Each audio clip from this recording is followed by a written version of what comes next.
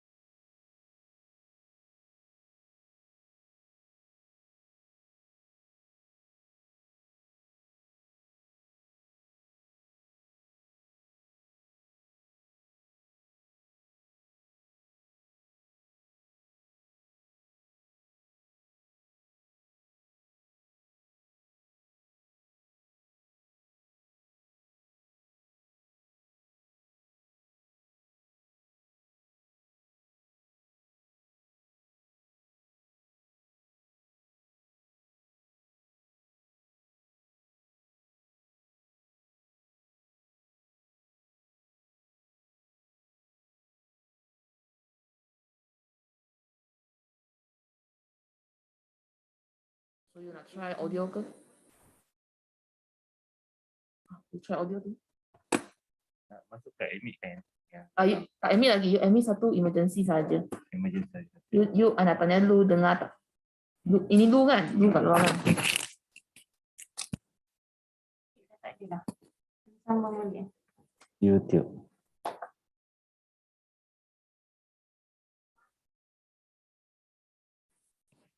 YouTube tak ada tak? Ya kan?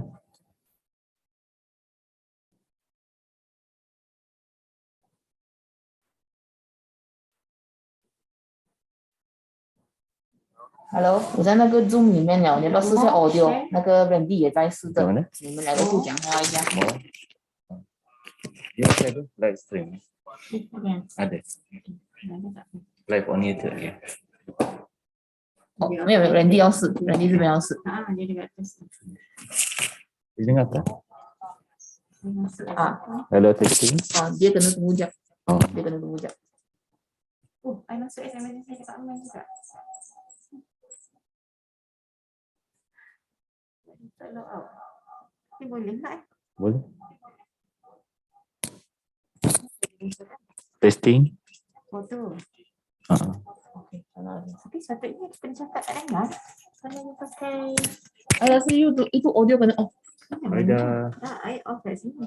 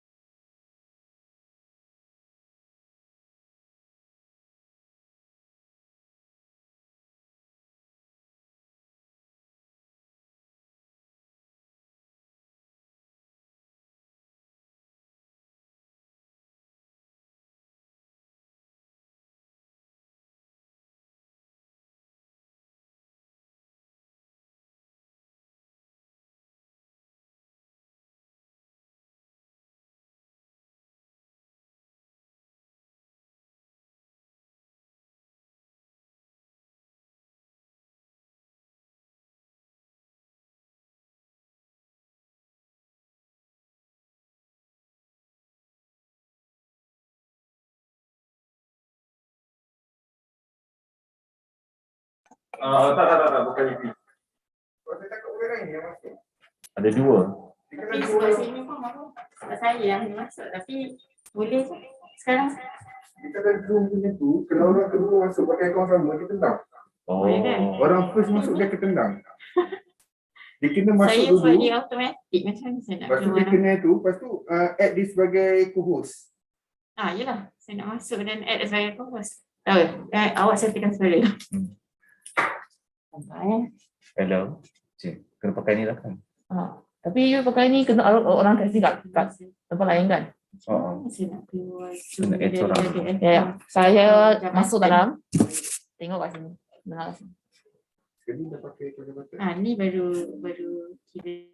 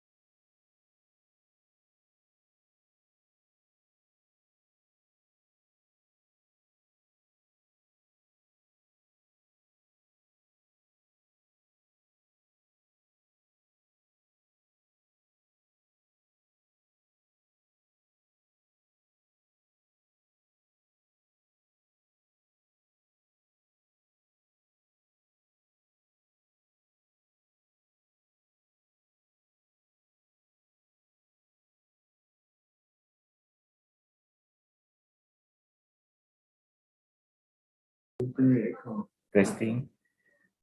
Ni Testing. Connecting. Connecting. Yang ni FIP.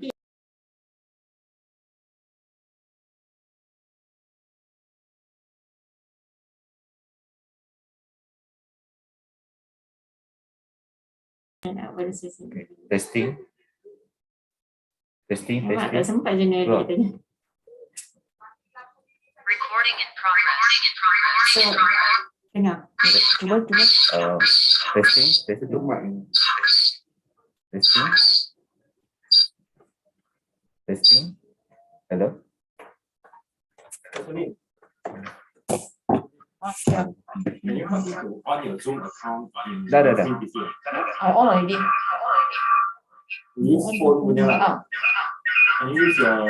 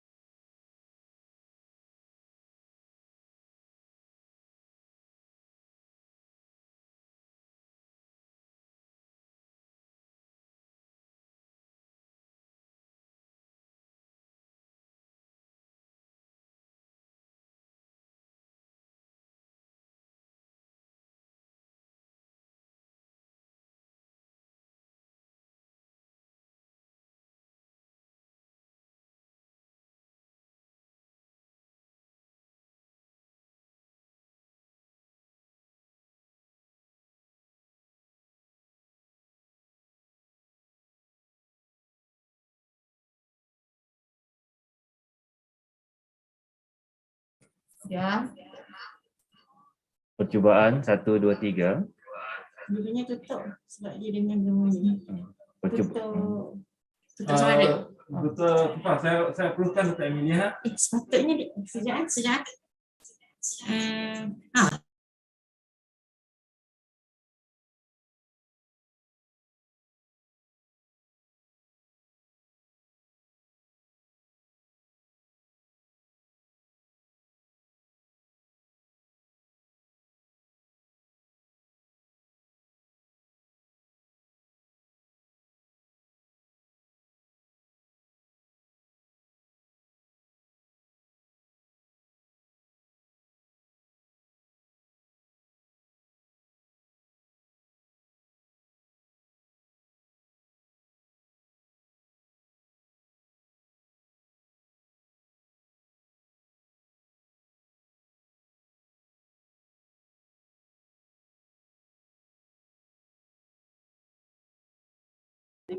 Percubaan 1, 2, 3.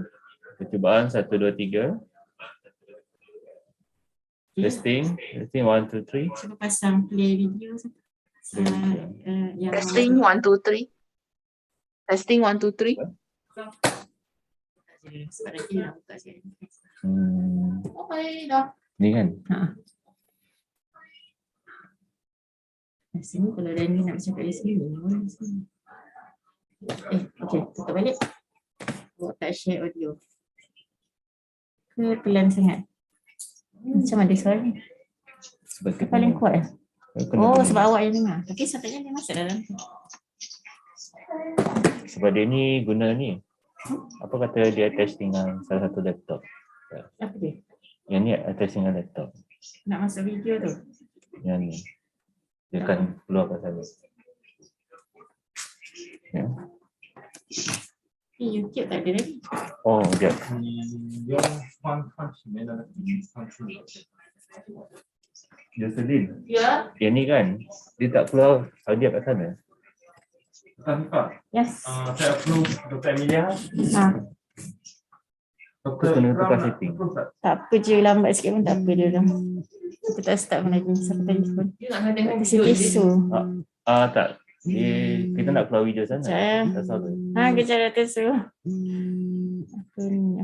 So I approve Dr. Emilia. So you buka.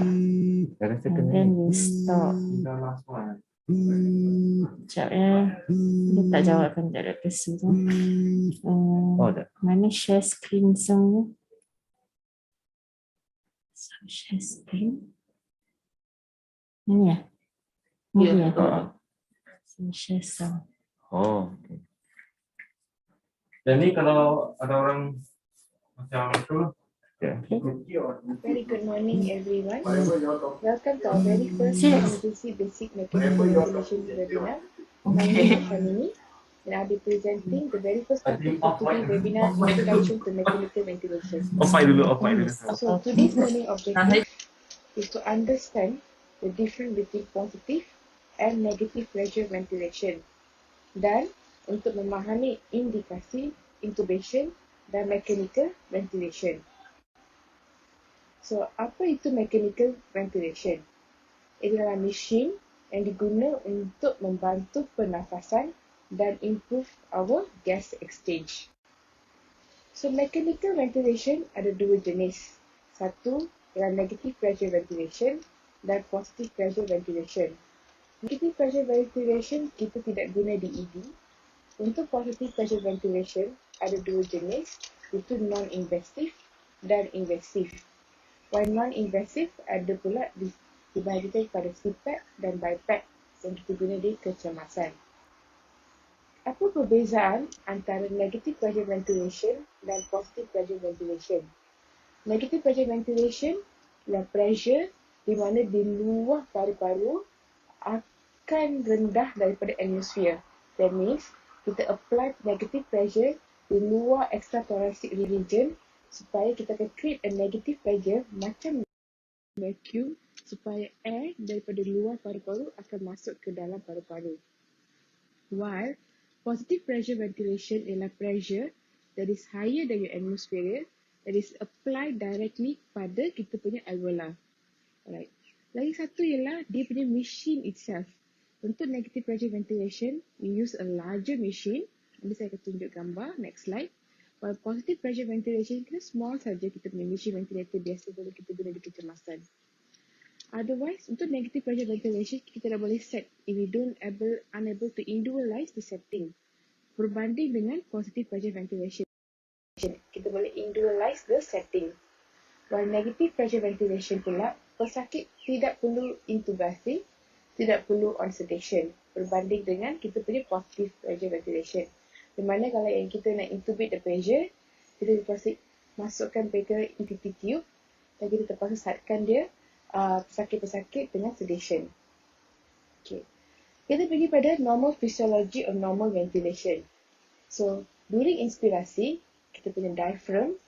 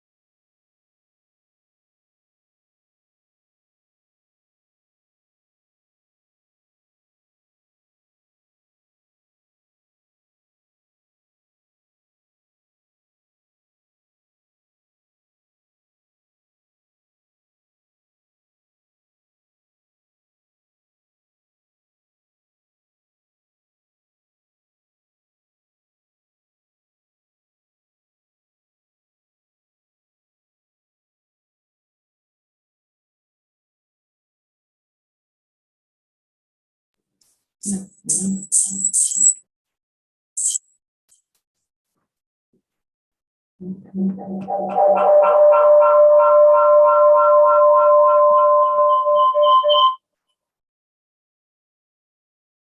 testing. Okay. Good morning everyone. Boleh dengar saya ke? Boleh. Okay. Saya bagi pihak urus setia emergency basic ventilation course. Kita mohon maaf sekejap lah atas kelewatan because of the technical glitch. We will back in a while lah. We start our webinar in a short while.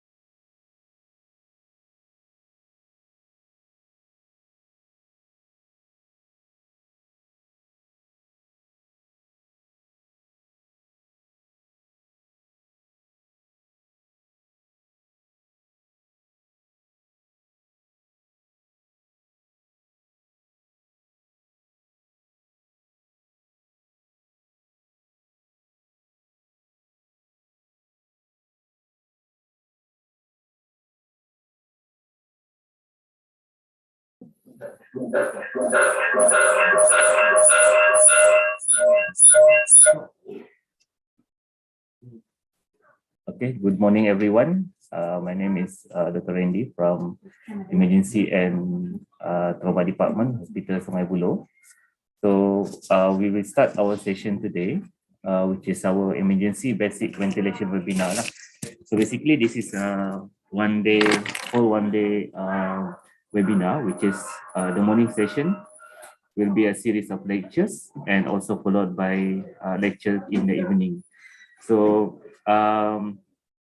basically this ventilator course is what we need at the time of moment, especially during this COVID-19 pandemic. And without further ado, I would like to invite our head of department, Dr. Siti Suhaila, to give a welcome speech and to address what's regarding this emergency invasive ventilation webinar. So without further ado, I would like Dr. Siti Su to give a speech.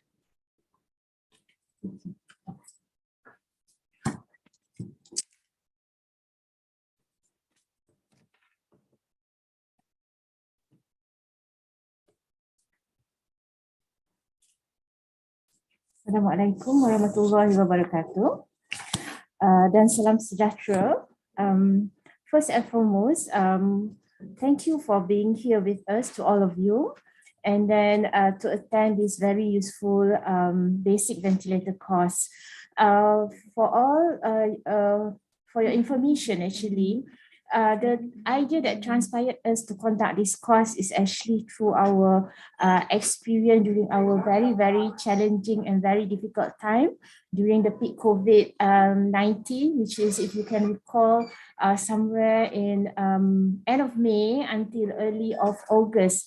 I think every one of you knows that emergency department hospital Sungai Buloh has to be converted into what we call equals to 3 ICU, yeah, in which our maximum numbers of patients of ICU that has been managed by us at one go reach until up to 70 patients, which you all agree that it equals to about 3 ICUs. So during that challenging time, actually, majority of our staff, especially the paramedics and also the medical officer, has to learn very, very fast regarding the issues of breathing and ventilation of this COVID patient. And of course, as you all know, breathing and ventilation, you cannot run away from handling with the ventilators. Yes, during that time, even though we have to learn very fast, but Alhamdulillah, we managed to go through the very, very stormy period. So in view of that, we feel it's really, really important for all of the emergency residents from all categories, especially the paramedics, the houseman, the medical officer, the specialists, or even the registrars and the consultant to learn about this very important basic ventilator settings in a more conducive environment rather than you have to learn it in a very challenging situation. So based on this, I would also like to thank all of our my staff which is involved in the ventilator this workshop webinar, and also to all of you. Please enjoy this webinar, and please stay tuned to get the maximum of the knowledge from this emergency basic ventilation webinar 2021 from us, Sungai Buloh. Thank you.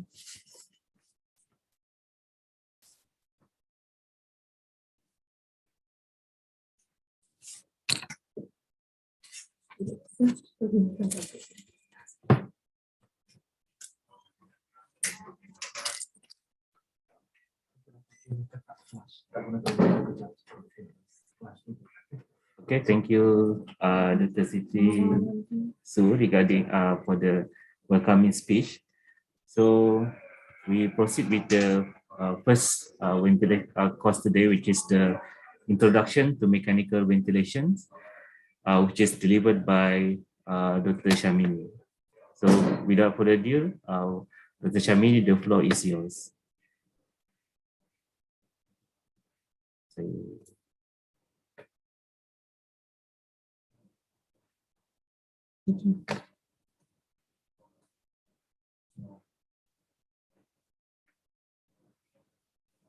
Right.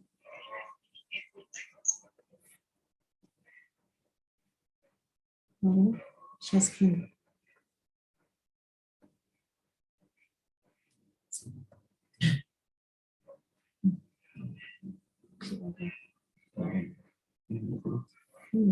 Kita banyak share.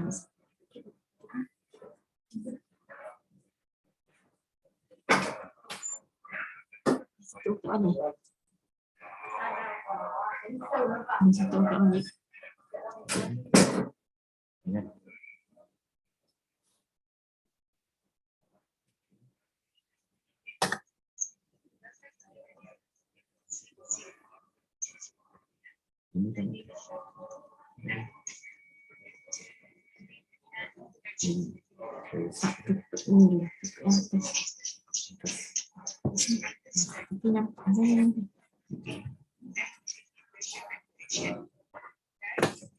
Review.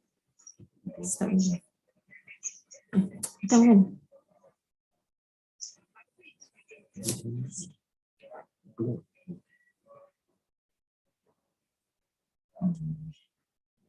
Tetap jalan. Sebab awak baru buka, saya letak lah. Kita kena buka semua. Sini.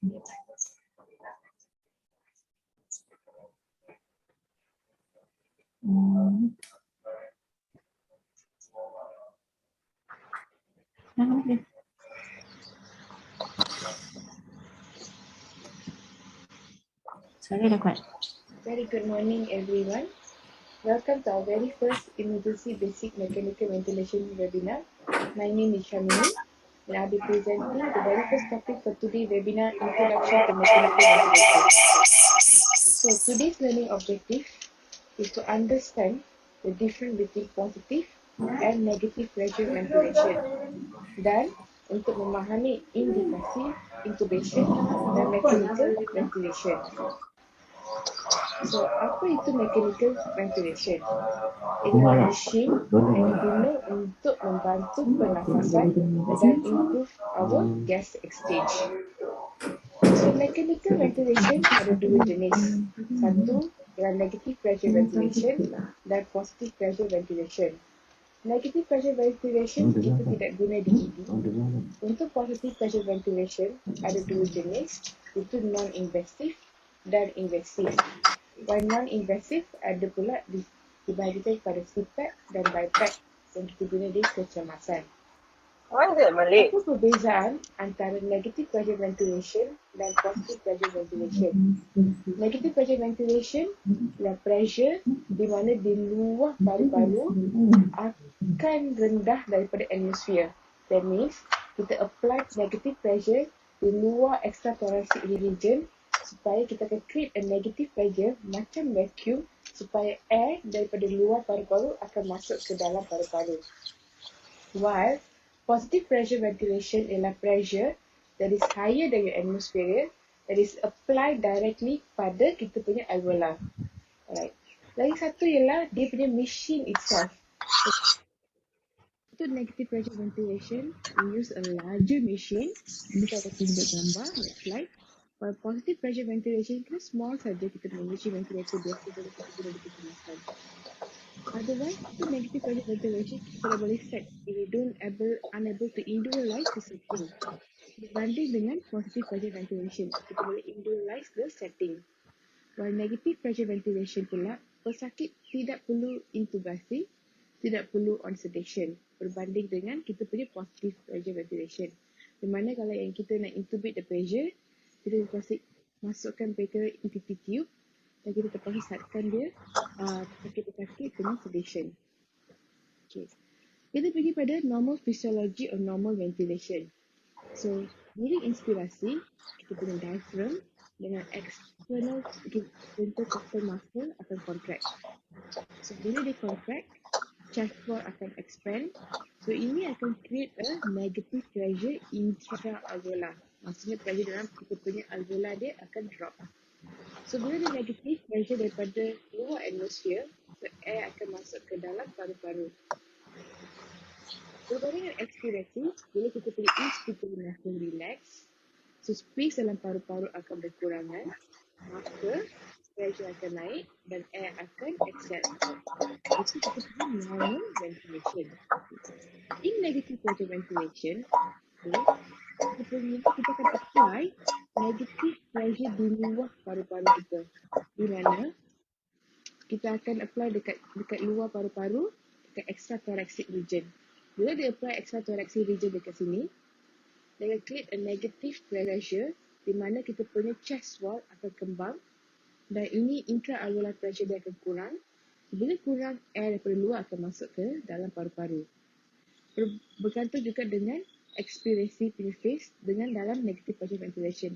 Di mana machine akan remove balik dia punya negative pressure di extra-thoracic region dan kita punya intra-alveolar space dia akan berkurangan.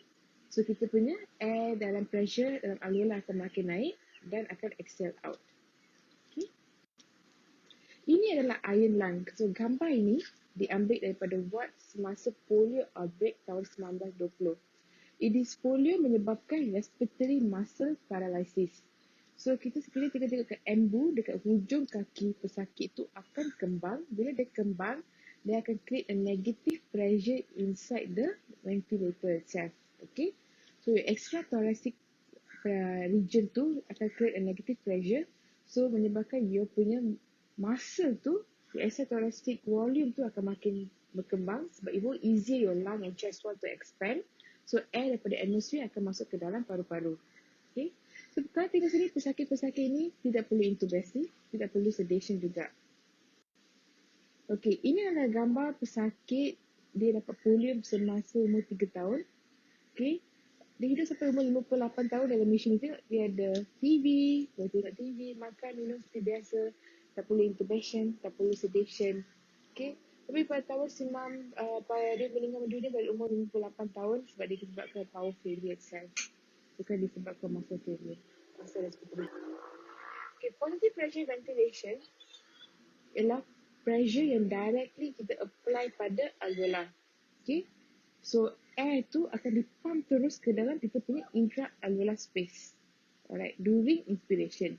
While during expiration, kita akan remove the intra-alveolar space punya pressure. So kita punya chest wall akan recoil, air akan exhale out. Okay. Apa indikasi untuk intubation? Alright. Semasa respiratory failure termasuk hypoxic respiratory failure di mana kadar oksigen yang rendah.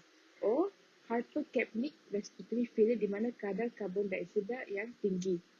So untuk pesakit-pesakit macam ni yang hypoxic failure, hypercapnia failure, it is better kalau kita apply a better ventilation to mereka. Contohnya pesakit-pesakit ni maybe perlukan lung positive ventilation strategy or obstructive lung ventilation strategy.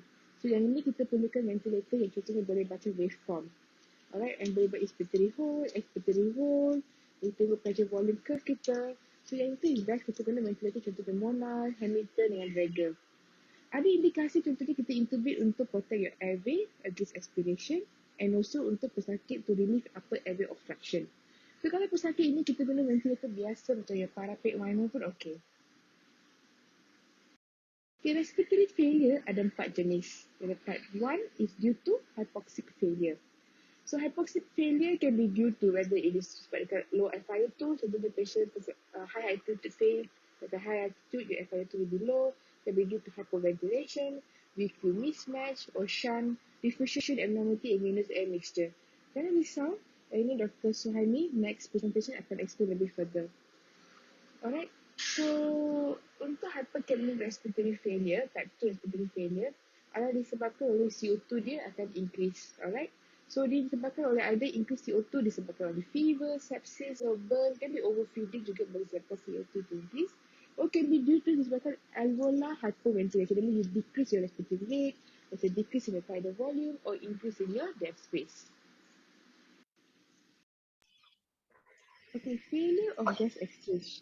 Contoh-contoh type 1 respiratory failure kita ada ARDS seperti pesakit COVID kita ada asma, pesakit asma, pneumonia, COPD, kita ada pesakit yang ada pneumothorax, pulmonary embolism, so yang ini menyebabkan your shunt, obesity, pulmonary hypertension, pulmonary fibrosis, contohnya type 1 respiratory failure.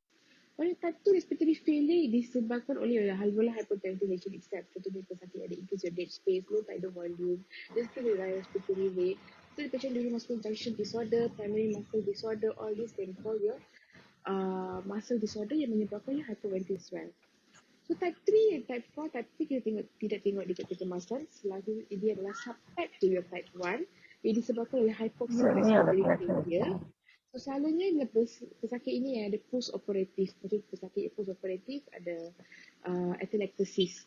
So some of the effect kita boleh tengok pesakit yang ada epilepsis, ada pesakit-pesakit kita sekarang ni yang daripada operation lepas op akan masuk kecemasan. So tengok dia ada hypoxic failure, then you have to look whether possible atelectatic, whether pain is controlled or not. You have to improve the FRC dia. What type 4 respiratory failure is due to the shock. Dia hypoperfusion yang menyebabkan dia respiratory failure.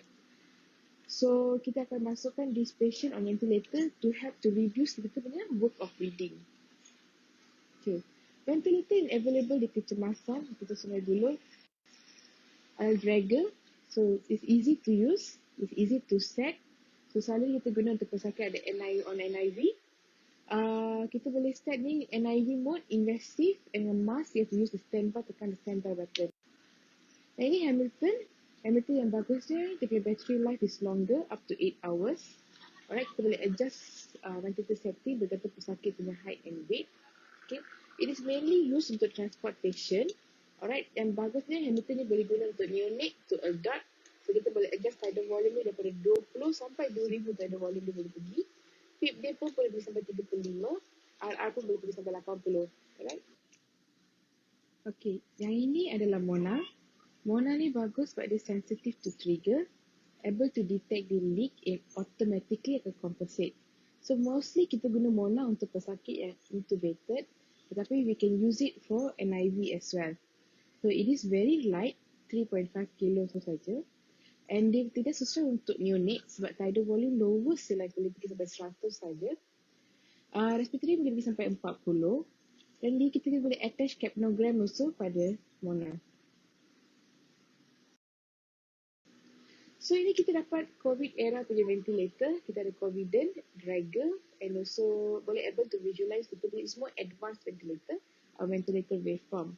While your ResMed yang nombor ketiga ini, it is used dan bagusnya masa COVID, kita boleh actually combine on oxygen port dia. So 2 patient can be used one with 1 oxygen. And to adjust the FiO2. That is all for today from me. Thank you.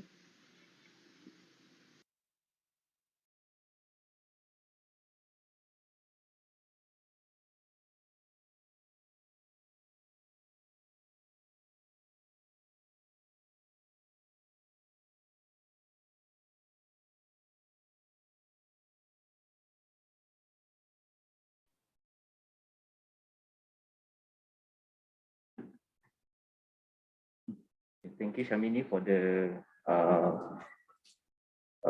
very detailed lecture regarding the introduction to the mechanical ventilation. So the next lecture we will proceed with the lecture number 2, which is lung mechanic, which is and its monitoring, delivered by Dr. Suhaili.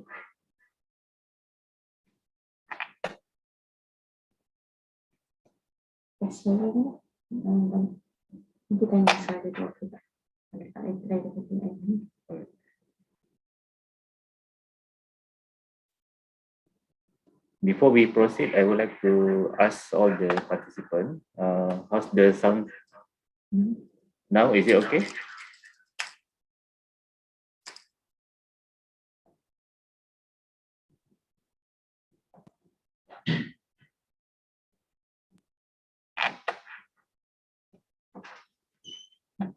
Yes. I think from the video.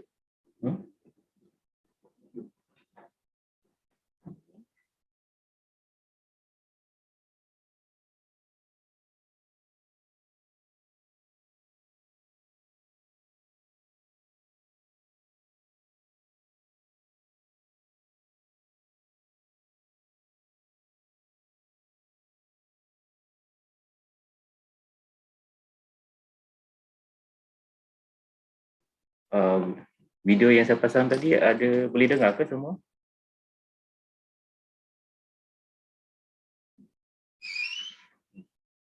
Yes, now it's clear. Alright, kalau sekiranya tak dapat audio tak clear, so kita cadangkan participant boleh guna ni lah, headphone ataupun ni lah, earphone untuk for the better ni lah. Okay, so I will proceed with the second lecture, which is the lung mechanic and its monitoring lah, given by Dr. Suhaimi lah. Alright. My colleague, my name is Mohammed Saimi.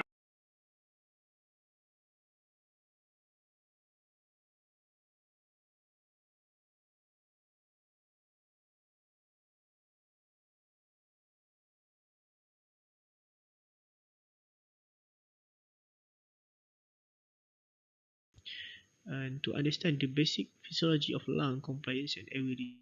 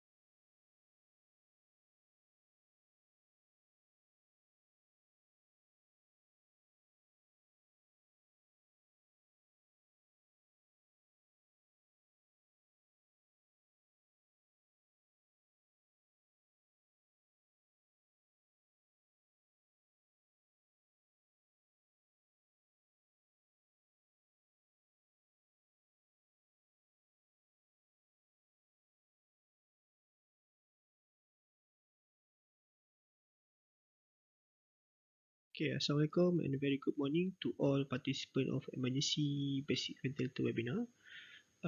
My colleague, my name is Mohammed Saimi. I'm a postgraduate year 1 MMed from UM. I was given a task to talk about this lecture 2, which is lung mechanics and its monitoring.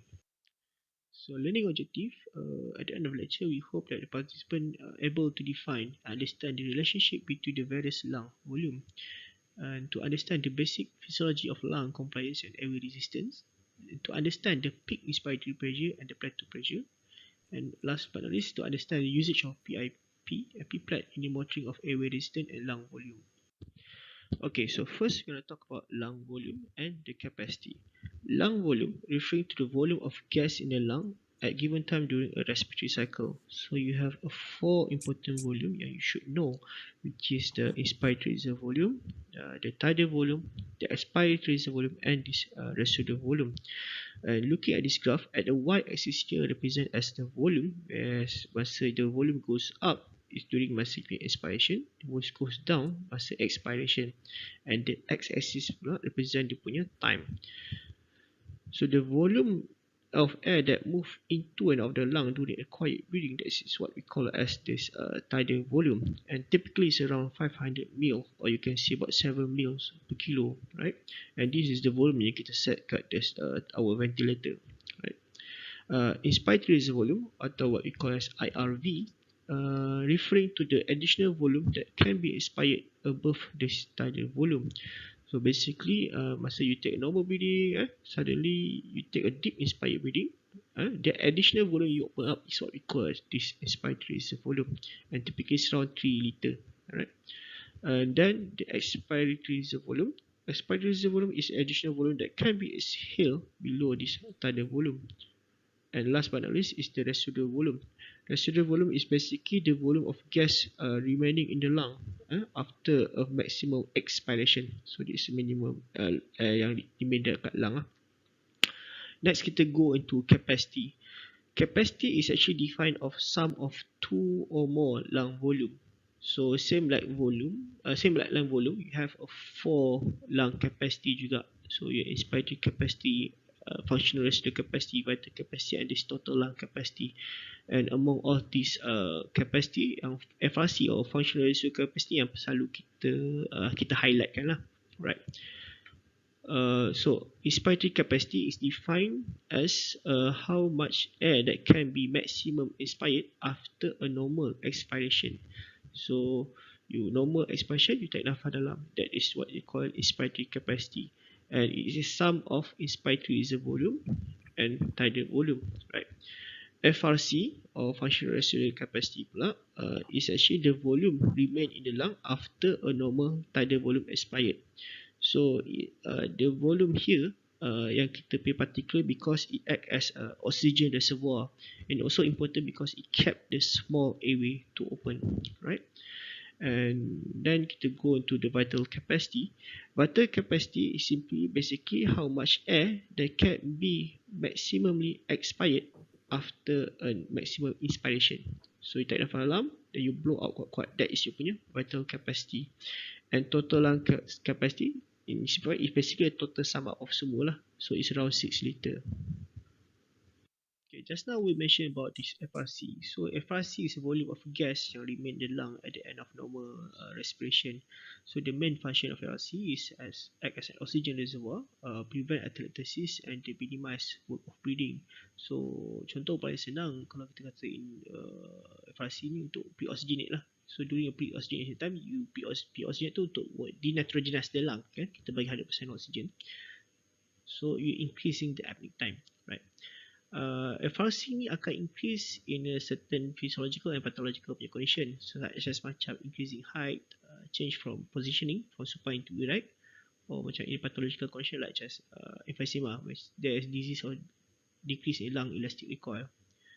Okay, so FRC can be decreased when there is an alteration in elastic recoil, relation between lung and the chest wall. So contoh macam in obesity, pregnant, any changing from erect to supine, or such as certain pathological condition which is lung fibrosis.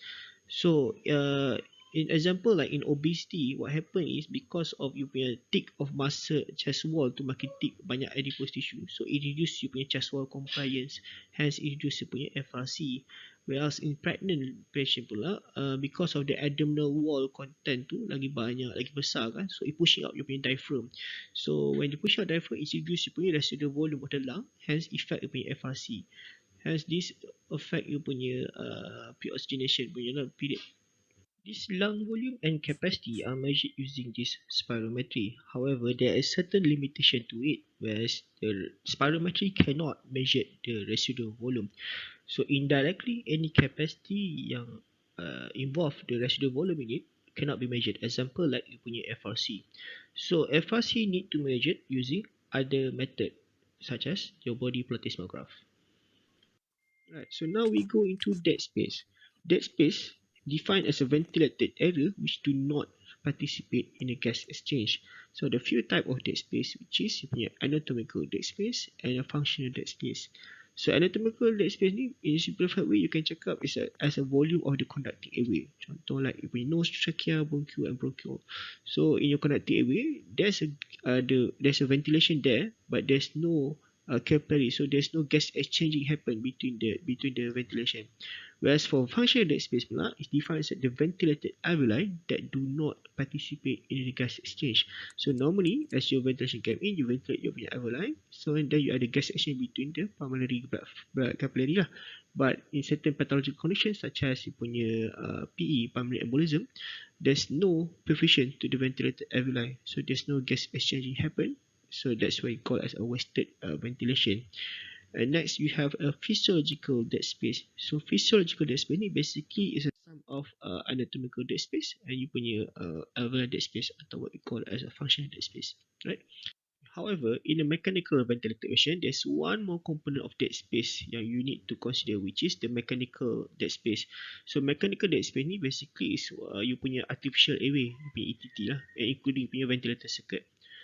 This physiological dead space can be calculated using this Bohr equation. So this is the formula kalau you interested lah. So basically, using this formula, VD is physical dead space. It's equal to the tidal volume times the difference of partial pressure carbon dioxide that you measure PaCO2 minus the partial pressure of carbon dioxide in the expired air over the PaCO2. Next, we're going to talk about ventilation. So ventilation rate is a volume of air moved into and out the lung. So in clinical setting, it can be expressed as the minute ventilation and you punya alveoli ventilation.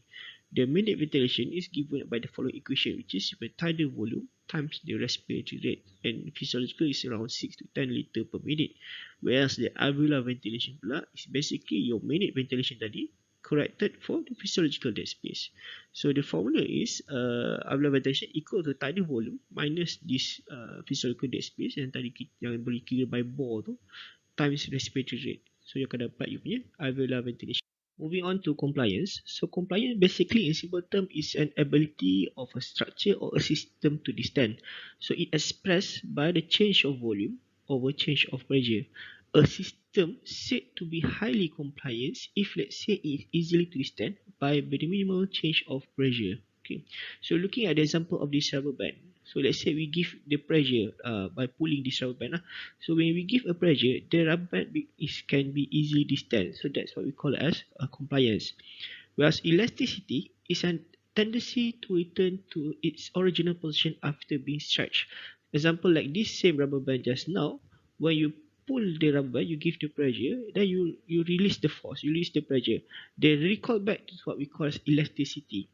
So compliance is inversely correlated with elasticity, and in respiratory system we can say compliance is inversely proportionate to the work of breathing. We're going to touch a bit about this pulmonary compliance curve, or what we call as the pressure volume loop of the lung. Okay, on the y-axis here represented by this lung volume, on the x-axis here represented by the pressure. The pressure particularly here we're going to talk about is the transmural pressure, which is the pressure across the alveoli. But bear in mind, certain literature they quote this pressure here as the negative pressure outside the lung. Okay, looking at the first curve here, which is your inspiration limb. So as the pressure goes up, you see here the volume also will goes up. And the expiration limb, as the pressure goes down, the volume of the lung also will goes down. So this inspiration limb is divided into three phases, which is phase 1, 2, and 3. And the phase 1 and 3 is said the system is less compliant. That's why you nampak the curve 2 is flattened with that phase. And on the phase 2, the system is more compliant, and that's why because you nampak the curve 2 is more steeper, right? So example, during the phase 1, if let's say we put the transmural pressure here is 0 and you increase by 0, 1, 2, then you see there's not much changes in the lung volume. Remember just now we said compliance is equal to change of volume over change of pressure. So by increasing the pressure here, there's not much change in the volume. So that's why we said the system is less compliant during phase 1. The reason is because in the alveoli, it is lined by the alveolar fluid. So the alveolar fluid need to have a strong intermolecular forces between them.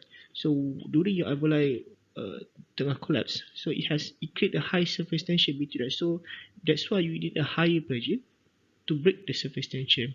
So luckily our body has a way to overcome that. So it produces the surfactant. So surfactant ni is produced by the type 2 universal cell. So it will be added in between these intermolecular forces and try to break that surface tension. Due to that, you see during the phase 2 when surfactant dah datang, it become more compliant and the curve become more steeper. So during this phase yang dikata expansion is at high efficiency, and normally we want our lung to stay in this phase because it's more compliant. On phase 3, the lung, your punya alveoli tu dah maximum expansion, so that's why we said it's less compliant. So the concept of PEEP also is applied can be applied in this compliance curve. So example, PEEPs tu is defined as the positive end expiratory pressure. So means you're giving a positive pressure at the end of expansion. So you want to prevent the alveoli from collapse. So that's why you want to maintain this alveoli during the phase 2. And the concept of recruitment pula you can explain by here. Because as we said just now, when the alveoli is collapsed, the surface tension between them is high. So you give a high PEEP to overcome that surface tension to recruit the alveoli. This chart shows the expiration compliance curve for a different type of scenario. Example, the middle one here represented by the normal compliance curve that we talked about just now. For a certain pathological condition that like obstructive disease, it increase your lung compliance, so the curve will shift upward. Whereas the pathological like that in restrictive lung disease, it reduces the lung compliance, so the curve will shift downward. Example like in the COPD. So in COPD, we know the pathophysiology behind it because a loss of elastin tissue. So now your system is become highly compliant. So looking at the example, if let's say you want the lung to be inflated at 2 liter, so the pressure needed to distend it is lesser compared in the normal system.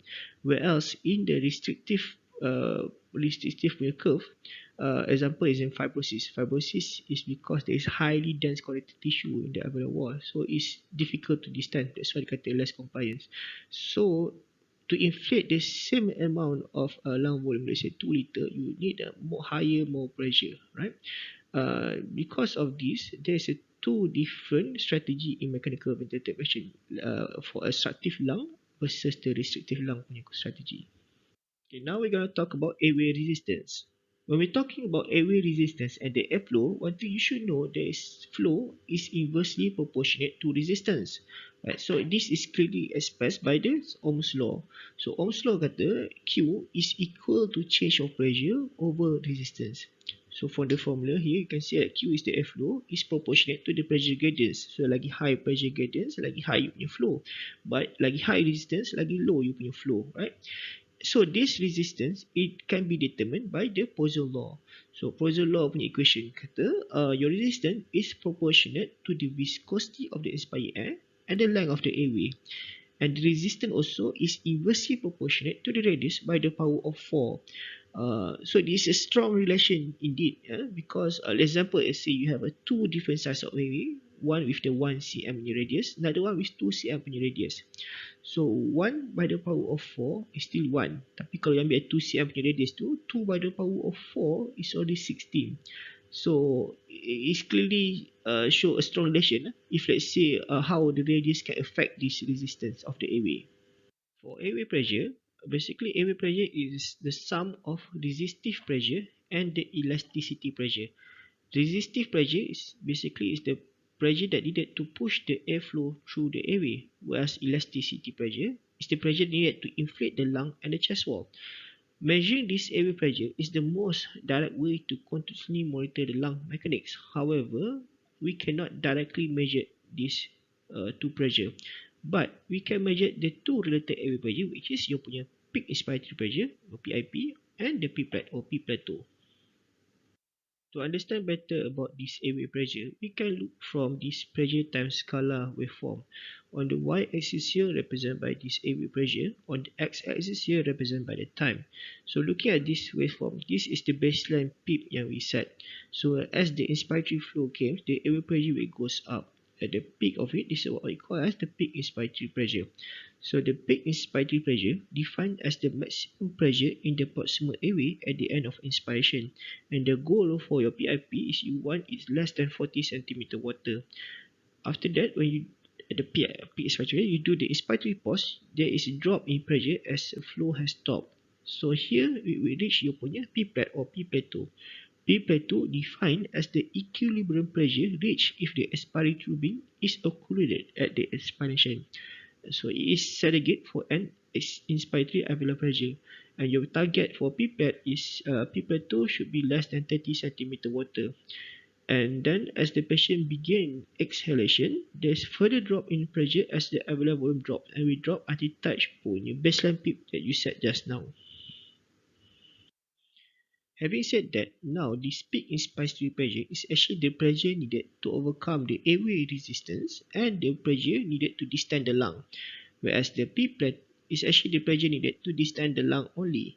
So if you take the PIP minus your P-plat, you will get a pressure difference. That pressure difference too is basically your pressure due to airway resistance. For P-plat, it is actually the pressure due to pulmonary compliance. So if let's say your P-plat is high, basically your pulmonary compliance is low. If let's say your P-plat is low, means you have your system of lung to have a high compliance. Now, if let's say your ventilator shows a high airway pressure alarm, first thing you need to do is check your pipette, because this pipette can give you a rough idea in what the cause of this high airway pressure is, either due to the increase in airway resistance or decrease in the lung compliance. Example, if let's say your peak airway pressure is high and then you check your pipette 2 is relatively normal, mean you know that what the problem you're dealing here is basically there is increase in airway resistance.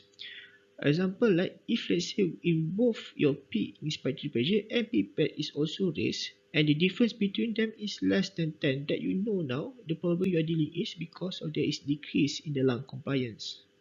So high peak, normal pipette, and the difference is more than 10. So basically we are dealing with a resistance problem. So the cause of resistance is basically it can be due to small ETT tube, or it can be any obstruction such as kinking, biting, or it can be due to mucus plug or blood clot or bronchospasm.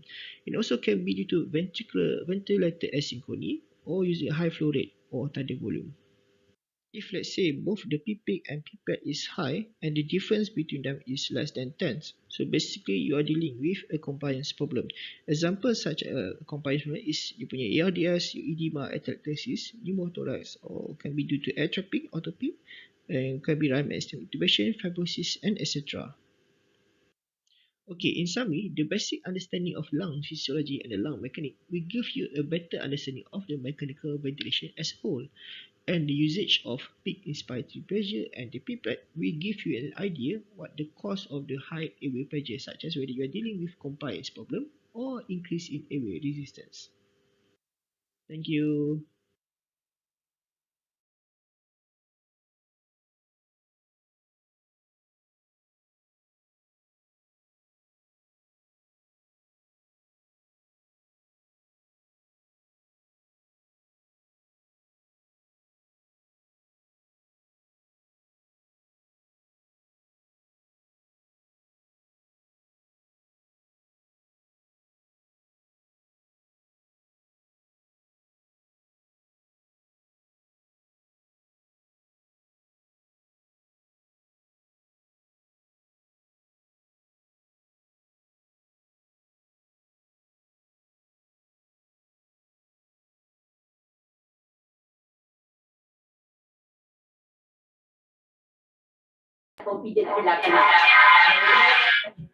Okay, thank you, Dr. Swami, for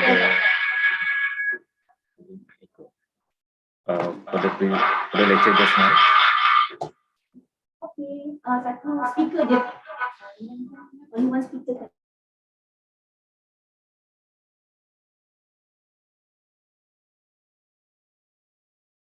Okay. So sorry, ada sound interruption sikit. Okay, first of all, we apologize for the few technical glitch that happened for the first and second lecture just now. So next presentations will be proceed with lecture number 3, which is non-invasive positive pressure ventilation. So before we proceed for the next slide, which is will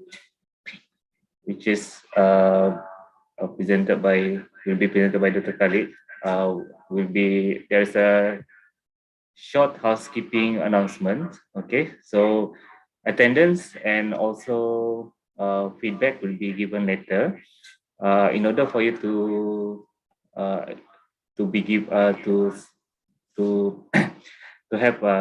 get a certificate for this attendance, you need to fill up the attendance, and also you have to give us the feedback, and also the quiz will be given later during the throughout the presentations. So we take a short break first, and about 10 minutes. We start around 10 a.m. The next topic will be presented by Dr. Khalid, which is non-invasive positive pressure ventilation in emergency department. So we take a break a while.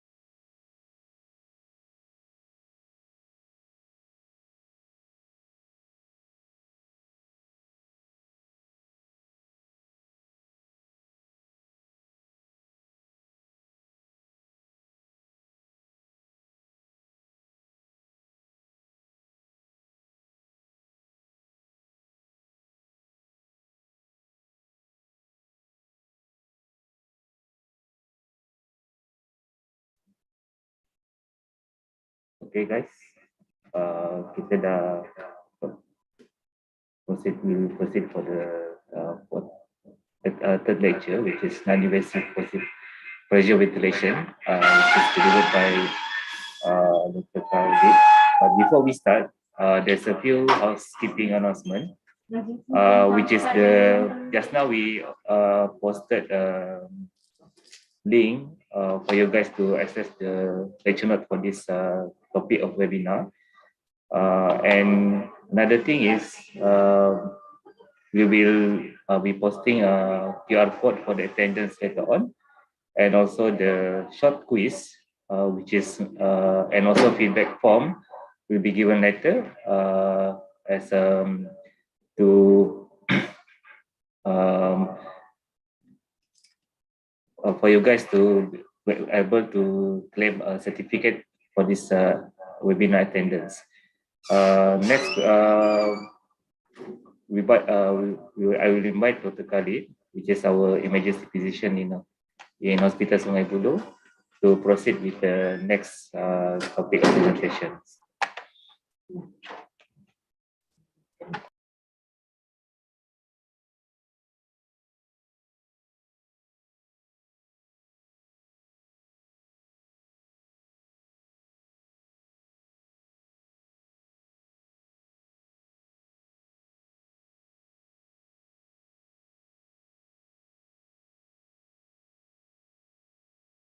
Very good morning to all.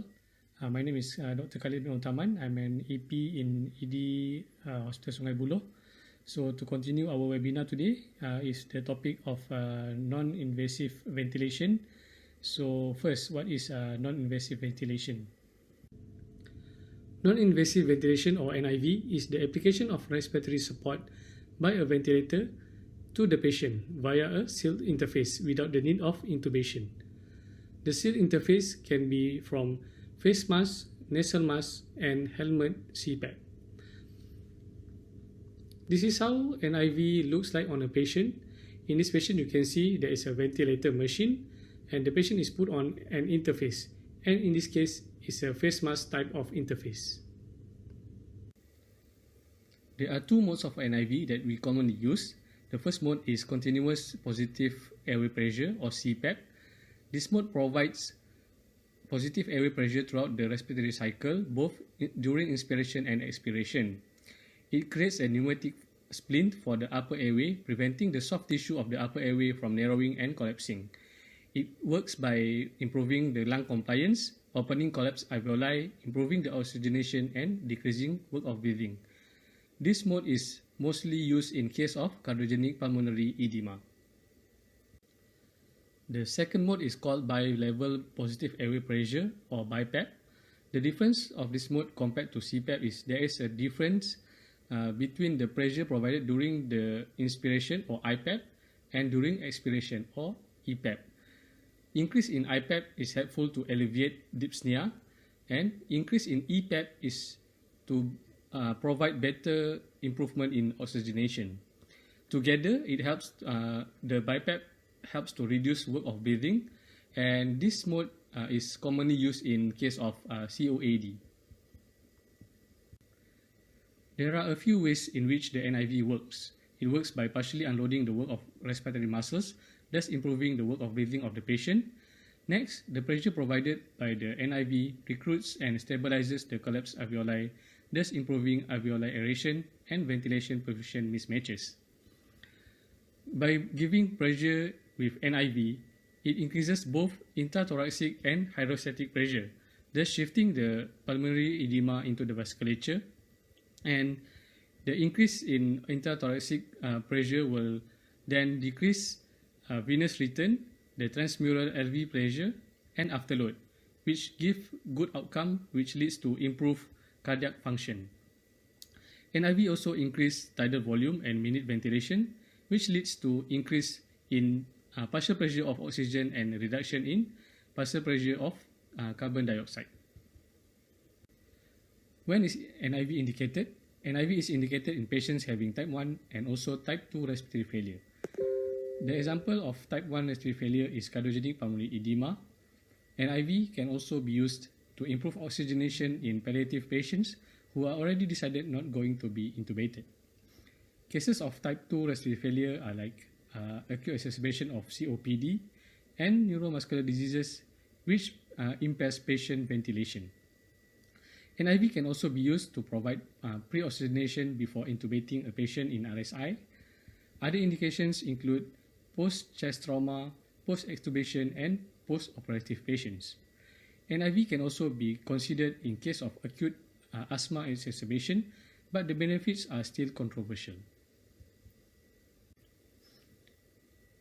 These are the evidence of usage of NIV. As mentioned before, NIV can be used in cases of cardiogenic pulmonary edema, acute exacerbation of COPD, and chest wall and neuromuscular disorders which need ventilator support.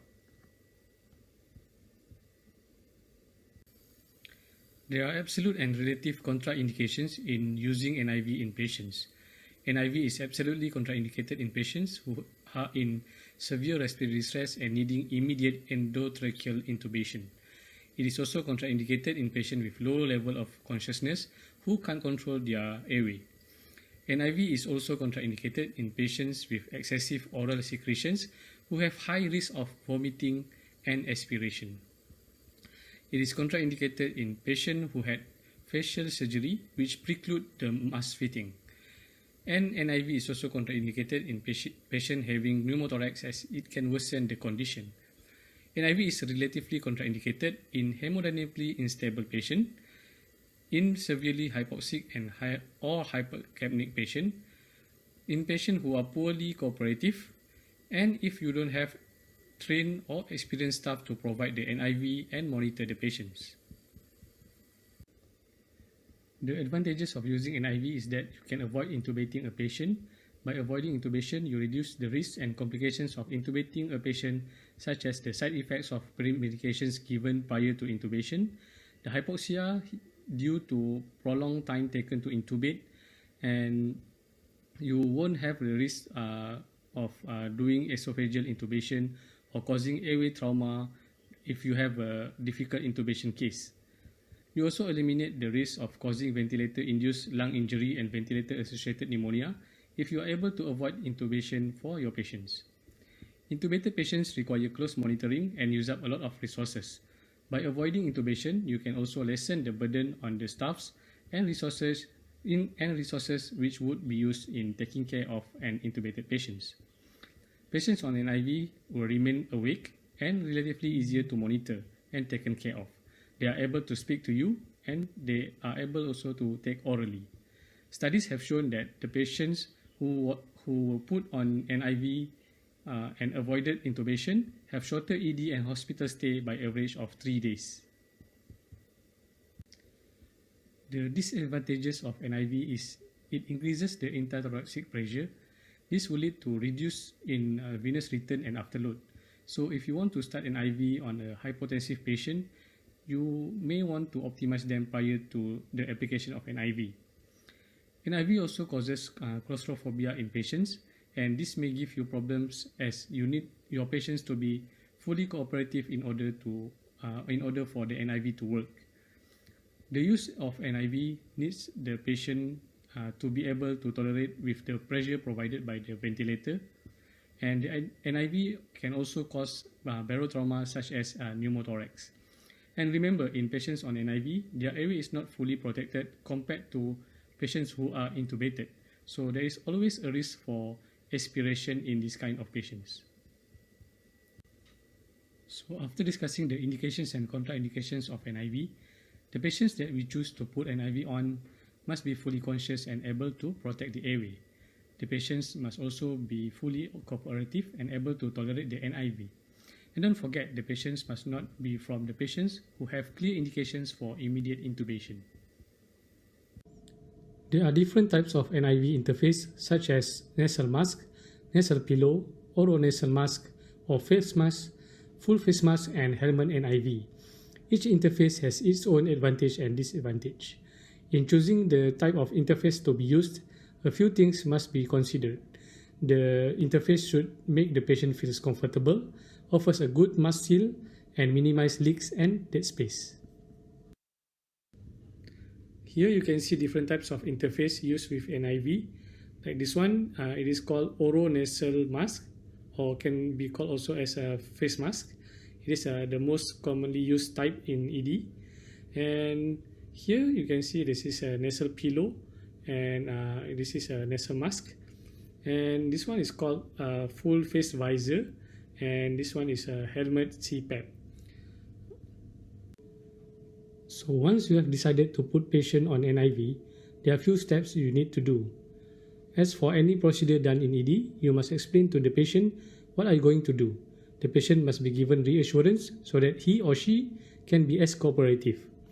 Choose the right size of mask and make sure it offers a good seal for the patient, as you don't want any leakage of air from an ill-fitted mask. Then you have to set the appropriate FiO2 desired on the ventilator. Usually, we will start at FiO2 of 1 and taper down later. Start the ventilator at lower pressure so that the patient can tolerate the NIV better. Once the patient is comfortable, you then can titrate up the pressure gradually until satisfactory response is achieved. Check for any leaks and adjust the strap as needed. Remember to monitor the patient closely and do frequent assessment for the patient. After starting the NIV to the patient, get an ABG after 60 minutes to evaluate the success of your treatment. Patients who are put on an NIV must be closely monitored. There are few parameters that need to be monitored. There are clinical parameters where we observe the patient as a whole. We have to monitor the comfort and tolerance level of the patient towards the NIV. Closely monitor patient's respiratory rate and respiratory pattern, and look for any usage of accessory respiratory muscles which can tell you that the patient is deteriorating. Pay a close attention on patient's level of consciousness as well, and whether they can still maintain the ability to protect the upper airway.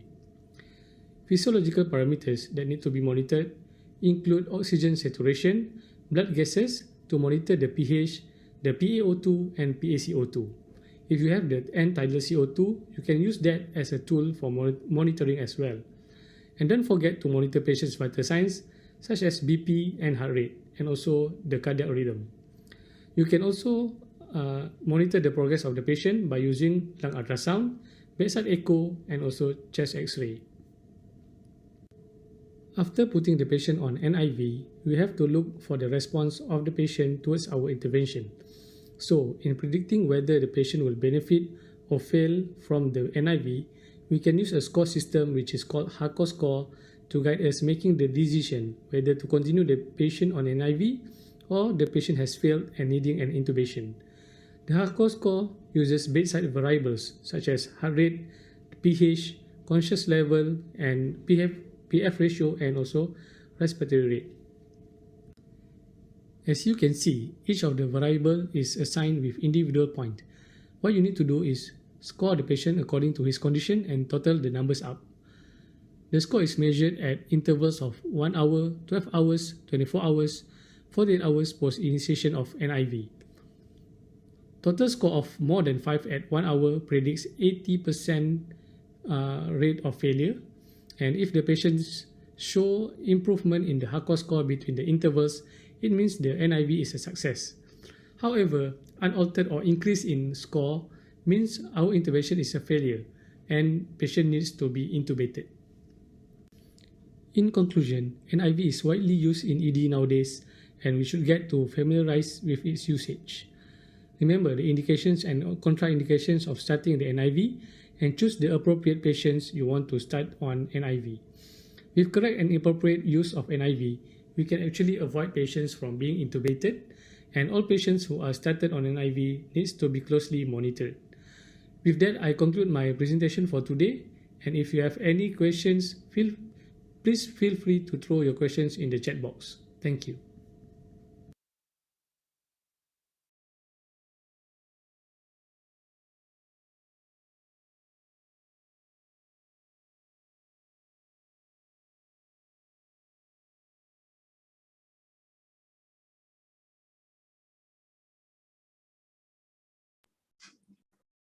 Okay, thank you, Dr. Khalid, for the presentation. So actually we are ahead of time around 3 minutes before we proceed for the next sessions. which is ventilator mode by Dr. Ikram. So far, any burning questions from participants that we can discuss or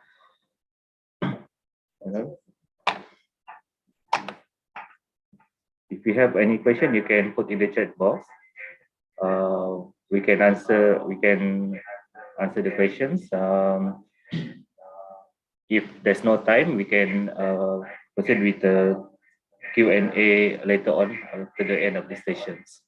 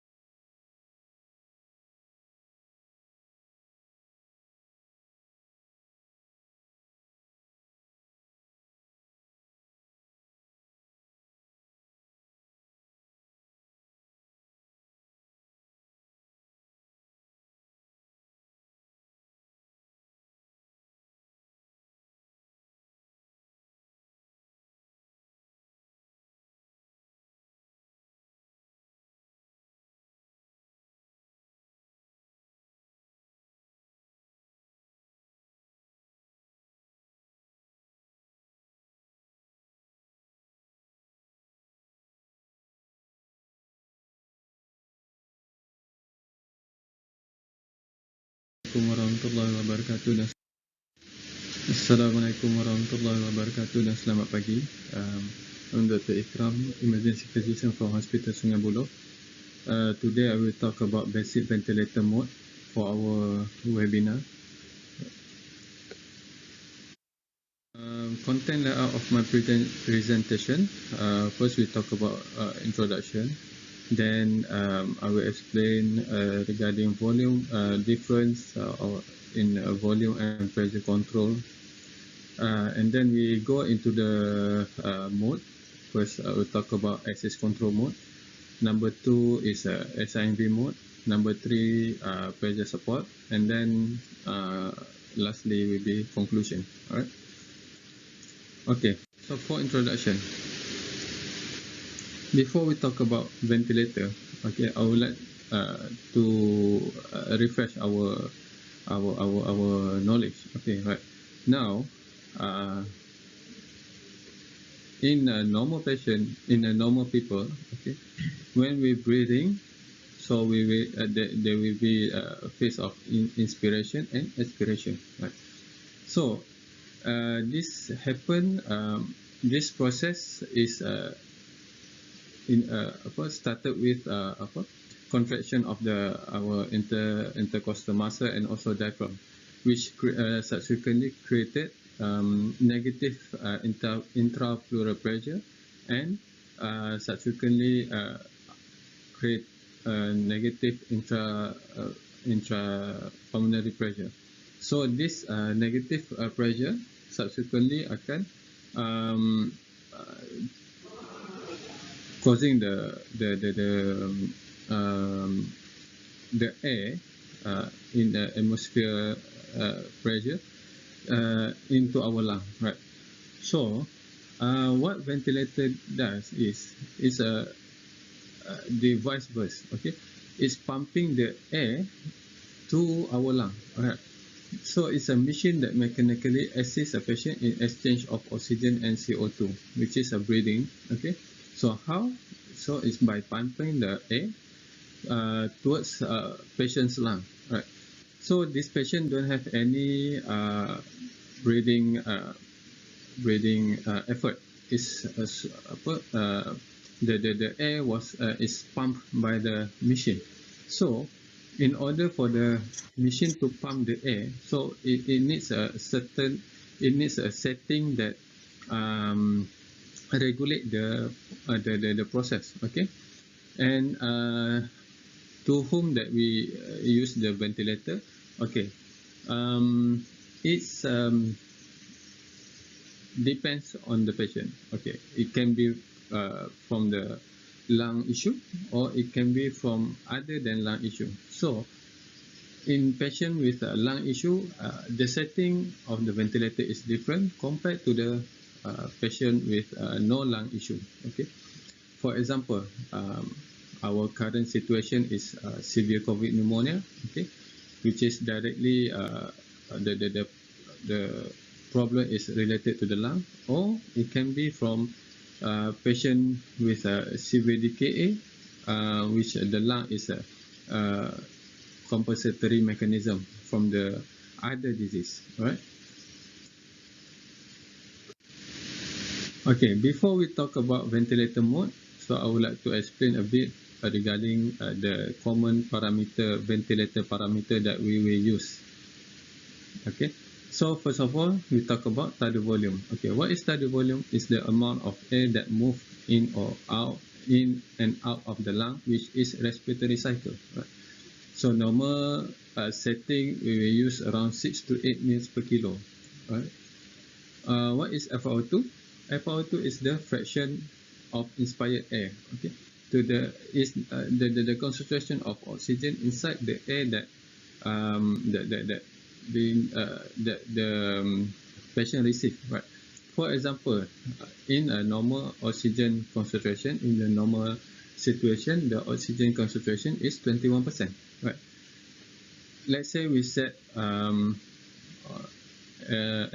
of 50, right, or 0.5. That means that out of the air that delivered to the patient, 50% of it consists of oxygen. The other 50% is mixed with the nitrogen and carbon dioxide and all, right?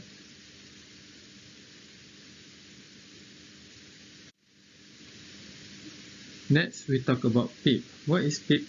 Is the positive and expiratory pressure. Okay, the positive pressure that remains in the alveoli at the end of expiration. This PEEP in a normal patient, in a normal person like us, is around 5 centimeter water. Right. This PEEP is important in order to maintain the alveoli from collapsing. Right. Next, we talk about PIP, which is peak inspiratory pressure. Okay, what is PIP? Is the highest level of pressure applied to the lung during inhalation. Okay, the maximum pressure during inspiration. Okay. Next, we talk about flow rate. Okay, flow rate or peak inspiratory flow rate. Okay, is the maximum flow at which a set tidal volume breath is delivered by a ventilator. Right. This flow rate, some ventilator, in order for us to adjust the IE ratio, which is inspiratory and expiratory ratio, there will be no selection for it. So we need to play around with a flow rate. Okay, the higher the flow rate, the more uncomfortable for the patient, because it can be from 40 to 120 liter per minute, which is, try to imagine if the machine deliver 120 liter per minute of oxygen, will be a high flow rate, high flow of oxygen to the patient. Right. Next, we talk about respiratory rate or frequency. Okay, so in respiratory rate is the number of breaths taken within a set amount of time, which is usually in 60 seconds or 1 minute. Okay, usually we can set for adult 20 to 16 or up to 20 in a normal patient, or kids is the respiratory rate will be higher, 20 to 24, and if neonate is more than 30. Okay. Right. Okay, body weight versus height. In this picture, I would like to show why we need to measure patient's height compared to taking the patient's body weight. in order for us to set the tidal volume, right? When you see the picture, okay, the on the right side is 250 lbs patient, and on the right side is on the left side is 120 lbs patient. The height is almost the same. Okay, what we can see is that the lung size is more or less same. Okay, if for example 250 is around 100 kilo, and 120 is around 50 kilo. If we set the tidal volume according to the body weight, actual body weight, so the the thin patient we get, let's say we set 7 mils per kilo, so the thin patient we get around 753 7 minus times 50 is around 350 mils, compared to the obese patient, which is 500 mils. So the lung size is same, but if we set the tidal volume different, okay, according to actual body weight, the obese patient can easily get a volume trauma, right?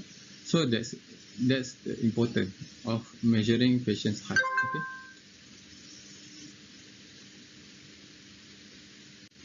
Right. Now, when we show you the example of setting patients, setting the ventilator from the beginning. Right. This ventilator is a Mona T60. Right. So there will be a gender, there will be height, and next to the gender. Right. For example, we take a male of 170 centimeter of height, okay, and the tidal volume is 8 mils per kilo. Okay. As you can see, the tidal volume is the weight, the machine adjusted is around 66 kilo. Okay, for a 170 centimeter patient. Okay, and the next, you see, we can see if the gender is female with the same height of 170 kilo, the adjusted body weight is around 61 kilo. Okay, so first it is important to make sure our initial setting is correct.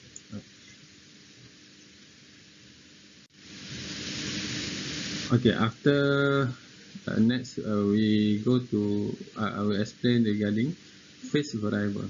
Right, what is phase variable? In one respiratory cycle, which is inspiration and expiration, there will be a phase. Okay, first of all, the trigger. Okay, what is trigger? Trigger is the what caused the breath to begin. Okay, I will explain later. Okay, in the next slide. Okay, and limit. Okay, know what is limit? What is limit is what regulate the gas flow during the breath. Okay, and then cycle. Okay, what causes the breath to end. Right. So the trigger or initiation. Right. Triggering is who decide when to take or start the breath. Okay. It can be it can be time trigger, it can be flow trigger, okay, it can be pressure trigger or volume trigger. Okay, what is time trigger? Time trigger is the mandatory or according to our preset setting. Okay, mandatory, which is when the times come. Let's say for example, we set a tidal respiratory rate of 12 breaths per minute. So this patient will get one breath in 5 seconds. Okay, one breath in 5 seconds. So every 5 seconds, the machine will trigger, the ventilator will trigger to start the inspiration. Okay, and it's a mandatory. Okay, dia akan follow 1 minute, cukup 1 minute dia akan bagi inspiratory, dia akan bagi breath. Alright. What is flow trigger? Okay, for this flow or pressure or volume trigger is by patient. Okay, So flow trigger is when patient trigger by this patient will have some patient initiated ventilation. Okay, they akan breathe in. When the patient breathe in, the ventilator will detect there's patient is sucking the air through the circuit, and subsequently we initiate the inspirate the breath, right? Same goes to pressure trigger. Okay, generating small amount of negative pressure when the patient taking breath. The work by intercostal muscle and also diaphragm will generate a negative pressure. Subsequently, we initiate the ventilator to start the breathing, to start the inspiration, right? Same goes to volume trigger. Okay, after trigger, we talk about limit. Okay, what decide when the inspiration to stop? Okay, basically, we set a certain limit amount. Okay, for example, we take a tidal volume of 350. Okay, so if tidal volume is 350, so it will be a volume limited. Okay, the ventilator will not accept the set volume during the inspiration. Okay, so it's a preset setting. Same goes through pressure limit or flow limit. Okay, so the pressure limit, let's say we take a pressure control mode and set the PIP around 20. So the ventilator will not exceed more than 20 centimeter water of pressure. Okay, and same goes to flow limited. Okay,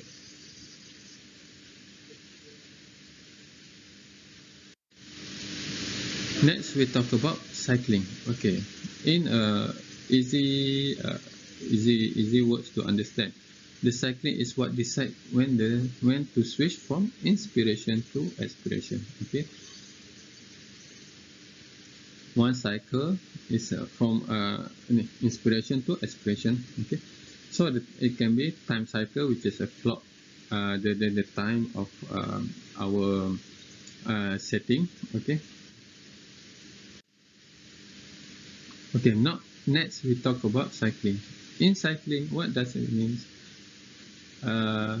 Is the decision when to allow you to go from inspiration to expiration. Okay, if we say it's a time cycle, it's the clock decide, means that the machine has a set setting that, for example, we set IE of 1 to 2. Okay, so in one cycle of breath, the inspiration will be for example 1 second, the expiration will be 2 seconds. So after 1 second of inspiration, there will be 2 seconds of expiration. Okay, or if we set by flow cycle, once the inspiratory flow rate falls to a certain set rate, so the ventilator allows patient to exhale. Same goes to pressure or volume cycle. Okay, once it reaches the pressure or it reaches the volume, then only it allows patient to exhale. Right?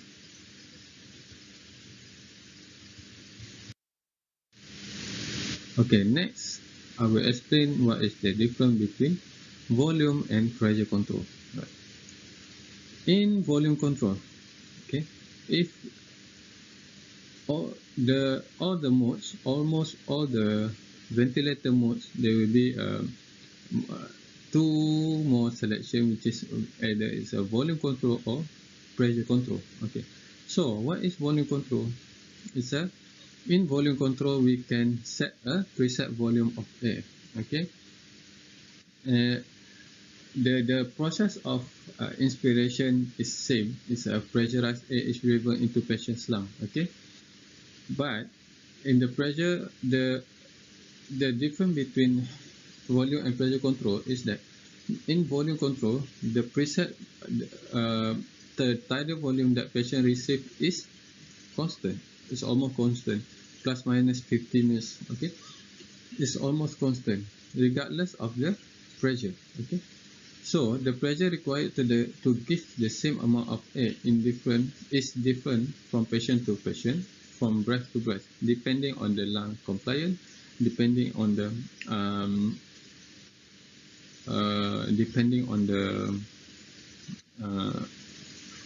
resistance of the lung. Okay.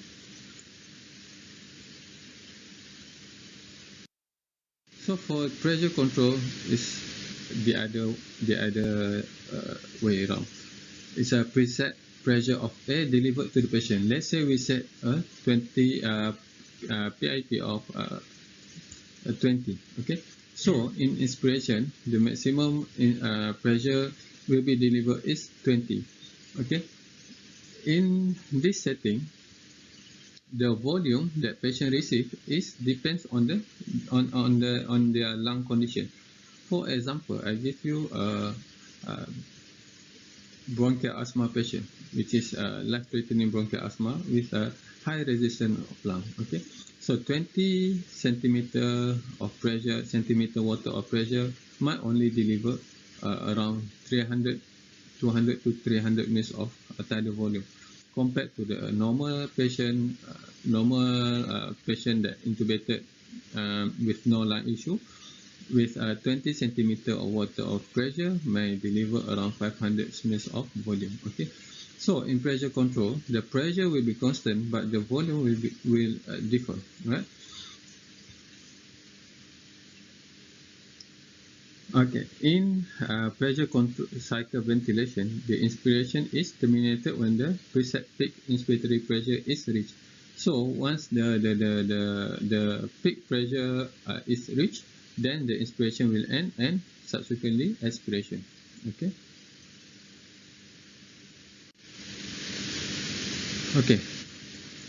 As you can see in this picture, okay, this first we take invasive. Next, I take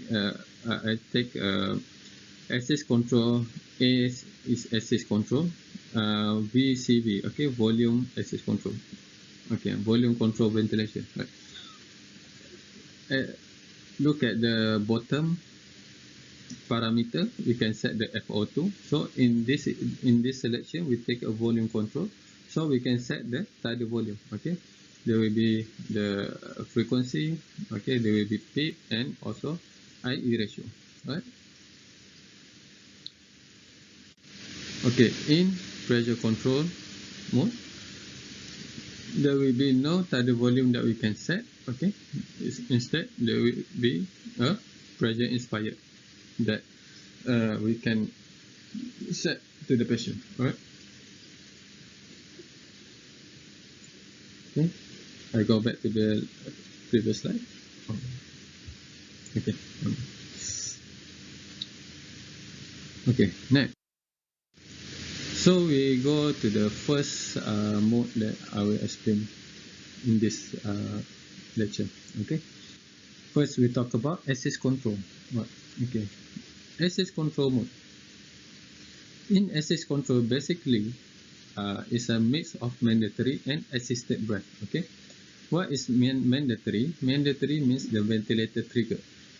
As I explained previously on previous slide, okay, when the ventilator trigger is follow a time trigger. Okay, for example, a 12 we set a respiratory rate of 12.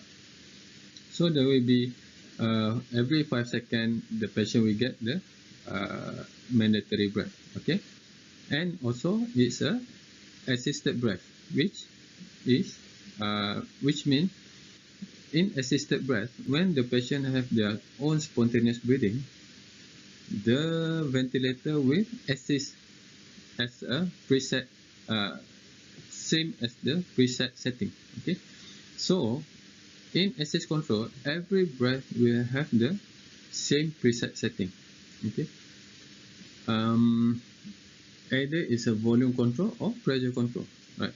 In volume control, all breaths will have the same amount of preset tidal volume.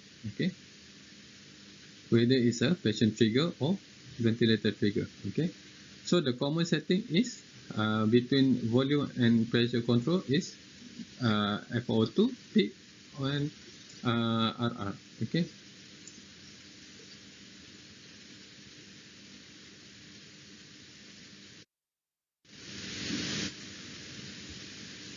So each breath will be same, okay, fully controlled patient breath, okay, and mode in fully sedated or paralyzed patient, okay. So what happens if patient having spontaneous or spontaneous breathing or tachypnea? So as I said before, each breathing will get a full support from the machine and according to our preset setting, okay. So let's say if the patient is tachypneic, not well sedated, and tachypneic are around 24, okay. Our preset setting is our aim is let's say 12 breaths per minute, but the patient is tachypneic and with 24 breaths per minute, okay. Let's say we set a tidal volume of 400. So 400 times 12 is around 4,800 4,800 mils per minute for minute ventilation. But if the patient tachypneic and the respiratory rate is 24, remember, with each breath they will get a full support from the machine, okay. Same with the preset setting. So the patient will get 24 times the tidal volume we set tadi berapa, 4,000, okay. So around 8,000 mils 8,000 mils of minute ventilation, okay. So it can lead to excessive ventilation, it can lead to a respiratory alkalosis, okay. So what is the advantage of access control? So it can respond to increased need for ventilation. Let's say if we set is too low, but the actual patient, the actual body mechanism causing the patient to respiratory to hyperventilate, so it can meet the patient's required ventilation, okay. And it guarantees a minimum minute ventilation by the respiratory rate that we set earlier, right? But what is the disadvantage with hyperventilation and also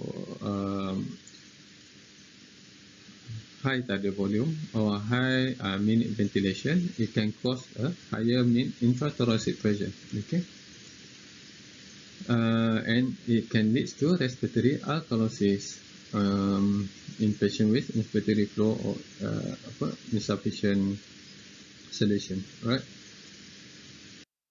So now I talk about a bit of the chart, the flow, the chart for access control, right?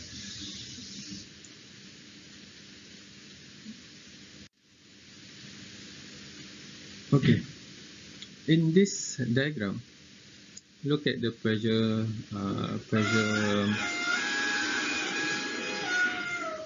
look at the pressure graph, okay. For the first deflection, there's a negative deflection, okay. As you can see, the baseline is not reaching 0 because there's a preset peak of around 5, okay. That's why it started from around 5 centimeter water, okay. And suddenly it's a negative deflection. What does it mean? This is a patient initiated ventilation, okay.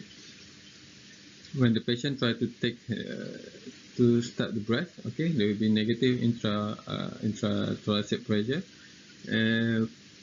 presented with negative deflection from the graph, okay. So subsequently it will initiate, the machine will initiate a full breath, okay, according to the preset setting, okay. As you can see, once the pressure is started to go up, okay, same goes to the flow and same goes to the tidal volume, okay. For the next look at the pressure graph, the next cycle of breath, there is no negative deflection. So this is the ventilator initiate ventilation, okay. This is the mandatory breath, okay.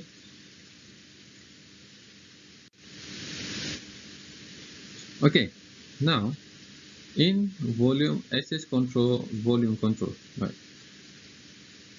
We, for example, I set a FO2 of 21 with a tidal volume of 450, RR of 12, and PEEP of 5, i.e. 1 to 2. Right. So the tidal volume, the pressure need for the ventilator to generate 550 mils of tidal volume is around 18 centimeter water. Okay. What happened in a different patient with a high resistance lung? Okay. So in volume control, the machine will try to maintain the tidal volume of 450 plus minus 50, as I said before. Okay, but if this patient have a lung issue, for example, highly resistant airway in AEBA, for example, the pressure needed to generate 430 of mils tidal volume. Mils of tidal volume is around 30, more than 30 centimeter water. Okay, can you see the difference here? Okay, in volume control, the preset volume is 450, so the machine try to maintain volume of around 550, but the pressure will differ from patient to patient.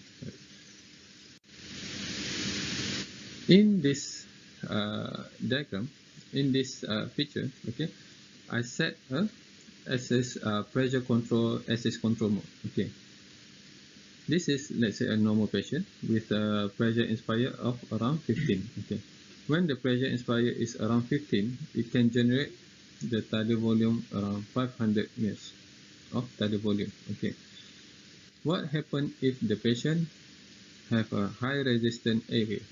Okay, or any lung issue? Okay, so in pressure control, the preset pressure will be same. Okay, regardless of the patient's condition. So the pressure will remain the same, around 18, but the generated tidal volume, as you can see, is around 200 only, compared to the previous picture is around 500. Okay.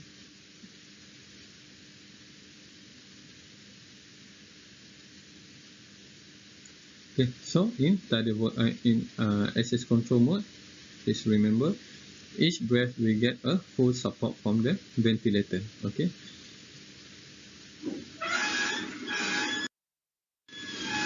Next, I talk about SIV mode. Okay, it's what the full name is. The full name. Okay, next we talk about SIV mode. Okay, what is SIV mode? It's a synchronized intermittent mandatory ventilation. Right. So in this mode, there will be a mix of mandatory, synchronous, and also assisted breath. Okay, mandatory is a machine-initiated ventilation. Synchronized is when patient own breathing at the time of mandatory breath. Okay, and also a partly assisted breath. Okay, it will not receive a full support, but it's a assisted breath only. Okay, so the common setting is RR, FO2, and PEEP. So if in volume control, there will be a preset volume. If we take a pressure control, there will be a preset pressure.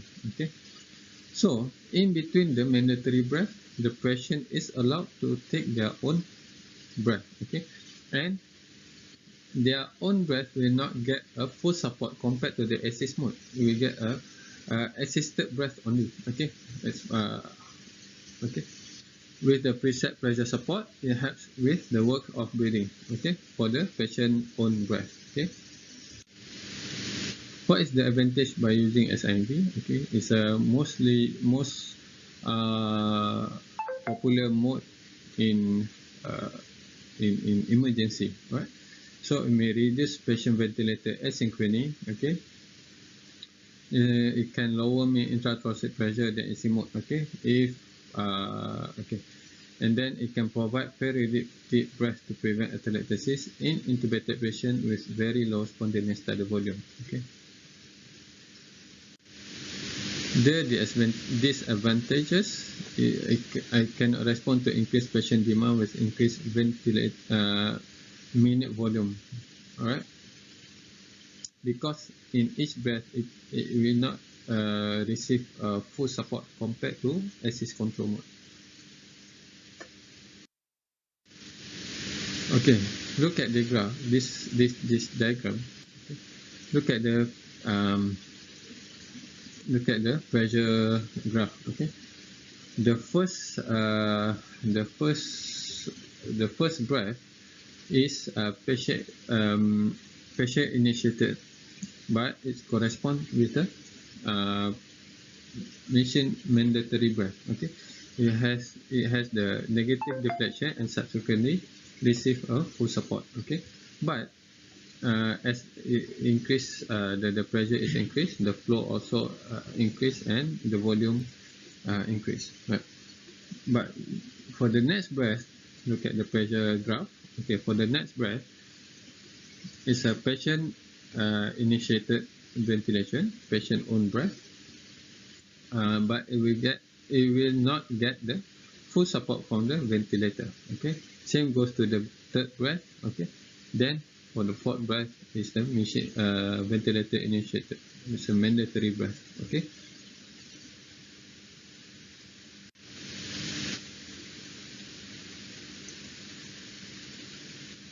Okay, in this picture,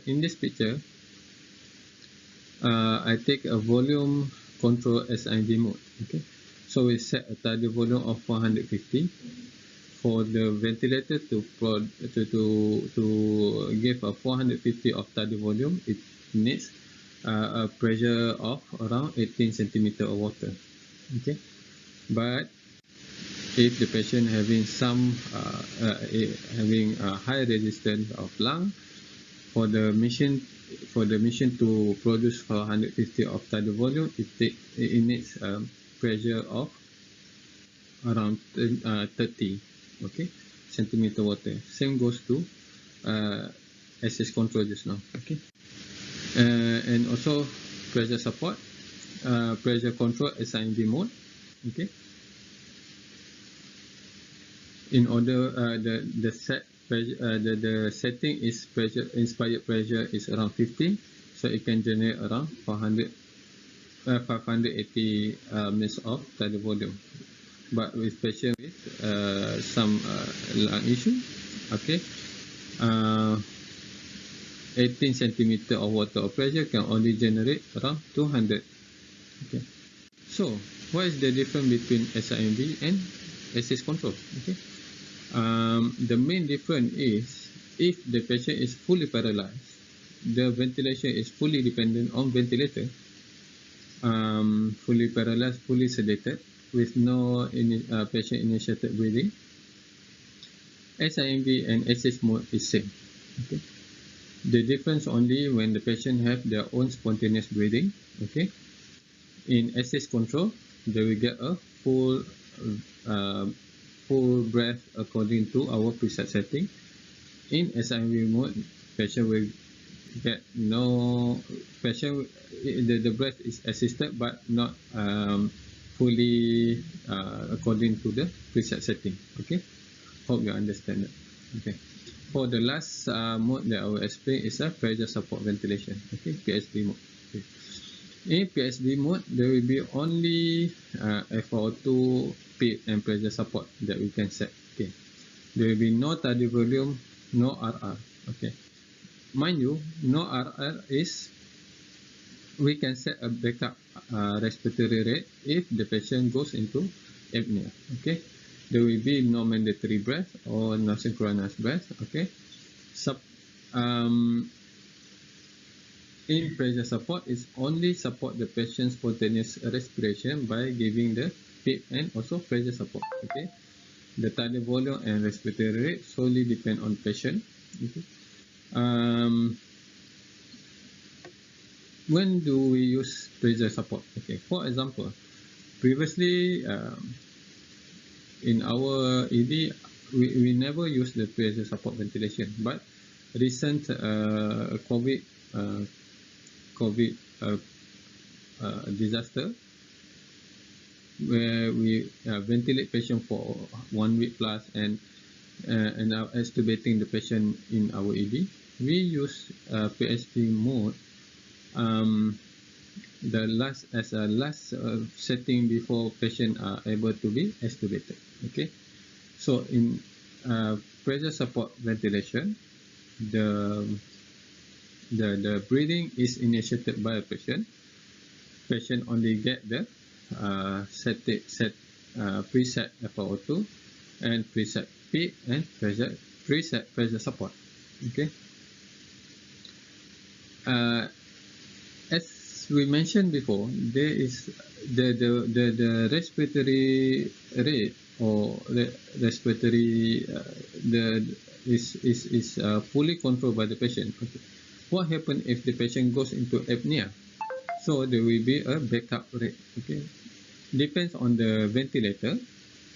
Certain ventilator have a backup rate only, but certain ventilator can switch if the patient goes to apnea. It can automatically switch the ventilator setting to SIMV mode. Okay, so the advantage is we can provide smooth transition to spontaneous ventilation during weaning. Okay.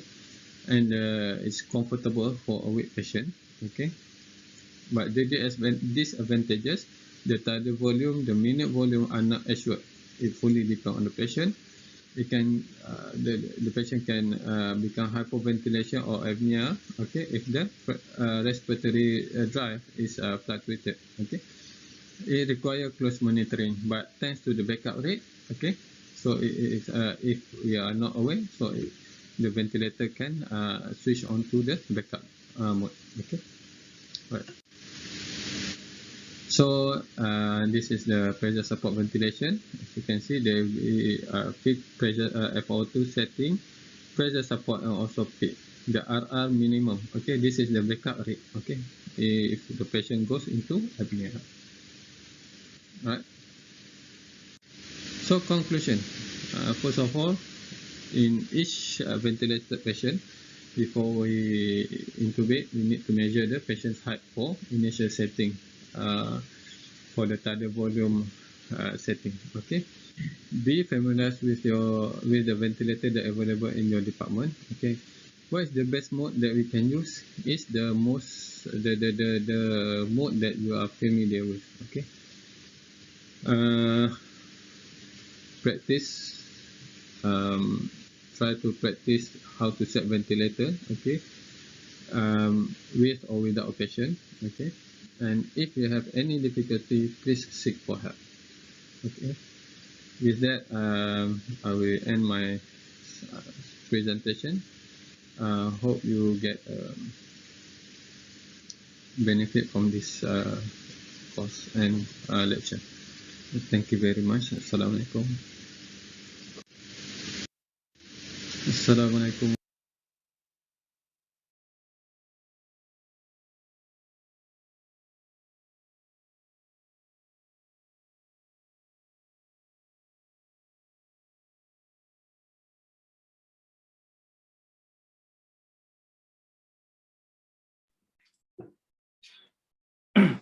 Okay, thank you, Dr. Ikram, for the very important presentation. I think for each of us, this is the as a emergency personnel, this is the most important aspect of the presentation that we all should know. If there is any questions, all the participants can type in the chat box. For the benefit of the those who follow us from the YouTube live, actually there is one questions addressed by I think Dr. Hazmi from Others Hospital. She was asking regarding the role of NIV in COVID patient. So our response is Dr. Sonia and our consultant EP, Dr. Azlin, responded with the question that posted by Dr. Hazmi. So basically, in COVID patient, there's a role of NIV, especially in those who are less severe presentations of COVID. For example, those patients with SPF ratio around 150 to 300. This is from Dr. Sonia. So basically, we can give NIV, especially in those setting that which is has very good ventilations, and all the staff might be use a full PPE. And all these type of patients, they fall into category of moderate to mild to moderate ARDS, which is the around the PF ratio as mentioned just now is 150 to 300. So this kind of patient should be monitored closely, and especially in terms of oxygen saturations, frequent ABG monitoring, or we can use the what we practice here. If we can use the SpO2 ratio, and also we can use ACO score, which is a general guide, which is if we can predict the, as mentioned by Dr. Khalid, we can predict the failure of NIV in those this type of patients. So basically, we ahead of time, about 10 to 50 minutes. If there is any question from the member of floor, you can unmute yourself and can talk, or if you're too shy, you can share in the chat box, and we'll answer. We try to answer the questions. If not, we can. You can type the chat box, and we have one session in the afternoon, which is around 1:30 before we go for break. We have a question and answering session at that time, or we can straight away give a response in the chat box as well. So we proceed to the, if no questions, we proceed to the next lecture, which is delivered by our emergency physician, Dr. Emilia, which is initiating the mechanical ventilations in emergency department. So without further ado, I will invite Dr. Emilia to present the next lecture. Thank you. Okay.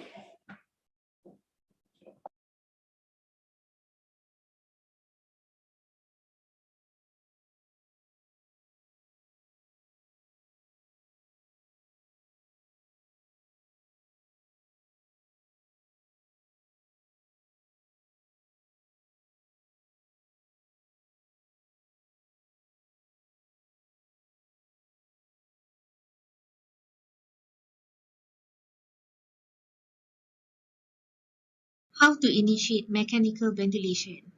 Hi, I am Dr. Emilia, and welcome to Sungai Buloh Emergency Basic Ventilator webinar. Now we are going to learn how to set up a new patient on a ventilator, and one of the most important aspects of initiating mechanical ventilation is the ventilator settings.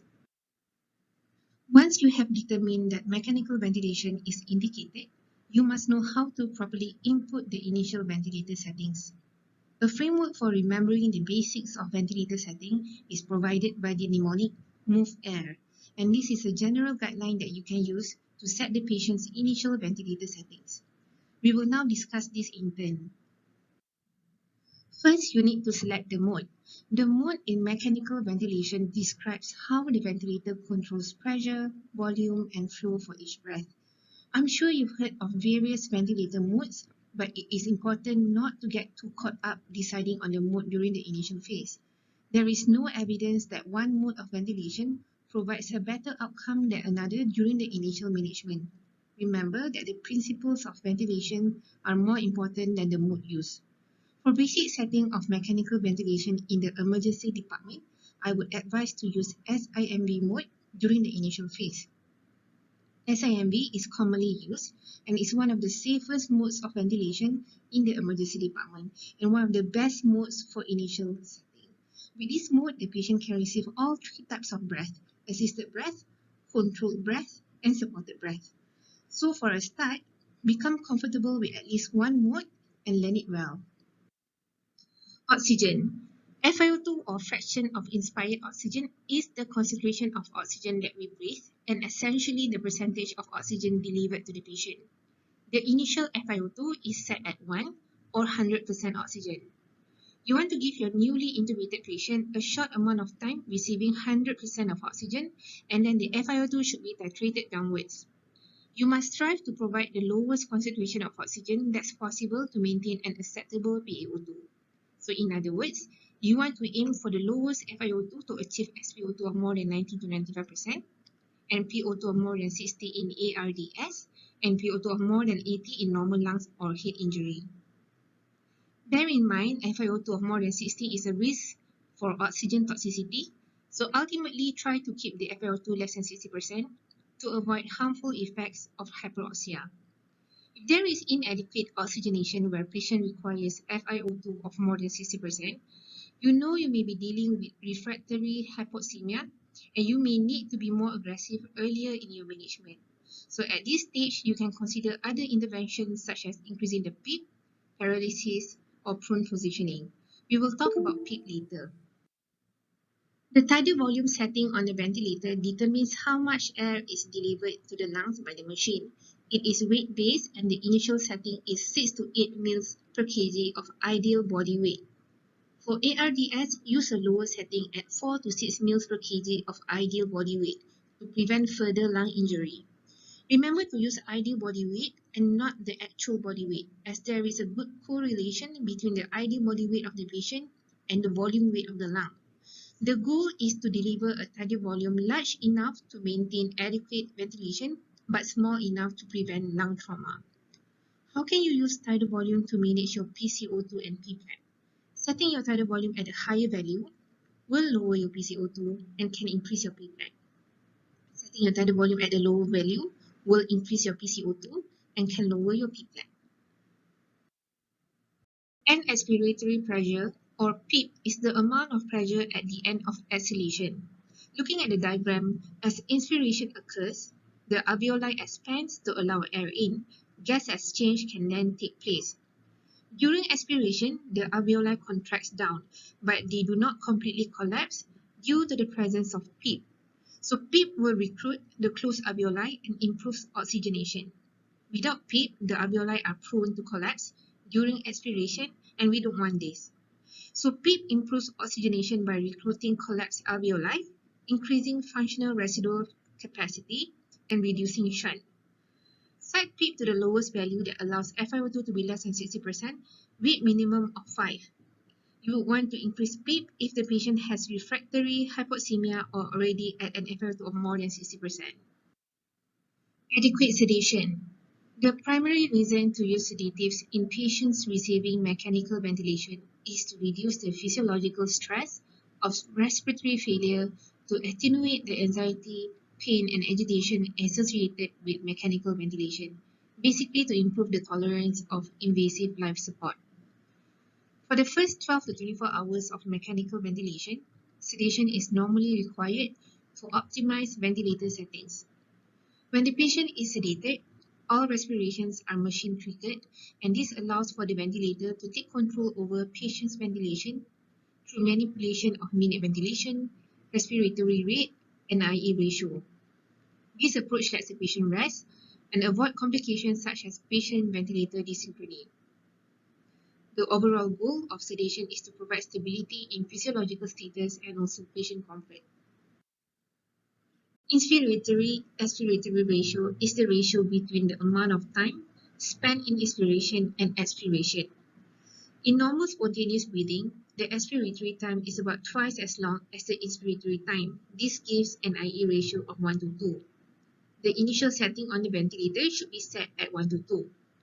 In obstructive airway disease, the hallmark is difficulty expelling air out of the lungs due to progressive airway narrowing.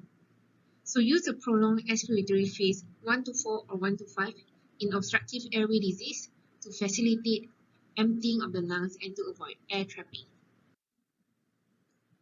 Initial respiratory rate is 10 to 20 breaths per minute in order to achieve 7 to 10 liters per minute of minute ventilation.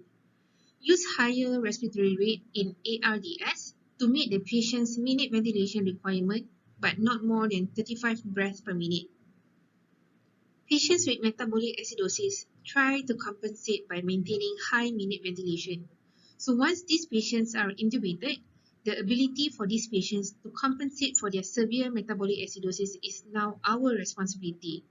So use a higher RR in metabolic acidosis to match your patient's baseline RR. If you set your ventilator with a normal minute ventilation, it will be too low for your patient to adequately compensate for their acidosis, which then may lead to cardiac arrest. Use a lower RR in obstructive airway disease to avoid auto-PEEP. Pressure support. I will explain a little bit about pressure support, as this is something you also need to set on the ventilator. Let's say your patient has 20 spontaneous breaths and you set the RR on the ventilator at 12 breaths per minute. So on the SIMV mode, the ventilator delivers 12 mandatory breaths in a synchronous fashion when the patient initiates a spontaneous breath. Therefore, out of the patient's 20 spontaneous breaths per minute, 12 are assisted by the ventilator and 8 remain unassisted. This is where your pressure support comes in.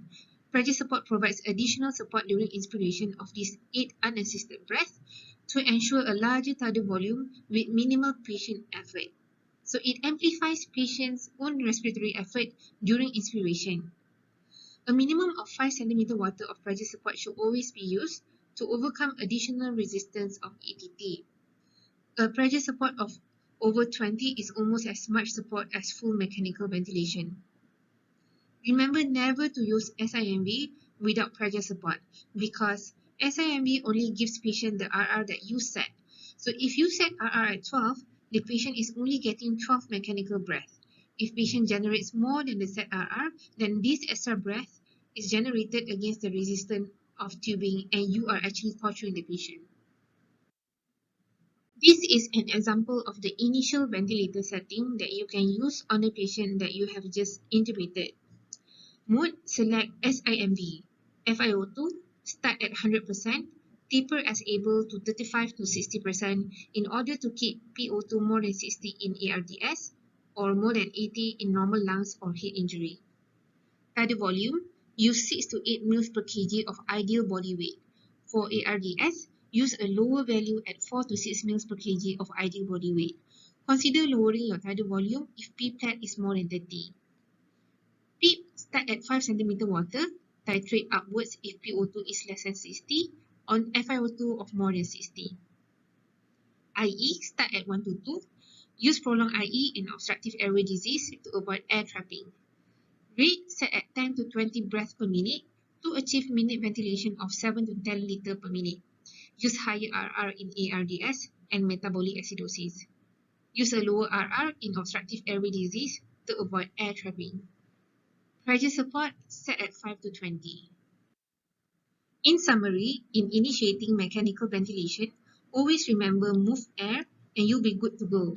Keep in mind that you need to individualize ventilator settings because one size does not fit all.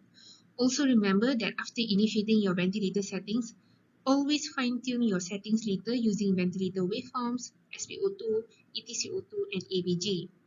It is challenging to learn and master all the different ventilator settings. We hope this serves as a solid foundation for you to build upon when it comes to mastering mechanical ventilation. Thank you for watching and listening.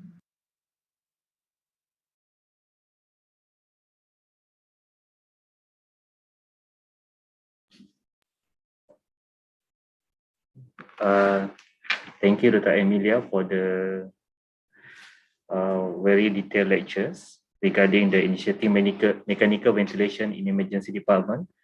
So we go to another one more lectures by Dr. Jasmine. She's our emergency physician in hospital emergency department, Hospital Sungai Buloh. She will be giving a talk about regarding blood gas interpretation. So after this lecture, we'll be having a short break and we will proceed with another 2 more lectures before we go for a lunch break, which is mechanical ventilation complication and lung protective strategy will be delivered by our EP, Dr. Sonia, and also ventilator waveform, which is delivered by our EP, which is Dr. Afifa. So without further delay, I will invite Dr. Jasmine to deliver the next lecture. Thank you.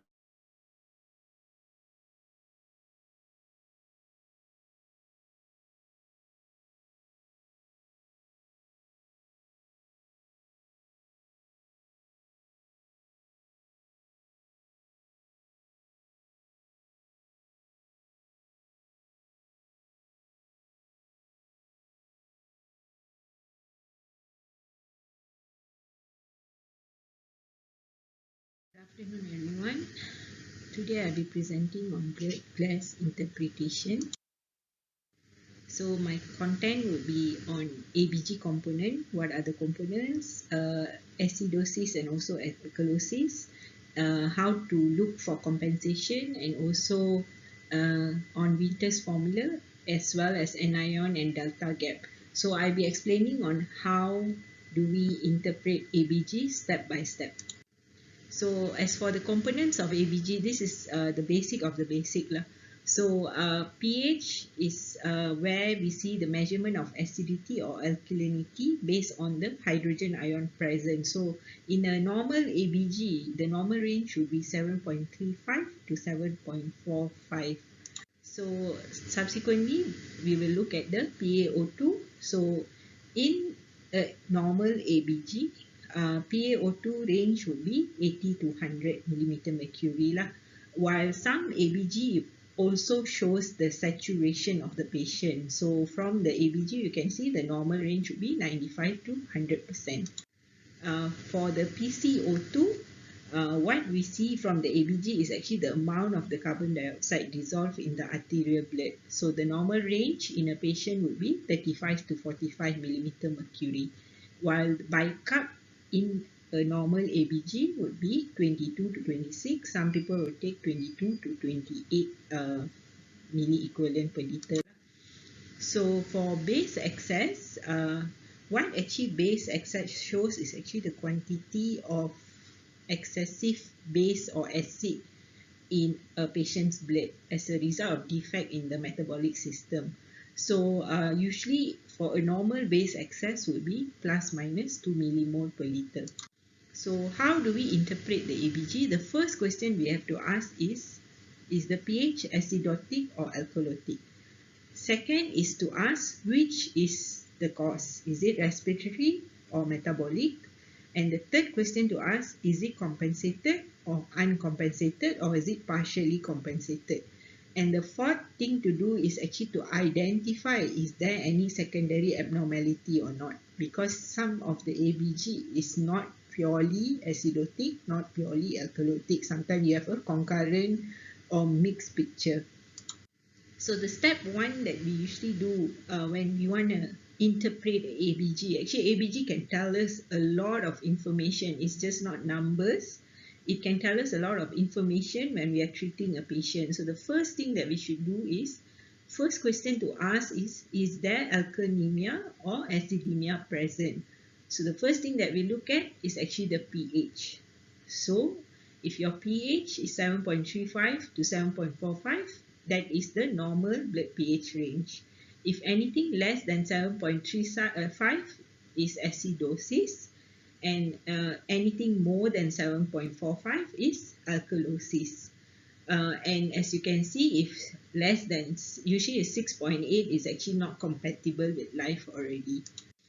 So second question to ask is the disturbance is respiratory or metabolic?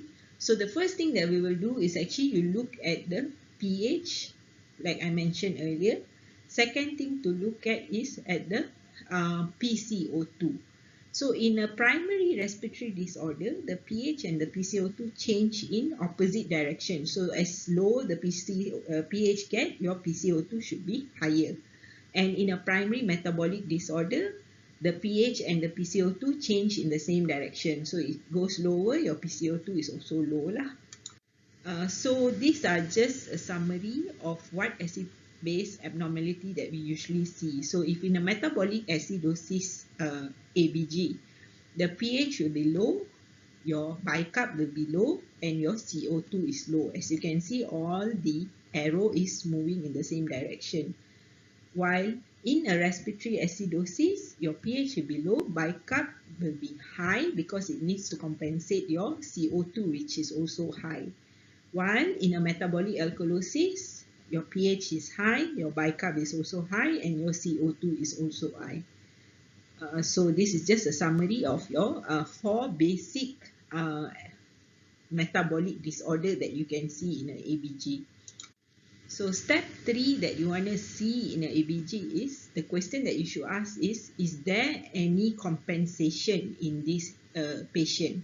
So no compensation means if you read the ABG, the pH remains abnormal and the other value remains normal. So for example, if you can see an example here, in an uncompensated metabolic acidosis, as you can see here, the pH is 7.23, bicarb is 15, and the CO2 is normal. So as you can see here, pH 7.23 is acidotic, bicarb is also low, but the CO2 is not helping to compensate. So as you can see here, this is no compensation. So partial compensation is when your pH is abnormal, the other values are also abnormal because it attempts to normalize your pH. So in a partially compensated respiratory alkalosis, for example, your pH is 7.62, your CO2 is 27. And if you can see here, your bicarb is abnormal. Your bicarb is 17, which is considered low because it's trying to compensate your respiratory alkalosis. For full compensation, what you can see, the most obvious feature is your pH is normal because the buffering system has taken effect.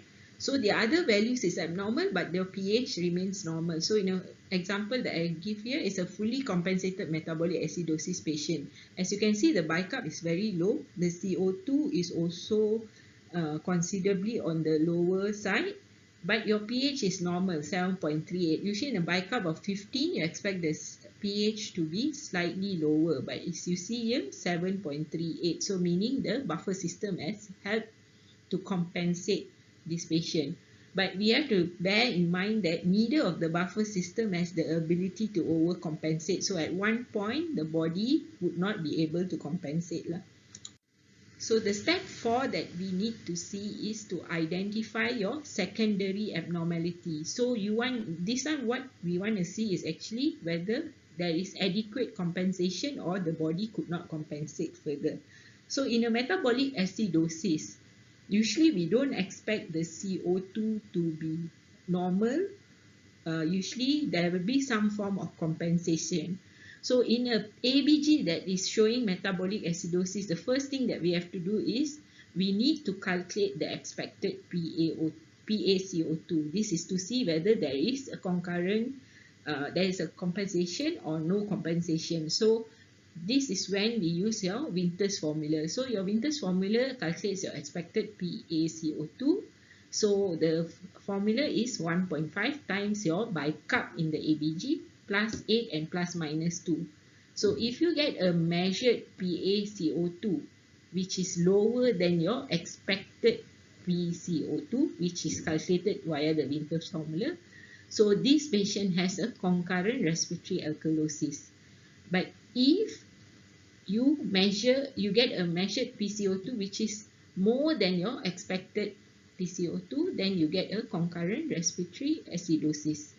So this is very important actually to see whether there is adequate compensation or not, or we are dealing with a concurrent, practically a mixed picture of ABG. So this is one example that I gave. So you have a patient who comes in to you with a pH of 7.2, bicarb is 13, PaCO2 is 20. This is from the ABG. So as you can see here, bicarb is low, pH is low, so it is a metabolic acidosis. So the first thing that you want to know if you get a metabolic acidosis ABG is to calculate your expected PCO2. So in this patient, when we calculate the expected PCO2 should be plus minus 27 plus minus 2, which is 25 to 29, but the PCO2 here is 20. So it is less than what it is supposed to be. So this patient is considered having partially compensated metabolic acidosis with concomitant respiratory alkalosis. So actually there is some form of compensation by the body for this patient. So in a metabolic alkalosis patient, for example, when you see the ABG, the patient has metabolic alkalosis, meaning the pH is higher, more than 7.45, and the bicarb is also more than 28. So in this kind of patient, when you see the AVG having a metabolic alkalosis, you also need to calculate the expected PCO2. But the formula is obviously different. We do not use the Winters formula. Actually, there's no name for this formula.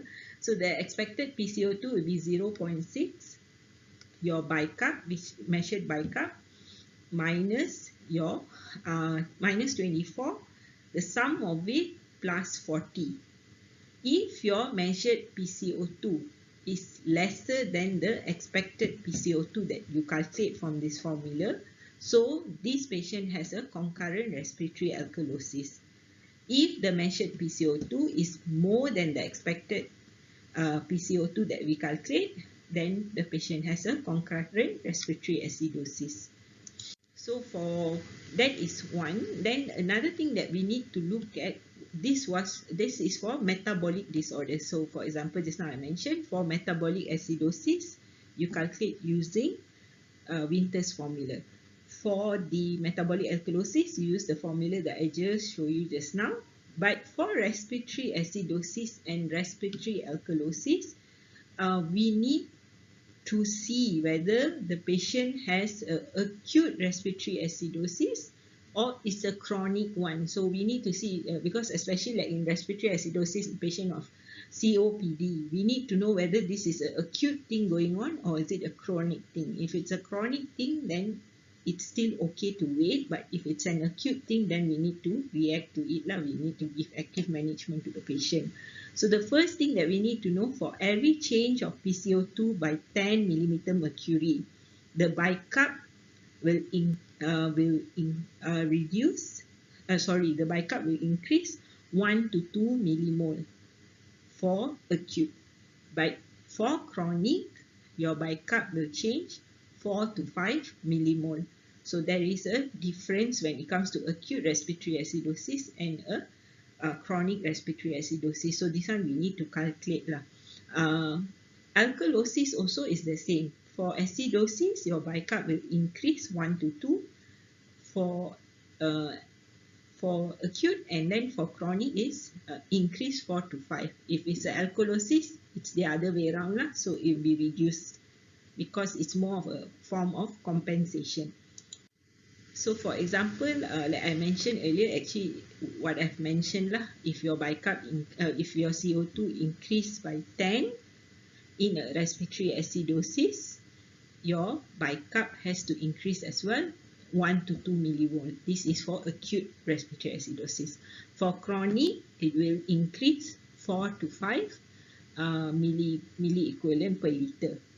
And as you can see, the pH also changes is different. In acute, it will reduce 0.08 for every 10 millimeter mercury change of your PCO2. While for chronic, it will reduce 0.03 in a pH. But usually we don't really calculate the pH. The most important thing is actually to calculate the changes in your bicarb. That is more important actually, to see whether your patient has an acute respiratory acidosis or a chronic respiratory acidosis. After calculating all this, we have an additional step. When you see your patient ABG has metabolic acidosis, the subsequent step that you need to do is actually to calculate the anion gap. What is an anion gap actually? Is your unmeasured anion. So the formula is your sodium minus your bicarb minus your chloride. So if you calculate and you get 8 to 12, meaning that is a normal level. So the first thing you do is you calculate. If you calculate and you see you get more than 12. So then you know that you're dealing with a high anion gap metabolic acidosis. So what does it mean? Actually, elevated anion gap is a marker of your metabolic acidosis, even in the presence of if your pH is normal or your bicarb is normal, but you still need to calculate your anion gap. So if it's more than 12, then you know you're dealing with a high anion gap metabolic acidosis, and the differential diagnosis would be different. It actually helps us in our differential diagnosis when you calculate your anion gap.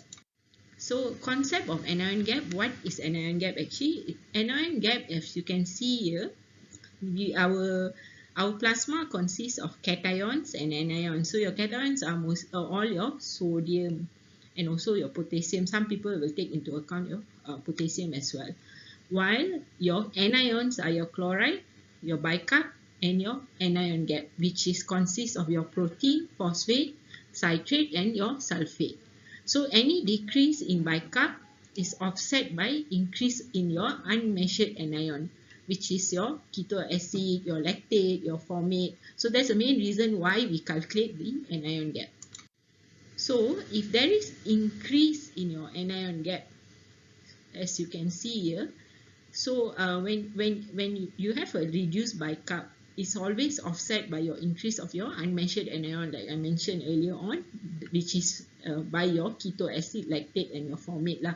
So if you calculate and you get a high anion gap metabolic acidosis, there are a few differentials that you need to think of. So there are a few things that you need to keep and bear in mind, and also try to in your differential diagnosis you try to eliminate lah. So these are the causes of your high anion gap metabolic acidosis, which we call HACMA. So your mnemonics will be cat mud pulse. So your C would be cyanide, carbon monoxide. Your alcoholic ketoacidosis. Toluene means it's actually gum. So if you have a patient who is addicted to all these blue sniffers and all that, so you need to think of if they have a HACMA, then that's one of your differential diagnoses. Another famous one would be your methanol, your uremia, your DKA is the most common cause of HACMA, your paraldehyde, your isoniazid, which is your TB medication, also iron poisoning, especially patient in thalassaemic patients, you need to bear that in mind, and also lactic acidosis and ethylene glycol, and you can last see is your salicylate. So when you get a HACMA based on your anion gap, these are the differential diagnoses that you need to think of. So for a normal anion gap, the causes can be different. So for normal anion gap, we use this mnemonic called USCARP. So it can be due to your uterosigmoidostomy, your small bowel fistula, if there's any extra chloride, patient suffering from diarrhea. If the patient is using carbonic anhydrase inhibitor, you have to think of it. Any adrenal insufficiency or renal tubular acidosis or a pancreatic fistula. These are all the normal common causes of your normal anion gap metabolic acidosis. Another thing that we need to think of is if suddenly you calculate and you get lesser than 8, usually like just now I mentioned, normal anion gap should be 8 to 12. If you get anything lesser than 8, other possibilities that you need to think of is your patient hypoalbuminemia that is causing you to have a low anion gap. Is it a paraproteinemia or is it a lab error? So these are the few things that need to run in your mind, but this is something very rare that we get. Most of the time we get a patient who has a high anion gap or normal anion gap. So if you calculate and your patient has high anion gap metabolic acidosis, which is your HACMA, you need to add another additional step, which is to calculate the delta gap. Why is the importance to calculate the delta gap? Is actually you want to see whether this patient has a concomitant normal anion gap metabolic acidosis or a concomitant metabolic alkalosis. This is very important actually to assess your bicarbonate levels. So as you can see, how we calculate this delta gap, or some people would prefer to calculate delta ratio. It's actually up to you. You can calculate either one of it.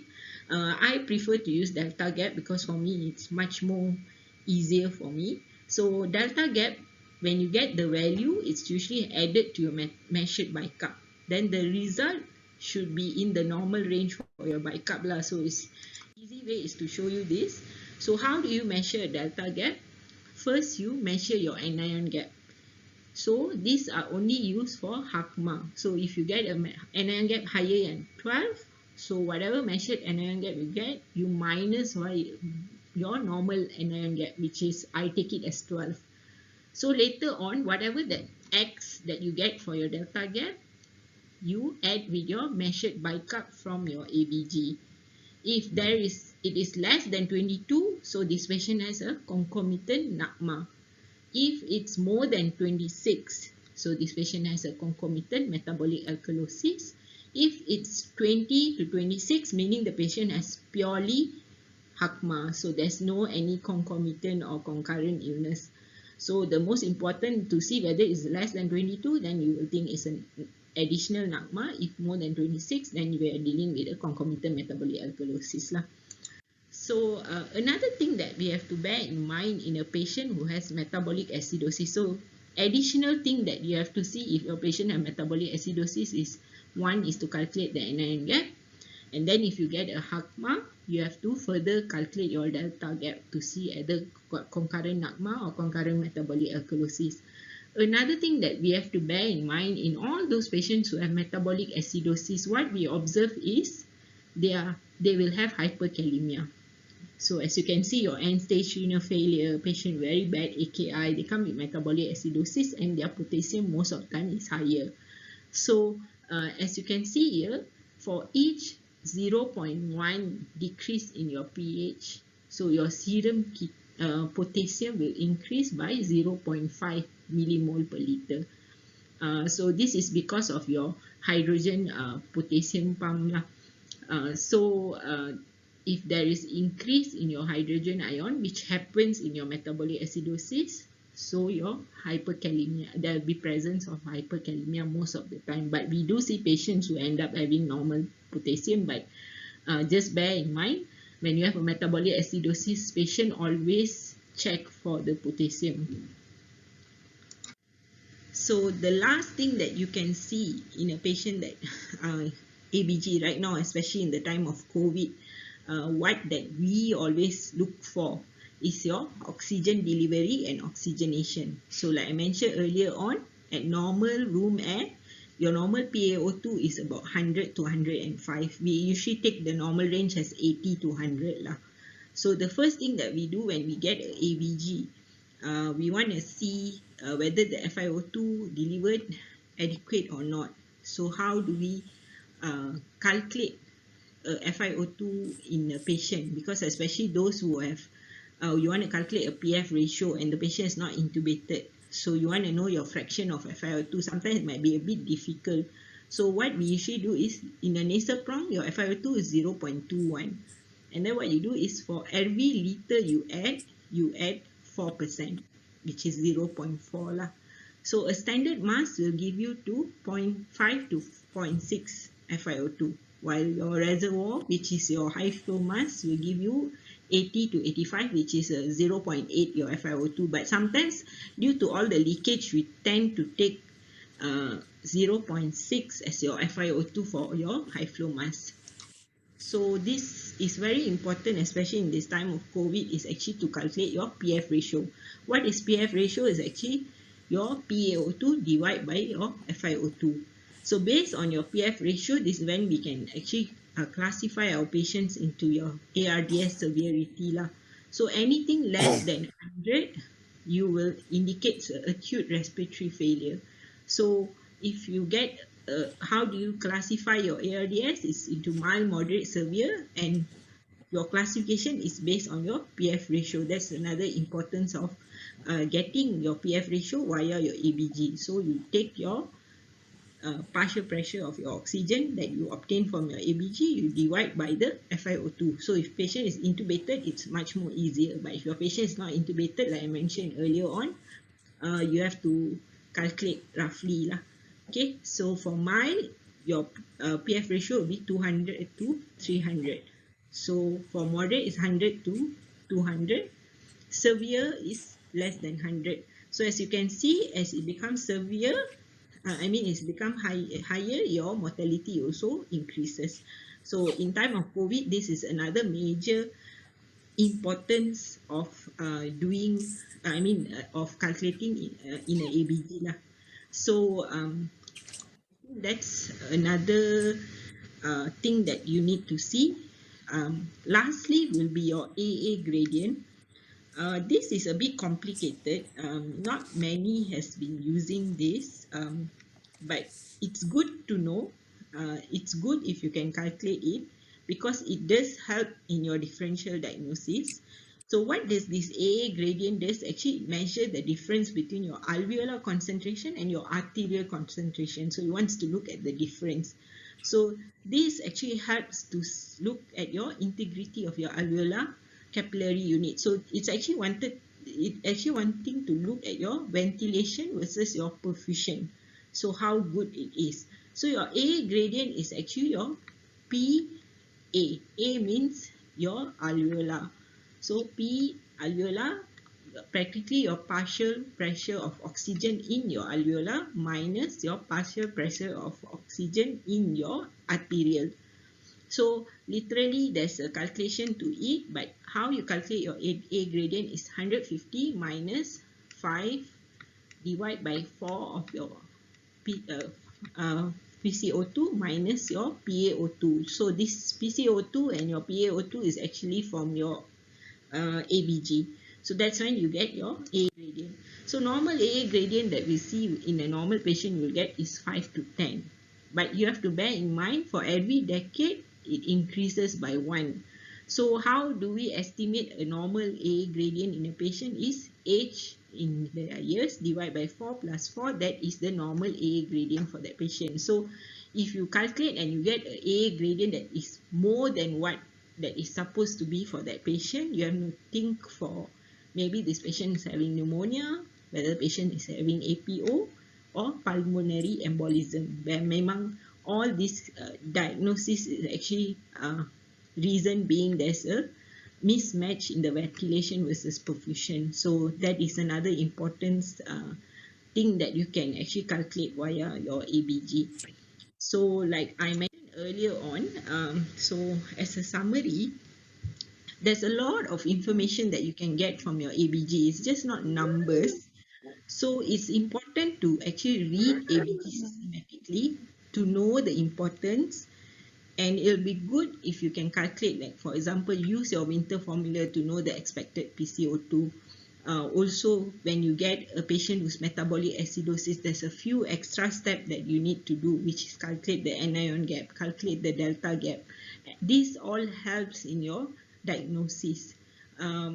But this comes with experience. Obviously, we don't expect you to like just straight away know how to read a ABG. So do a lot of exercises. When you see a ABG, try to calculate and try to see whether is there any concurrent illness in that patient. That all will help you actually to further improve your ability to read a ABG. If you have any questions, you can actually write it down in our chat box. We will try to answer as much as we can as time is not in our side. That's about it from me. Thank you very much.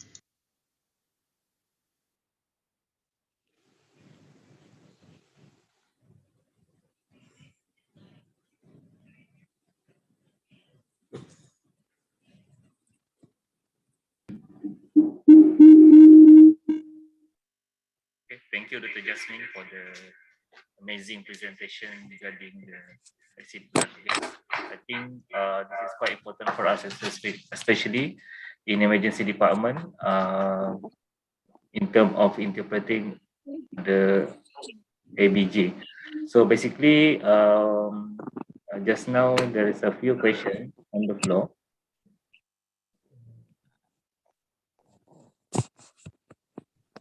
First question is by Hasbi. She was asking regarding the how we calculate the pressure support, which is answered by Dr. Amelia is easy. We can simply estimate. Abang, oh abang. Yeah. Hello. Oh, ada ni. Bara, buka kartun kat adik ke? Kita kartun abang. Sorry, ada interruption. So basically, the easiest method that we can estimate the pressure support is by we double the PIP lah. So which is already explained by Dr. Emilia. And I think another question from the floor, Dr. Jocelyn, she was asking regarding the role of sodium bicarb infusion in terms of correcting the hagma and nagma. Scroll down.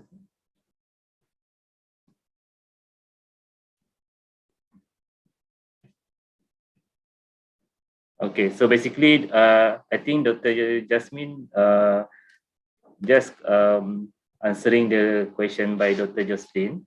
Actually, in terms of by choosing sodium bicarb in correcting the hagma and nagma is actually it is controversial study. There is no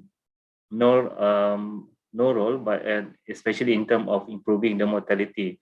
So Dr. Jasmine highlight is that we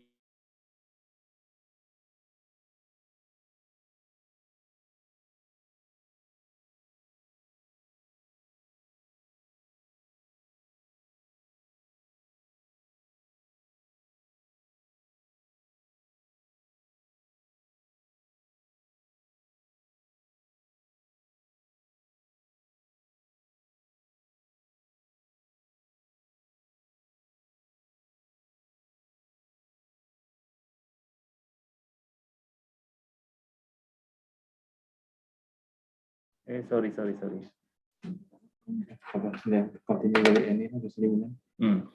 Oh, sorry. I punya mic tak ada suara ya. Okay. So thank you, Dr. Jasmine, regarding for the amazing presentation regarding the revision for the ABG. So basically, we have two questions from the floor. First one is. First one is regarding how to choose the optimal pressure support. So basically, a simple rules is as answered by Dr. Emilia lah. Simple rule is we can double the pressure support, double the PIP. So that let's say if you put the pressure support is 8, so we can if you put PIP is 8, we can put the pressure support as 16, which is double. Another second question is by Dr. Jocelyn. This is for the benefit of those who are in YouTube live. She was asking regarding the role of sodium bicarb in patient with hagma or nagma. So Dr. Jasmine answer is actually in terms of mortality, there's no benefit in terms of mortality. However, we can give sodium bicarb, especially those patients who have severe metabolic acidosis, which is pH less than 7.1, or single digit bicarb. And so otherwise, in terms of treating the patient, we actually not treating we treat the patient as a whole, not just by the numbers as well. Okay, so basically we go clinically. So any other questions? So if there's no question, we take a break for 30 minutes, and then after that we 30 minutes. For 20 minutes lah. So we'll be back in at 12:10 p.m. We'll be starting another. We proceed with another lecture, which is mechanical ventilation, complication, and non-protective strategy.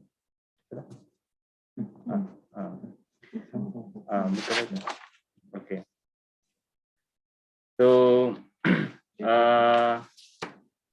we take a break for a while. If I have any question, you can put in the chat box, or we can we'll discuss later. All right.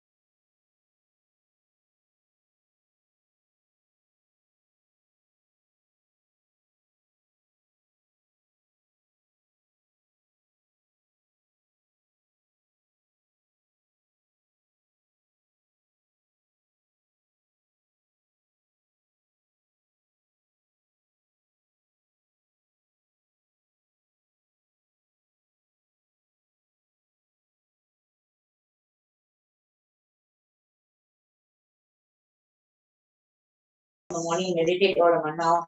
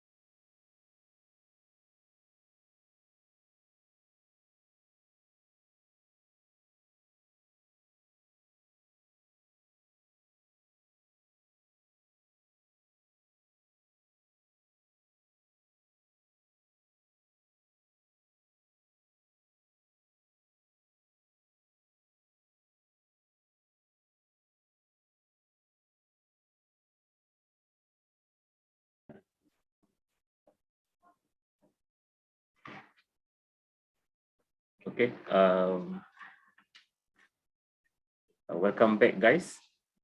We proceed with another 2 more lecture before we proceed with the very long break, afternoon break after this, which is the next lecture will be delivered by Dr. Sonia, our emergency physicians in emergency department, Hospital Sungai Buloh. The topic is about mechanical ventilation, complication, and lung protective strategy.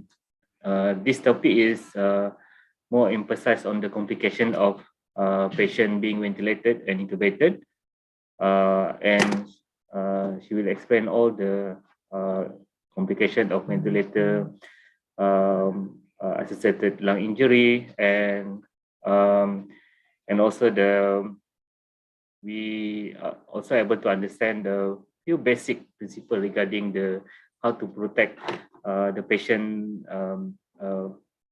from the ventilator-associated lung injury, and also in terms of concept of the lung protective ventilation strategy. So without further ado, I will invite Dr. Sonia to present the next lecture. Thank you. The floor is yours, Dr. Sonia. Thank you.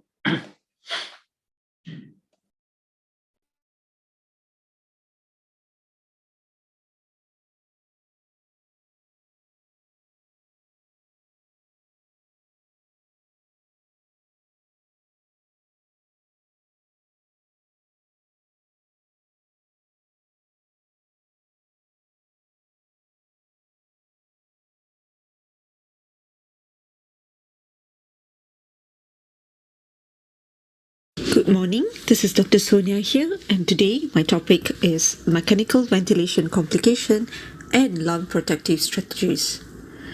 So the objective of my presentation, I would be talking on complication of having patient intubated, different types of ventilator-associated lung injury, and understanding the basic principles of lung protective strategy. So first off, let's look at the complication of having patient mechanically ventilated. So I've divided it into 2 categories, which is mechanical and physiological. So mechanical is the mechanical complications related to the presence of the ETT itself in the airway, and physiological is the complications related to positive pressure ventilation, infections that come about after a patient is mechanically ventilated, and ventilator-induced lung injury. So going to mechanical complication of intubation. So first off, we look at the complication that comes secondary to the ETT placement. So what can a patient get? They can get upper airway trauma, such as mucosal lacerations and hematoma, sore throat dysphonia and dysphagia, as well as tooth avulsion. This comes about when you press the laryngoscope blade too much pressure on the patient's tooth, and the patient's tooth end up getting avulsed. Tracheal stenosis is a common complication secondary to intubation, whereby there is a regional ischemic necrosis over the surrounding structure that is being compressed by the ETT tube. Laryngeal edema happens when you have large or overly inflated ETTs, especially when you use it for a prolonged time, and this can cause edema and ulceration over the laryngeal mucosa. Right mean stem is a common complication when you have inserted the ETT way too deep into the airway and it goes only into the right lung. What can happen after that? The patient's only getting single lung ventilation, which is not optimal for the patient.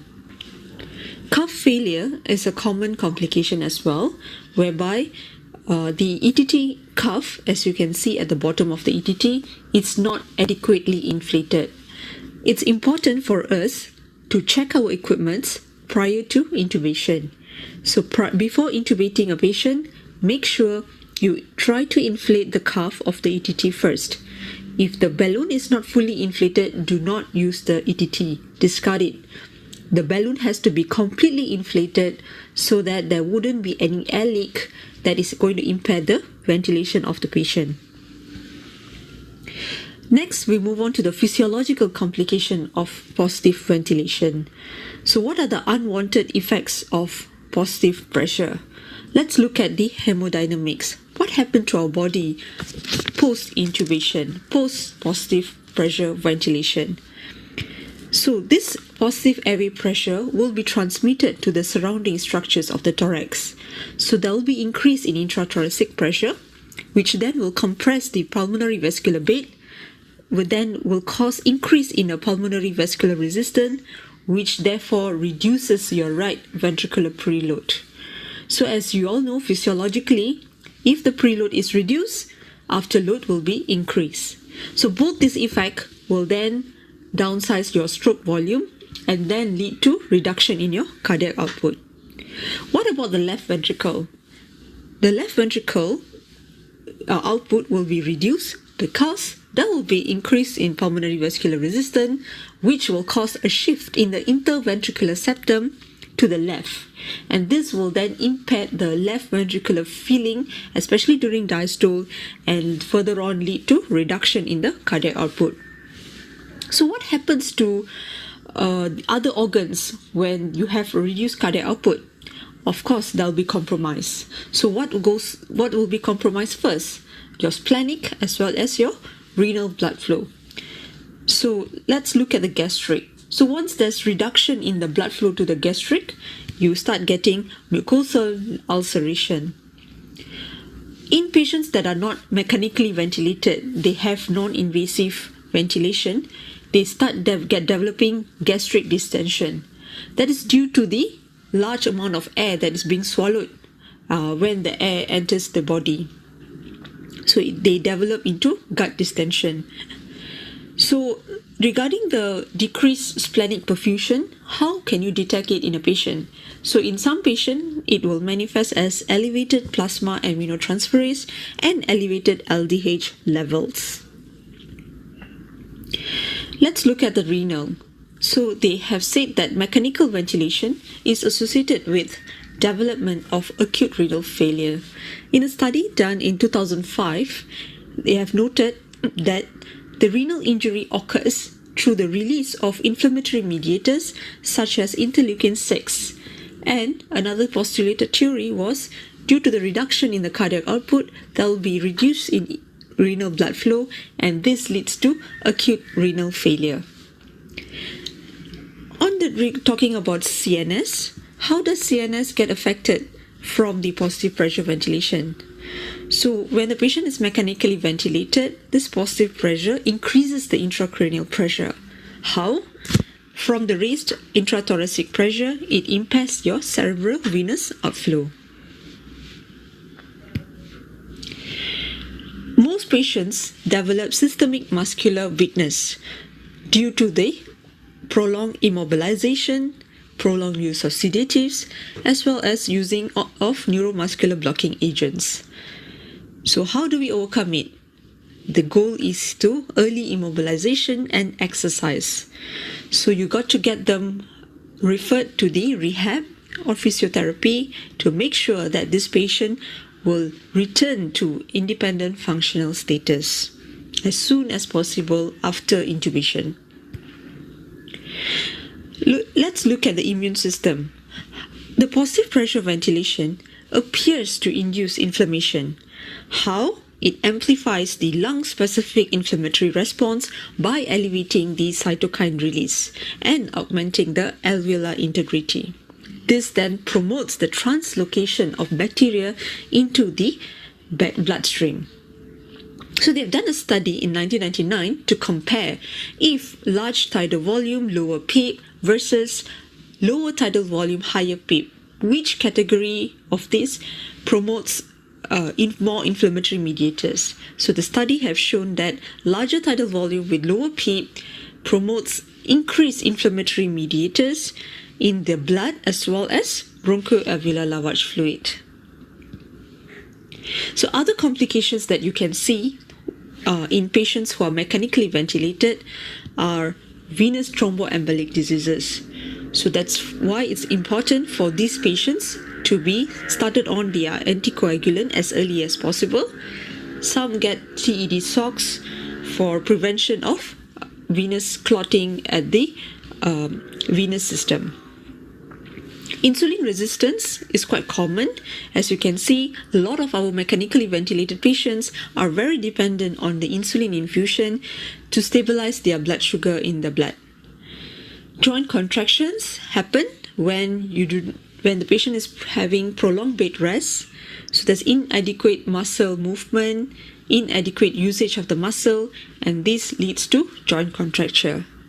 And as we all know that prolonged immobilization, prolonged bed rest leads to formation of sacral sore as well as pressure ulcers. Moving on from the complication of positive pressure ventilation, next off we would be talking on infection related to mechanical ventilation. So very commonly these patients, they develop VAP, which is your ventilator associated pneumonia. And usually it develops 48 hours after patient is mechanically ventilated. So patient presents with signs of tachycardia, fever. In the ventilator, you may see that this patient receive reduced tidal volume and increased inspiratory pressures. In the lab findings, you may find that this patient tend to have persistent hypoxemia versus worsening leukocytosis in the full blood count. In the imaging, you may find that this patient starts getting new or progressive infiltrate on the chest x-rays. So what are the factors that increases the risk of VAP? Studies have shown that reduced salivary flow in a patient, pooling of subglottic secretions, and usage of systemic antibiotics can cause increased risk of VAP. So they have come up with the prevention method, which is called the Care Bundle for Ventilator-Associated Pneumonia Prevention.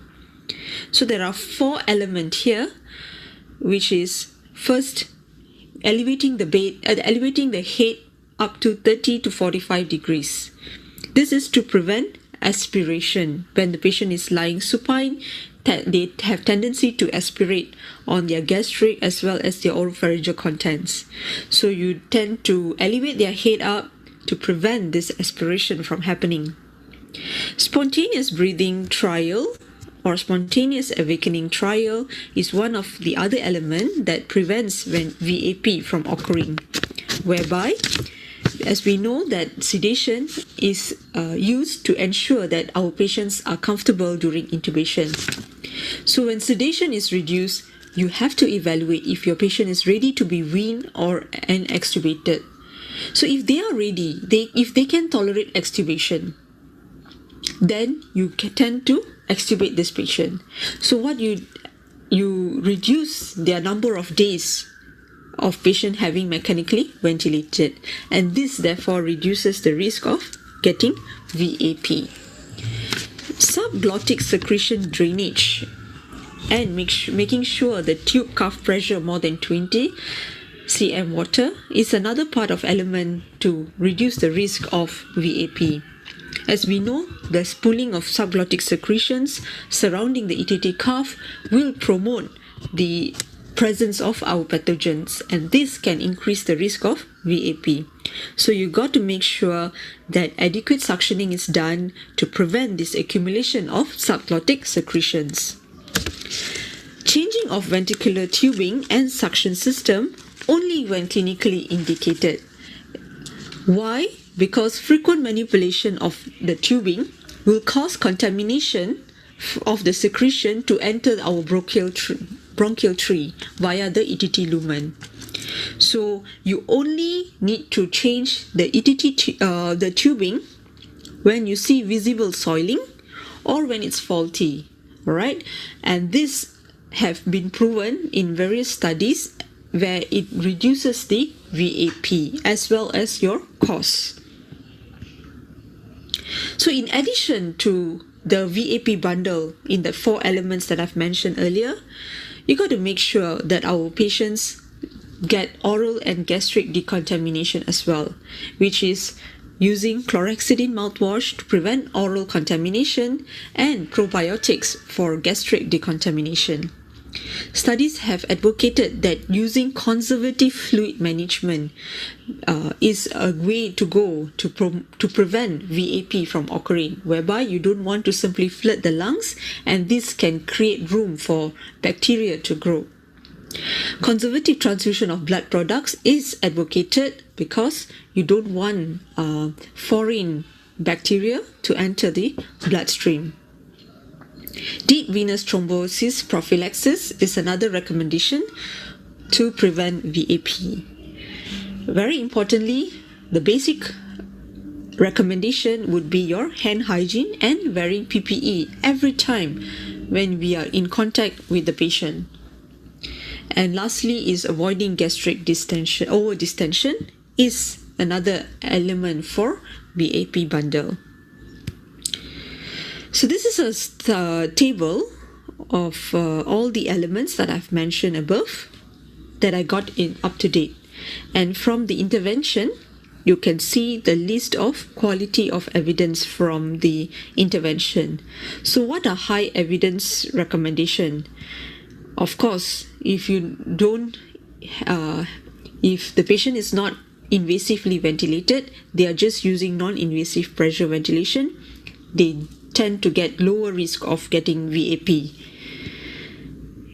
As you can see, as I mentioned earlier, interrupting sedation daily, assess the readiness to extubate daily, perform spontaneous breathing trial with the sedation turned off. These are all high evidence of recommendation in preventing VAP from occurring. And lastly, changing the ventricular circuit only if it's visible, when the soil is visible, or when it's malfunction, is also one of very high evidence of preventing ventilator-associated pneumonia. Next, we move on to pulmonary complication, which is your ventilator-induced lung injury. So there are 6 types of lung injury that can happen from your ventilator. The first off is volutrauma, which is defined as overdistension of normal alveolar units to transpulmonary pressure more than 30. Biotrauma, which is a tissue disruption that leads to release of chemokines and cytokines, which later on leads to SIRS and MODS. Barotrauma happens when you have increased transpulmonary pressure more than 50 cm water that causes the disruption of basement membrane. Athalec trauma occurs when there is repeated alveolar collapse and expansion with tidal ventilation, which can cause lung injury. Shearing injury occurs at the junction of ventilated lung and collapsed lung. So when the ventilated lung is moving against the relatively fixed collapsed lung, it will lead to high shearing force, and this can lead to shearing injury.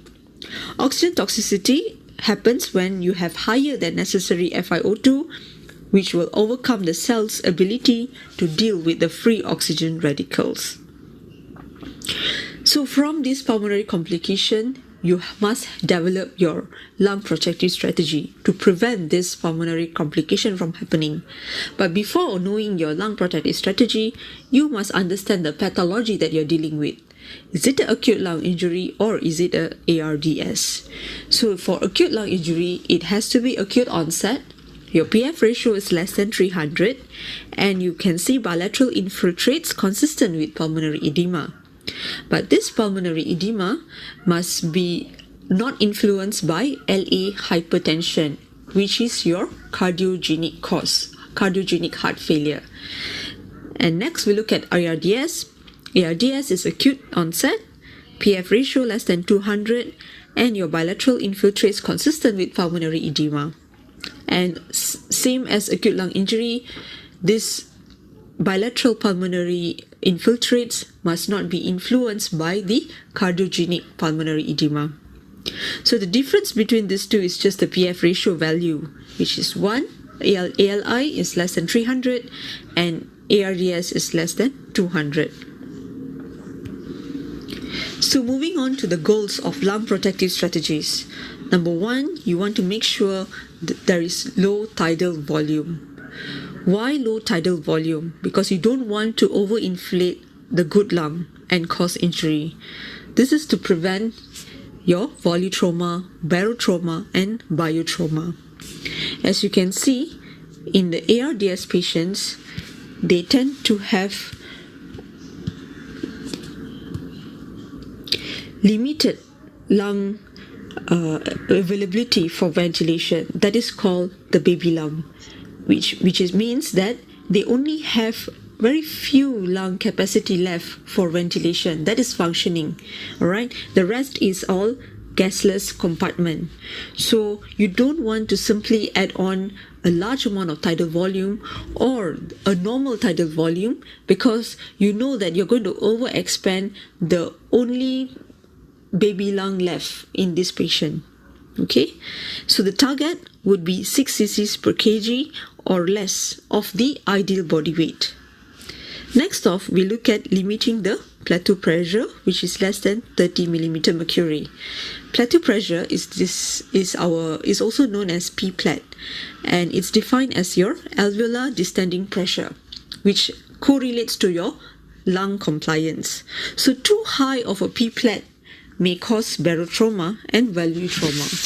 So the goal would be to making sure your P-plat is less than 30 mm mercury to prevent barotrauma, which is your pneumothorax.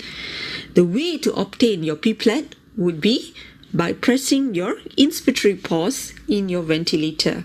Right? And you got to make sure that your patient is adequately sedated before you do this maneuver. Next, we look at getting the optimal PEEP. This is to prevent your athalectroma. So as we all know, PEEP is protective. So during expiration, this alveoli, the PEEP makes sure that the alveoli do not collapse during expiration, and this therefore will maintain adequate alveolar surface area for adequate oxygen diffusion to continue. So if you can imagine this, the lung equals to like a balloon, okay? So at the end of inspiration, you will have an inflated balloon, and from inspiration, you proceed into expiration phase. So you for PEEP, usually at the end of expiration, you want to have a remaining alveoli that is open rather than a collapsed alveoli, because open alveoli will provide more alveolar surface area for facilitating the oxygen diffusion, and you will need a less pressure required to expand the lung in the next breath. So but you got to keep in mind that the functional lung size, as I mentioned earlier, is actually smaller than expected, because these patients tend to have lung pathologies like atelectasis, consolidation, bullae, effusion, or fibrosis. So the decreased availability of the lung for ventilation will manifest as decrease in compliance. So previously, in year 2000, we used to talk about ARDS NET protocol, which means that, okay, once you have a patient who fulfill your inclusion criteria of ARDS, okay, you start up the ventilator with the adjustment given, and then your goal for ventilation would be PaO2 55 to 80 and saturation 88 to 95%. And the thing that you will be adjusting would be your PEEP and FiO2. So they have a table here where you just you tend to follow what is the given PEEP and what's the FiO2. So you only adjust looking at the PEEP and FiO2 to maintain the adequate ventilation. This is a traditional way of managing ARDS, and the goal is just to make sure the P-plat is less than 30. However, as years pass, they have come up with new studies, and they mention that this ARDS net does not take account of the proportion of the lung that is not available for ventilation. So in 2015, there is a new study done by Amato et al. He start mentioning on the measuring the driving pressure, because this driving pressure is best relates to the patient outcome. So how to get driving pressure? The formula is driving pressure equals to tidal volume divided by the compliance. So the lower the compliance, the higher the driving pressure. But in reality, it's quite difficult to measure compliance in the ventilator. So they have simplified the formula and they come up with a new formula, which is driving pressure equals to P plateau minus the PEEP. So overdistending or underventilating athalectroma, the lung, beyond the functional size would increase the driving pressure. So when you want to have optimal PEEP, you got to have an reduced driving pressure. Then you can minimize the barotrauma. So the goal of driving pressure is less than 15, but the lower the better.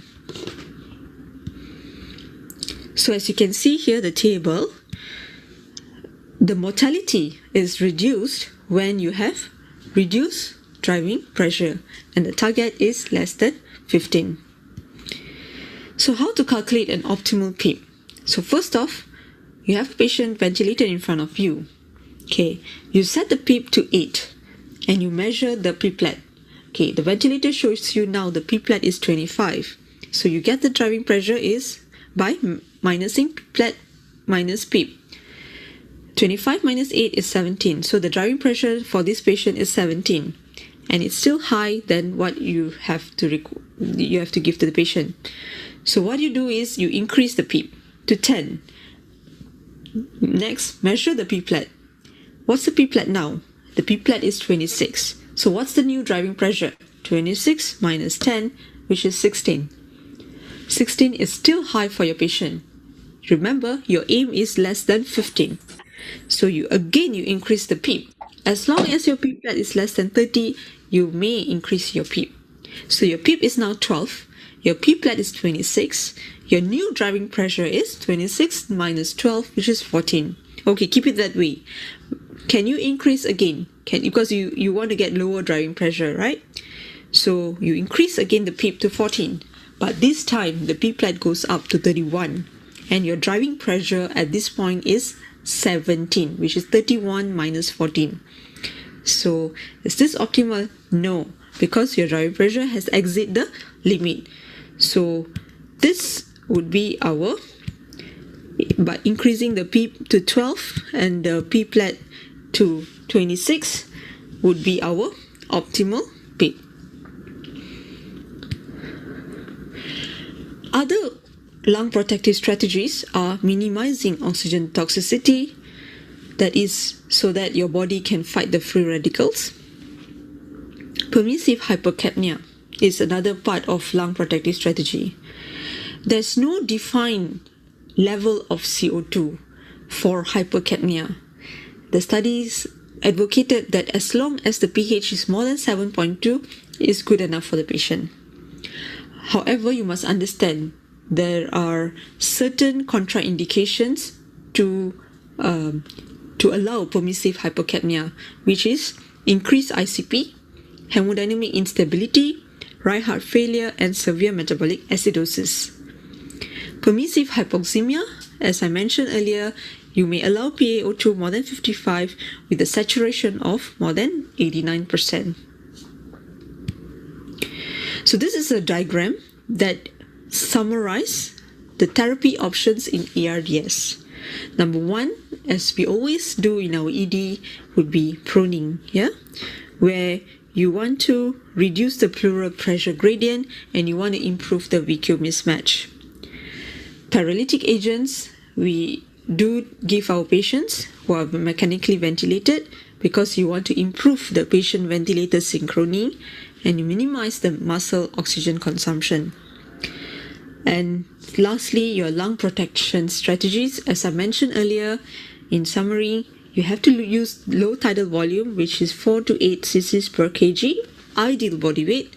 Make sure the P-plat less than 30, titrate the PEEP to open a collapsed lung, and make sure Never forget to calculate the driving pressure and make it less than 15 cm water. Okay, with that, I end my topic for today. Thank you. These are my references. Thank you.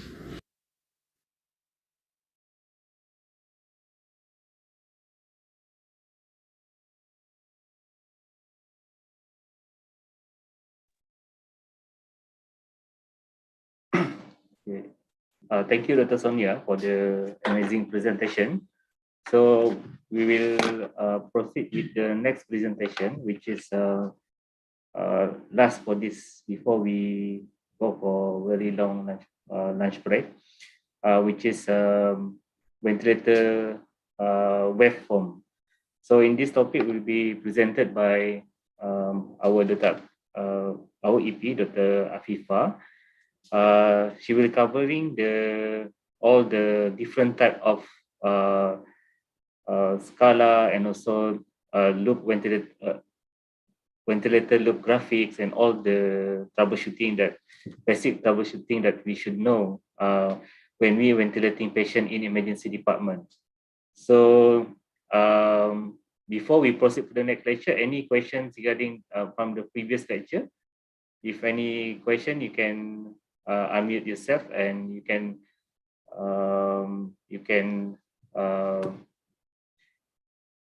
ask us any questions. Okay.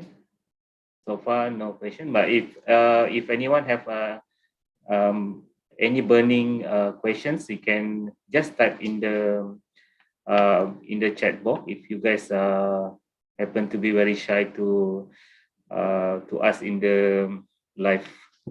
Okay. Before that, I would like to highlight that just now we share feedback and also quick questions, which is enable you guys to claim the e-certificate for this webinar. So I would like to remind the questions from the quiz is actually taken from all the lectures inside this webinar. So for reference, if you can referring for the answer for the questions, you can go through this webinar later, or you can pay attention, and so far all the answer is there. Okay. So without further ado, I would like to invite Dr. Afifa to proceed with the next lecture, which is ventilator waveform. Thank you. The floor is yours, Dr. Afifa.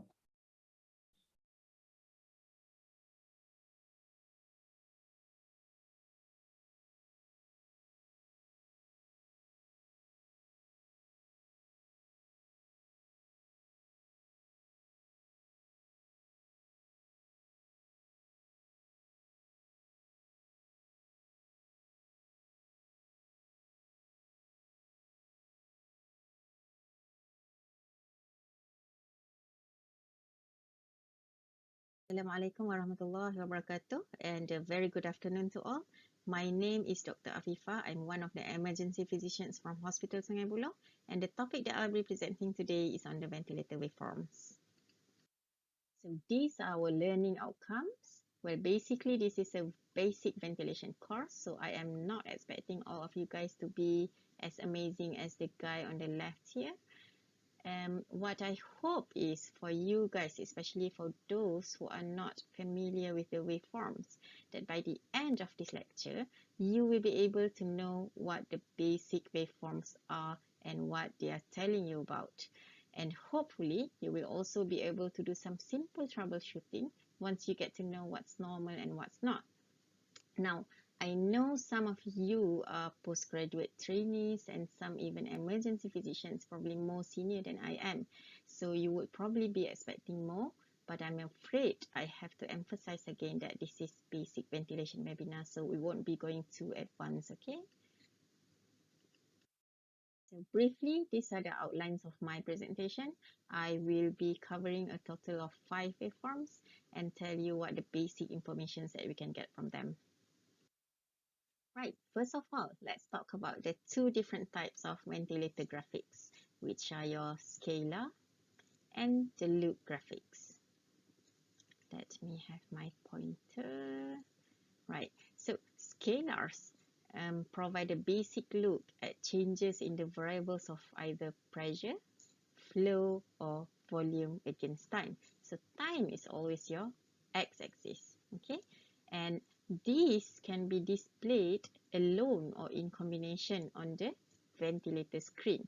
And usually you will see this as default waveforms seen on the ventilator screen, for example in your Hamilton, right? Okay, and the second one is the loop graphics, so which can be either your pressure against volume curves like this, or your flow against volume curve. Right, next let's talk about the scalar waveforms. Okay, so as already highlighted by Dr. Ikram, you have two different modes here. Okay, so on the left side here, this is what you would expect to see with the volume mode. Okay, you can see when your target is the volume. Okay, so the volume is static as compared to the pressure. Usually the flow is in the square waveforms. Whereas on the pressure modes here, you can see that the pressure is static as the maximum target that you set, and the flow is in the descending nature usually, and the volume is not much different from the volume modes, but it's going to be changing with every breath because it's not what you set as a target as compared to the volume modes. Right, so what information can you get from our very first waveform, which is the pressure against time curve? Okay, so there are extensive lists here, but to start with, for beginners, we'll just have a look at the first 6 listed. I'll go through one by one. So first of all, as I already mentioned before, from the shape of the pressure against time waveform, is the easiest one that you can use to determine whether the patient is on volume modes or on the pressure modes. Okay, so in volume modes, the shape will be an exponential rise or an accelerating ramp, whereas in pressure modes, the shape will be rectangular or square. This means that the pressure remains constant throughout the breath cycle. Okay, looking at this graph here, you can immediately tell that your patient is on volume mode. Okay, why? Because this is an exponential rise shape. Okay, as compared to the pressure mode, you will have a square form. Okay, so now can you imagine that you want to blow up a balloon? Okay, so let's make the process tally with this graph here. Okay, the process of blowing up a balloon. Okay, so you think about your first breath with the balloon, of how strong you have to push to open up the balloon because of the resistance. So until the resistance has passed, then after that it will become easier for you to blow up into the balloon. Okay, and you can also stop blowing up the balloon and keep the volume. Okay, and after that you may release the balloon, so the air will be coming out of the balloon. Okay, so this is what happens here. Okay, so the ventilator begins to give breath to the patient. So this is where the inspiration begins. Okay, so it needs a lot of pressure to give the volume to the lungs. Okay, until the resistance has passed. Okay, so actually let me have a pen here. Okay, so if the pressure goes on, it will go until, if this is the point where the resistance has passed. Okay, so it will become easier to blow up the balloon. So you don't need that much pressure. Okay, so it will go almost plateau. Okay, but if you put an inspiratory hold, that is if you stop blowing into the balloon, so there is no flow in or out from the balloon. Okay, so you will get a drop in pressure and then a static pressure. Okay, this is similar to when you put an inspiratory hold. Okay, so this is your P-plate. Okay, where there is no flow into and out of the lungs. Okay, and then when you begin expiration here, okay, so the pressure starts to drop. Okay, so this is your PIP, which is your peak inspiratory pressure or your P peak, and this here is your P plate when you put an inspiratory hold. Okay, and the area under the entire represents the mean airway pressure. Okay, so what can you learn from the pressure against time curve? Okay, let's say you have a ventilated patient and the pressure alarm is beeping. Okay, so you can have a look at this graph. So let's say this is a normal graph here. Okay, so you have your let's have a pointer. So this is your PIP or P peak, and this is your P plate. Okay, when you put an inspiratory hold, so basically when you see a rise in, let's say the PIP is here or your P peak is here. Okay, so you want to know whether the rise is because of the rise in the P plate or is it the rise in the airway pressure. So airway pressure is your P peak minus P plate. Okay, so this is your airway pressure from here to here. Okay, okay, so let's say you have a rise in your P peak. Okay, so but your P plate is normal. Okay, at the same level here. Okay, so that means your PAW or your airway pressure here is raised. Okay, that is your P peak minus your P plate. Okay, so why is the airway pressure increased? It's because of the airway resistance. So why? These are differential. So this is how you troubleshoot. Okay, and now let's say you have a high P peak, same level here. Okay, but the PAW or your airway pressure here is the same. Okay, so it goes down just until here. Okay, can you see that? Okay, sorry, my drawing is very bad. Okay, and then your P plate is here, then it goes down. Okay, so it means that your P plate has risen from here to here. Okay, so you have an increasing P plate. That means that you have a problem with the compliance. So your lung has become very bad. Okay, so what is the cause? These are the example of the causes of poor compliance problem and how you want to troubleshoot. Okay, what else can you determine from this waveform? Okay, so first the baseline increases when the PEEP is added. So if you set PEEP at 5, you can see that it's increased from the baseline like here. Okay, and as per Dr. Sonia's talk, you can determine your driving pressure from here, right? So your driving pressure, which is your P plate minus the PEEP. Okay, so this is your driving pressure, and you don't want it to be more than 15. Right, and secondly, you can also learn if the patient is breathing on their own.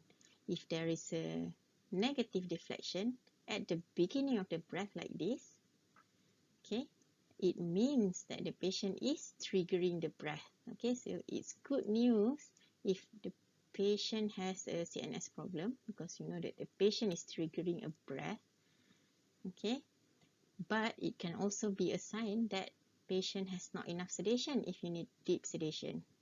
So it depends on situation and what you really want to achieve, okay. Right, I give you another example, okay. So look at this graph here. You have a negative deflection here. It just means that the patient is triggering the breath, okay. So the ventilator sensitivity is set so that an inspiratory effort by the patient will trigger the delivery of a breath. Okay, if you look at the next one here, you don't see a negative pressure. Okay, it means that the patient is not triggering the breath, but instead it is initiated by the machine. So it could be time triggered, for example. Okay, and the last one here just indicates an improperly set sensitivity. So the patient has to generate a large negative inspiratory pressure before the trigger point is reached and a breath is given. Okay, so this will increase the work of breathing of the patient and it's very uncomfortable for them. So how do you correct this? Is you can make the machine more sensitive. Okay. Right, so we finish with our first scalar waveform, which is the pressure against time curve. So I hope after this, just by looking at this graph, you will all be able to tell what mode the patient is on, the PIP, P-flat, and PIP value. You can also tell whether the patient is triggering their own breath or whether the patient has either airway obstruction or poor lung compliance. Now let's go to our second waveform, which is the flow against time curve. So there are two commonly used type of flow patterns available on most ventilators. So the first one is your square or constant flow pattern. Okay, so you have a square wave here, and usually you will see this in the volume mode. Okay, so your flow is constant while your pressure is rising up. And another one is your decelerating wave or the ramp type pattern, in which you usually see in pressure modes. Okay, so the flow is reducing as you want to maintain the constant pressure. Let's take a look at one of the flow versus time graphics. Okay, so this is your inspiration and this is where your expiration begins.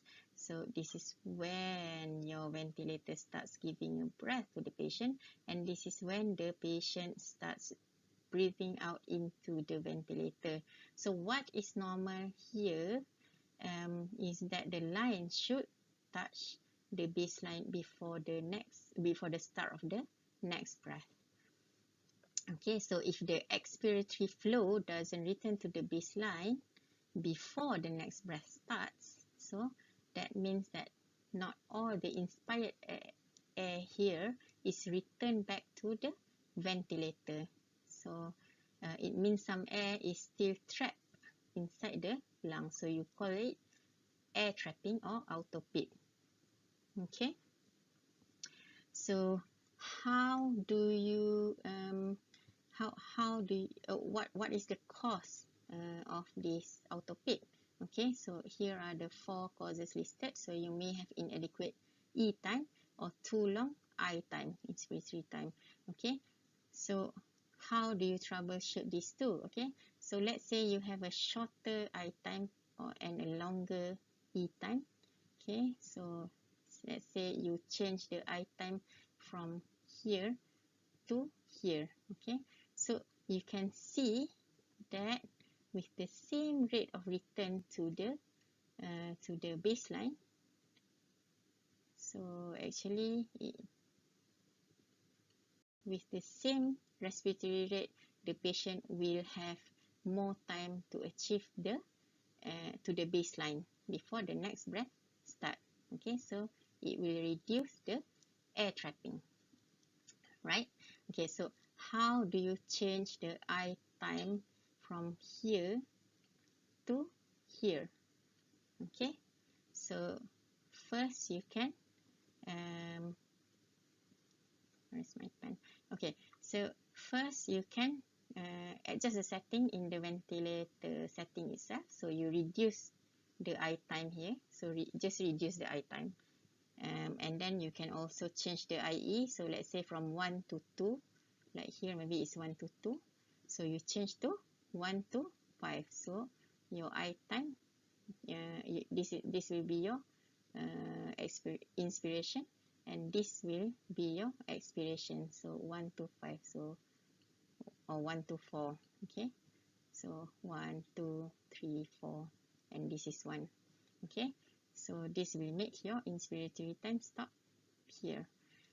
What else can you do is you can increase flow. So you increase the flow, you don't need that much time to achieve your target volume. Or you can also reduce the tidal volume. Okay, so your flow is the same, but you use less time to achieve your tidal volume because it's reduced. Okay, I hope you can get that. And the third cause of auto PIP is it could be because of your rate is too high. Because when the rate is too high, the expiration time gets shortened. So what you can do is you can reduce your RR. So when you reduce rate, so instead of for example, this is 3 seconds from, let me get my pointer. Okay, so for example, this is 3 seconds from here to here. So you can increase the you can reduce the rate. So your duration of one breath is increased, and so will your expiration time or your E time. Okay, so increasing the RR actually does nothing to your I time here, so it will stay here, but your next breath will start later on, so you'll have a longer E time. Okay, but having said that about this change in rate, reducing the rate and reducing the tidal volume, although it may help with air trapping, but usually we don't really use these measures to improve the auto PIP, because it will also reduce your minute ventilation. Okay, you have to justify why you want to use it. Okay, and the last cause is because of the prolonged expiratory time from bronchospasm. Okay, so what you can do is, obviously you can use medications to break the bronchospasm. Right, so next you can also determine your bronchodilator response. Okay, remember that this is your expiratory limb. So this here is actually reflects your peak expiratory flow. Remember the one that you ask patient to blow into the peak flow meter to assess the acute asthma patients. Okay, so this is the same as PEFR. Okay, so it's the peak expiratory flow. So to assess response to bronchodilator therapy, you should see an increase in the peak expiratory flow rate. Okay, so your vertical line here will be longer, so that is a good sign. It means that the patient is responding to your bronchodilator treatment. And some more, if you notice the area of no flow indicated by the red line here, this is known as a zero flow state. This indicates that the eye time is too long for this patient. Okay, so you can reduce the eye time. And you can also see here that the decelerating flow pattern may be preferred over the constant flow pattern. Okay, why? Because you see here the same tidal volume is delivered, but with a lower peak pressure. Okay, Dr. Ikram has already mentioned about this, so I'm not going to go through this again. Okay, so in summary, from the flow against time curve, you can use it to assess the breath type.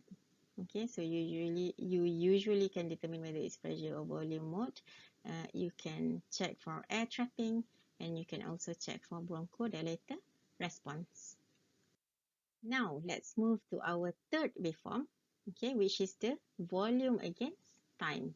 Okay, I've already told you before that the volume against time shape are almost similar in both volume and pressure mode, but in pressure mode, the highest volume given is going to be changing with every breath because it's not the target as compared to the volume mode. It will be static if there is no resistance to the volume given by the ventilator. So the volume waveform will generally have a mountain peak appearance at the top, or it can also have a flattened area at the peak of the waveform. This can also occur if you put an inspiratory pause set for the patient to check for P-flat. Now let's interpret the graph. So now your volume should start at 0. Let's say you have a tidal volume of 450, then this should rise to 450 and then goes back to 0, which means 450 mils of air goes in and 450 mils of air comes out back into the ventilator. So what happens if you see the volume comes up and it doesn't return to the baseline as it's supposed to, like the dotted lines here? It means that you have the loss of volume here. Okay, so the problem can be either air trapping or leaking. Now here is how you tell the difference. Okay, you look back at your flow waveform. If it doesn't return back to the baseline, then you know it's because of air trapping. Okay, I hope you can answer this. I've already mentioned it just a few slides before. But if you look back at the flow waveform and you see that this goes back to the baseline, I mean it's normal, then this is the result of a leak. Okay, so once you know it's leaking, then you have to find what is causing the leak. Okay, is it a leaking ETP cuff? So you change your ETP. Is it is the air leaking into the pleural cavity? As in the patient develops pneumothorax, then you have to treat the pneumothorax. Okay. Okay, to summarize, you have seen how the volume waveforms can be used to look for autopeak or leaks, and obviously you know how to decide the tidal volume from the graph. That's quite straightforward. Okay, now we can move on to our loop waveform. So you have your pressure versus volume loop or your flow against volume loop. Okay, so these are the shapes. We'll go one by one. This is typically a normal shape for pressure volume curve in a mechanically ventilated patient. These graphics indicates a complete one breath. So this is where the inspiration is and this is where the expiration is. So the ventilator is giving breath to the patient and the patient is exhaling back into the ventilator. Right, so you see the x-axis here is the pressure. I lost my pointer again. Okay, so this is the pressure. So if you apply a PEEP, you can see that the graph or the loop will move to the right.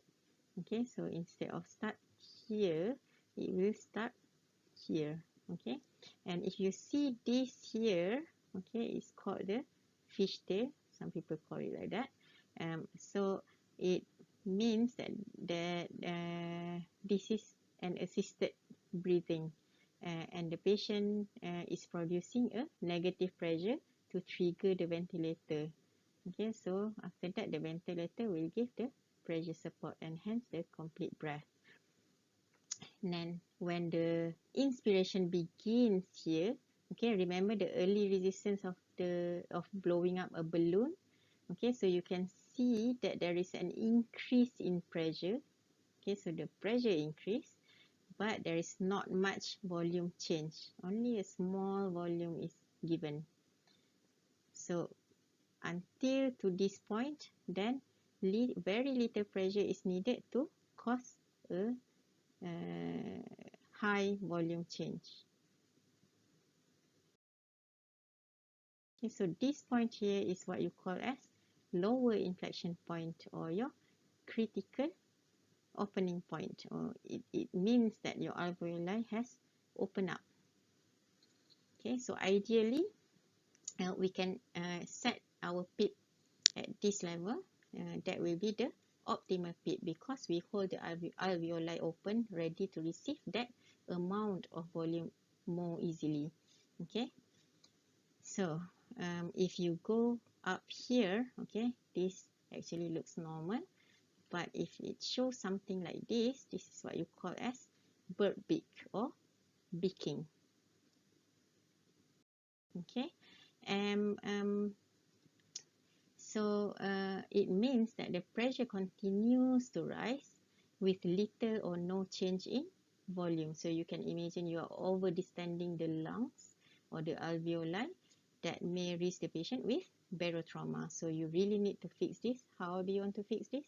Is that you can reduce the tidal volume. Maybe you set the tidal volume too high, for example. Maybe you set 700. So the ventilator is trying to give so much pressure to achieve that tidal volume, but actually you're causing the barotrauma. Okay, so if you go down here, this is the critical closing pressure. Okay, critical closing pressure, the point where alveoli starting to close, so you get a big drop in the pressure. Okay, what can you determine from this pressure volume loop? So as airway resistance increase, the loop will become wider. An increase in the expiratory resistance is usually more commonly seen, for example, in asthma. And inspiratory resistance can increase usually from a kink, ETT, or patient biting. Okay, so you see this is a normal shape, but if it gets wider, this means that the patient has airway resistance. Right, and next one, the graph can also show whether there is an increased compliance if the loop is shifted upward to the left side, or it can show a decreased compliance, for example ARDS, if the loop actually goes further down to the right from the normal. Okay, so this is your normal, this is shifted up, and this is shifted down to the right side. Right, so the you can see here the inspiratory portion is fine, but the expiratory portion of the loop doesn't return to the baseline. So this indicates a leaking. Okay. So in summary, you can use the pressure volume loop to assess the triggering effort. Remember your fishtail. You can also assess the compliance, the lung overdistension, the leaking, the airway obstruction. Remember that the loop becomes wider, and as well as your bronchodilator response, if you can make sense out of it. So it gets wider with airway obstruction, obviously. With bronchodilator, you would expect to see narrowing of the wider loop. Okay. Finally, we've come to our last waveform, which is the flow volume curve. I hope you are still with me. Okay, so let's have a look quickly. So this is a normal shape. This is where the start of inspiration is. So this is your inspiration part, and this is the start of your expiration. You breathe out into the ventilator, and then it goes back to the baseline and start another cycle of breath. Okay, so this completes a cycle of breath. Now, the flow volume loops used for ventilator graphics are the same as ones used for pulmonary function testing. That is when you do the spirometry, if you can recall, only that it's upside down. Okay, so this is your graph when you do spirometry, but it's upside down in the ventilator graphics. Okay, so if this is your PEFR in your spirometry, then here is the PEFR in the flow volume loop. So from this, we know that we can assess the bronchodilator response as well. So it will go down further as your PEFR improves with the bronchodilator. Just so you know, when I say that this shape is normal, this shape can also be normal. So basically, the shape on the inspiratory limb here, it will match what is set on the ventilator. As mentioned before, the square flow seen more often in volume modes, whereas the decelerating pattern is usually what you see in pressure mode. So you get a loop, a flow volume loop like this. Right, so what can you learn from the flow volume curve? First of all, you can determine whether there is an airway obstruction. Remember your spirometry, that's what it's used for. So if you have a scoop like here in your expiratory limb of your loop, what this tells you is that your patient has some sort of obstruction. So what you have to do is to figure out what's causing the obstruction. This could be anything from secretion, so you do suctioning, or bronchospasm, so you can give them bronchodilators, or patients may be biting the tube, so you have to increase the sedation, or it could be just a disease process, for example, emphysema, which you can't really do anything about it, unfortunately. Now, let us recall back the volume time curve. So this is a loss of volume, and it could mean either leaking or air trapping. So which one is it? Your flow volume curve will also help you to determine which one is it. Okay, so if there's a leak, this is what the loop would look like. Okay, so it will return to the baseline earlier, but if it is air trapping, okay, so your expiration curve will look like this, okay, because it won't return back to the baseline as the air is kept inside. Okay, so it means that you don't exhale all that you received. And another abnormality is if you notice a sawtooth appearance in your flow volume curve like this. This can either mean that the patient has excessive secretion, okay, water from the ventilator tubing, or it could be because of turbulence from bronchospasm. Now, if you saw the sawtooth appearance is on the inspiratory limb, then you can tell that the condensation is in your inspiratory limb. So the last summary, what you can determine from your flow volume loop is that you can use it to assess the air trapping, the airway obstruction, the bronchodilator response, leaking, and water or secretion accumulation.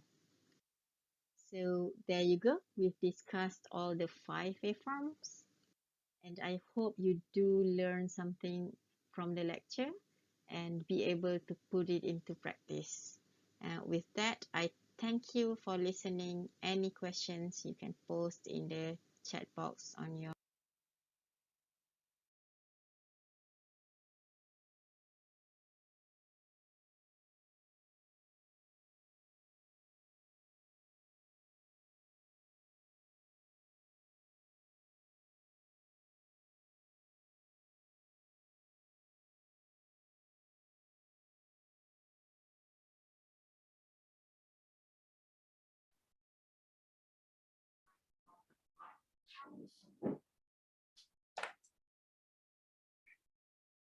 Okay, thank you Dr. Afifa for the lecture. So basically, we open for question and answer before we take a break for a while. So there's a few questions in the chat box, which is first from Dr. Hazmi Adli. The question is, to prevent breaking can we also reduce the pressure if tidal volume can be achieved?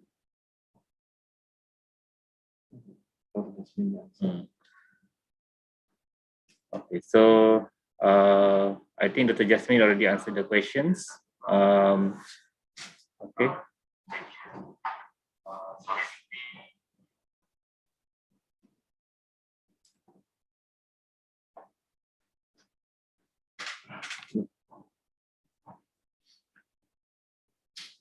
So, for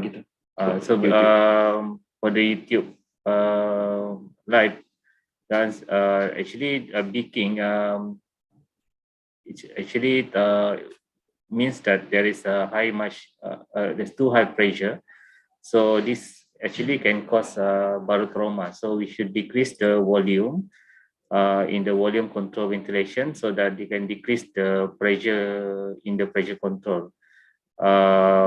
Which is this one we want to target the upper inflection point of the pressure. That's the answer for the question lah. So any more questions from the participant or any members on the floor? Okay, so if there is no questions, we went for a short break, which is about 30 minutes. We will resume our webinar at 2 p.m.,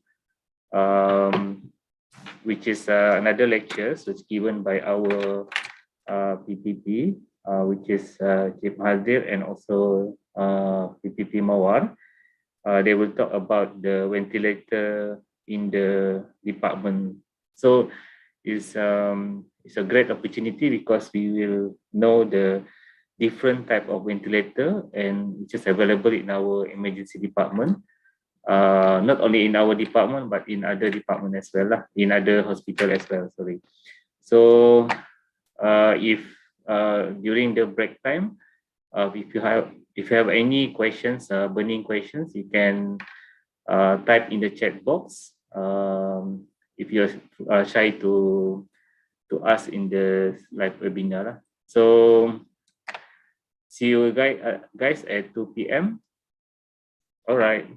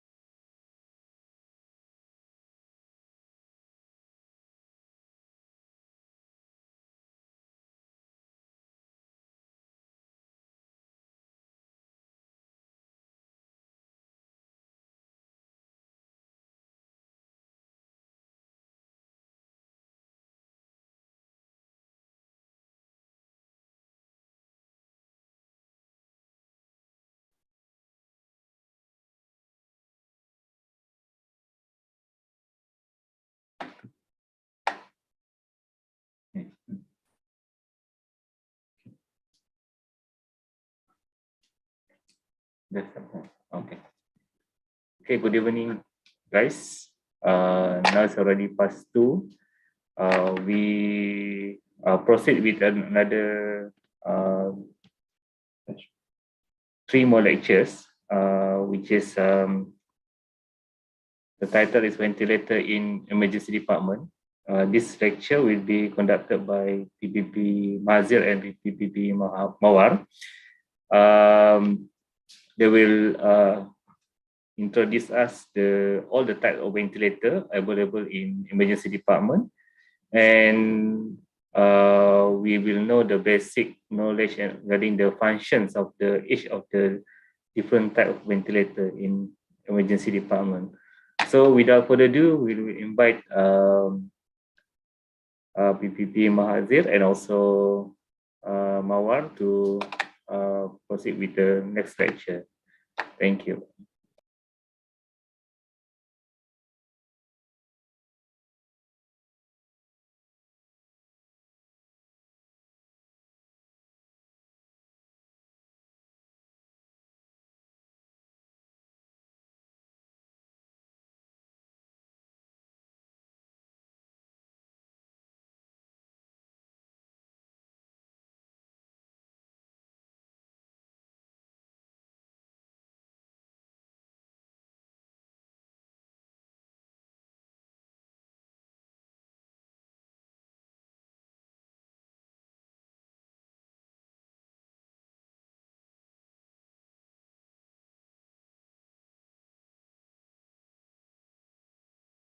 Wabarakatuh dan selamat petang. Okay, tiba giliran saya untuk membagi berkaitan dengan topik ventilator in department yang terdapat di ED, HSGB. Okay, presentation ni adalah meliputi topik dia nilai. Dia punya learning objective untuk topik ni adalah list type of ventilator yang available di emergency department Hospital Sungai Buloh. Lepas tu, yang nombor 2, to identify different function and unique feature of each ventilator. Okay. Ventilator yang terdapat di Jabatan Kecemasan Hospital Sungai Buloh ni ada macam-macam lah. Okay. Ini yang terdapat di HSGB, ventilator in HSGB. Pertama adalah transport ventilator dan kedua adalah portable ventilator. Portable ventilator ni pun juga dikenali sebagai bedside ventilator ataupun critical care punya lah, untuk ventilator lah. Yang panggilan dia ventilator sama, cuma panggilan je lah yang berbeza. Okay. Okay, kita pergi kepada portable ventilator lah. Portable ventilator ni yang terdapat di Jabatan Kecemasan Sungai Buloh. Yang pertama tu adalah ni yang terbaru lah, Drager V800. Okay, yang kedua ni adalah urutan Benek 980 lah, PB 980. Yang ketiga ni adalah Triton lah, V200. Okay.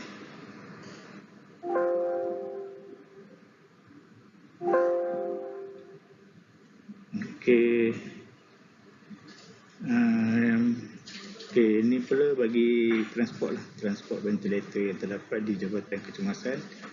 Okay, kita ada ZOL ya, AEV dan EMV. Okay, kita ada 2 jenis lah, AEV, EMV. Nanti dia punya perbezaan nanti akan adalah dalam next slide. Okay, ventilator lain adalah Drager V Ocelot 3000 plus. Okay, lepas tu Monal T60 Monal ya. Okay, lepas tu kita ada Hamilton T1 dengan Resmac. Okay. Ini pun sama juga, ini transport ventilator. Kita ada Philip Trilogy. Lepas tu kita ada Women lah, women. Lepas tu kita ada CMAC. CMAC, kita ada parapet dan baby pack lah. Okay. Okay. Okay, ini berkaitan dengan ventilator V800 lah. Okay. Okay, ventilator ni okay lah, dia boleh digunakan untuk ventilate sakit, head-up, pitch dia dalam 5 kilo dan unit dia dalam kurang pada lebih pada 400 gram lah. Okay, lebih pada tu memang tak boleh lah, kita kena pakai, kalau untuk unit kita kena pakai yang untuk baby pack lah. Okay, nama lain juga dikenali sebagai critical care ventilator. Okay, ventilator ni dia punya oxygen supply dia menggunakan oksigen dan air lah, air pressure lah. Okay. Ni dia punya layout dia lah untuk V800. Okay, ni di bahagian belakang dia. Yang hitam ni air, yang putih ni adalah oksigen. Okay. Okay, ini adalah modes yang terdapat dalam ventilator Evita V800. Okay. Terbahagi kepada 3. Kita ada volume control, yang kedua kita ada pressure control, dan yang terakhir sekali kita ada spontaneous lah. Spontaneous pun dia ada 4 lah pecahan. Untuk volume pun kita ada 4 je lah, volume CMV, SIMV, AC dan MMV lah. Okay. Ini untuk pressure, kita ada pressure CMV sama je lah, tapi cuma kita monitor dalam bentuk pressure. Okay, ini untuk spontaneous lah. Kalau patient nak CPAP ke BiPAP ke dalam ni lah. Okay. Ini tu. Okay, ni dia punya layout screen. Layout screen dia, kalau buka mula-mula, first dia kena buat dia punya lah calibration semua. Okay, calibration. Dah habis calibration serta dengan tu semua machine nanti, baru boleh setting lah untuk sama ada patient head up ataupun pitch. Okay, sama ada tube NIV ataupun pakai nesakan ular tu boleh jugalah. Okay, ni bawah ni adalah mode dia lah. AC ni BiPAP, PC BiPAP, volume, SIMV dengan spontaneous. Okay, ni bawah ni lah volume. Ini parameter yang kita setting. Okay. Okay, untuk yang modes yang lain, kita tengok dalam skrin ni, dia ada belah tepi ni lah, dia tulis others mode. Okay, others mode ni kita boleh select lah apa mode yang kita nak. Bila kita dah tekan apa mode yang kita nak, nanti dia punya parameter yang setting ni akan berubah mengikut apa mode yang kita nak. Dia parameter ni tak semestinya semua sama lah. Okay, parameter ni tak semestinya sama untuk setiap mode, bergantung pada mode apa yang kita select, daripada parameter ni akan berubah. Okay. Okay, satu lagi saya nak beritahu berkaitan dengan ni lah, I ni information. Information ni maksudnya, okay, let's say lah kalau ventilator ni ada alarm di atas, ataupun you tak pasti apa mode. Okay, bila you tekan I ni, dia akan keluar penerangan berkaitan dengan mode yang you nak tengok, apa maksud dia, apa fungsi dia dengan alarm. Okay, bila keluar alarm nanti, kalau you tak pasti nak cari mana, bila you tekan I, you select alarm, you tekan I ni, nanti tak akan beritahu apa masalah. Okay, ini kelebihan lah Evita V800 ni. Okay. Okay. Okay, ni lah dia punya display measure dia untuk Evita V800. Ini bila yang dah pasang pada pesakit lah, dia akan keluar gambar head up, apa tu dia punya mode, dia pakai tube. Okay, dia punya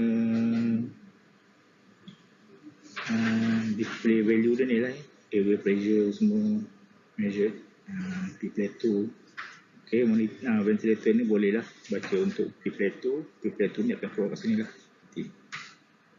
Ni. Okay. Lepas tu flow measurement pun sama lah. Ini yang dikeluarkan kat sini juga nanti. Okay. Yang patient dapat.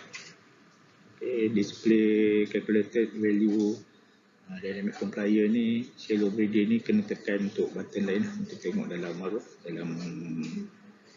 screen lain. Benda ni sama je. Okay, ni dia punya gambar rajah untuk loop.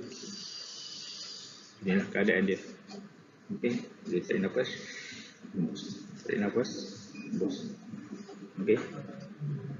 Dekat sini nanti dia akan keluar. Ni volume, pressure versus volume. Nanti kalau you pilih mana-mana nanti dia akan keluar lah. Okay. So you nak tengok. Okay, ventilator ni kalau nak tengok P-plate tu, sama ada you boleh tekan inspiratory hole ataupun dia akan keluar terus dalam screen. Bila you setting untuk P-plate tu punya yang parameter tu dia akan keluar sekali lah. Setiap kali patient breathing dia akan keluar P-plate tu ni lah. Reading. Okay, itu tadi untuk V800. Sekarang pada Puritan Bayonet 980 lah. Okay, sebelum saya terlupa yang V800 tadi kita ada terima 3 unit. Okay, untuk Puritan Bayonet 980 ni kita terima 2 unit lah. Okay, ni layout dia. Untuk Puritan Bayonet 980.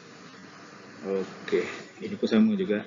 Dia ni lah critical care punya lah. Untuk ventilator boleh di intubate, boleh digunakan untuk patient unit, fix dan adapt lah, sama lah. Gas oxygen supply dia sama. Dia ada oksigen dengan air. Kode dia semua sama. Kalau hitam air, dia adalah oksigen. Okey, ni adalah dia punya yang boleh value ataupun berat pesakit yang boleh digunakan lah. Untuk ventilator ni untuk unit 2 mil tu 315 lah mil. In volume control ni lah. Okay, pitch 25 mil. Okay, adapt. Okay, untuk ventilator mode pula inilah dia punya ventilator mode dia ada AC, dia ada SIMV, spontaneous level dan inilah CPAP. Okay, ini dia punya layout dia. Sama juga ventilator ni kalau first permulaan you kena ni lah buat calibration lah. Kena buat test dia punya tubing semua lah, baru boleh ni. Kalau tak nanti bila keluar alam dia akan keluar ventilator ni dia tak buat calibration. Okay, ni ventilator type lah, invasive, non-invasive. Semua ni lah. Ni AC mode nya. Okay, sama ada pakai PC ke volume, pakai pressure control ataupun volume control ataupun PC plus. Okay, ini spontaneous lah dia punya tu. Okay, ini dia punya parameter. Parameter tu pun sama juga macam V800, dia akan berubah mengikut apa mode yang kita select lah. Okay, ini pun sama. Ini kita set up pakai body weight patient. Okay, sama ada setup pakai body weight ataupun kita boleh setup melalui inilah jantina, lelaki atau perempuan. Bila kita setup semua tu, kita tekan accept all, baru kita nakkan inilah berfungsi. Okay, sini kita punya yang kita set tu. Yang kita set untuk macam kita set SIMV semua lah, dia akan keluar sini. Ini parameter ni parameter yang kita setting bawah ni. Kita boleh adjust kalau macam patient ventilator ni, kalau kita dah on nanti atas dia akan keluar graf, bawah ni nanti kita boleh set lagi lah. Okay, ini dia punya layout. Ini lah untuk inspiratory hole alam ni semua lah. Okay, ni dia punya ni lah display patient data lah, dia ada percent leak semula, kita boleh tengok RSBI, okay. Yang ventilator V800 tadi pun boleh juga, okay. RSBI, dynamic resistance, compliance, inspiratory, compliance semua, driving pressure, peaks, okay. Nah, kalau untuk tengok graf, kita boleh tengok ni lah, pressure, flow dengan volume. Okey, ini dia punya graf lah. Okey, ni untuk pressure, ni untuk volume. Ni.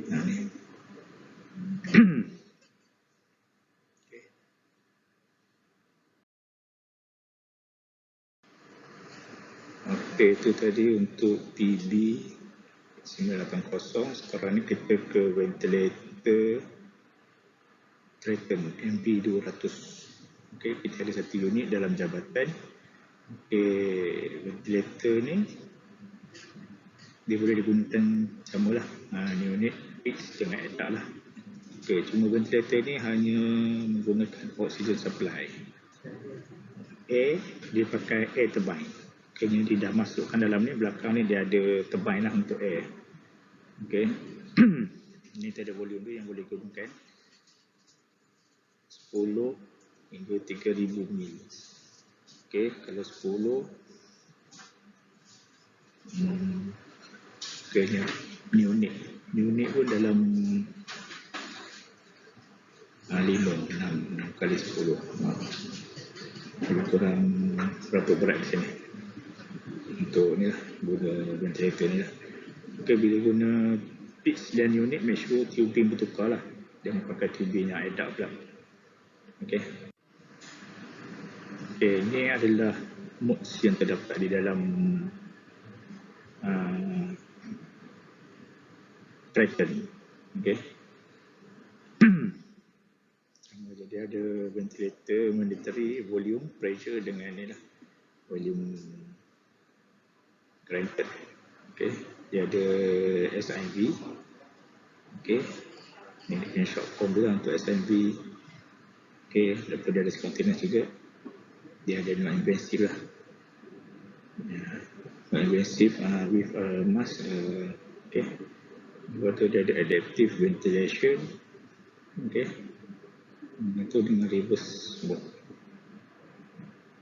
Ada apnea lah. Apnea ni kalau macam patient tu tak bernafas dalam masa berapa saat yang telah ditetapkan, okey, dia akan terus automatik tukar setting tu kepada setting apa, SIV ke. Okey.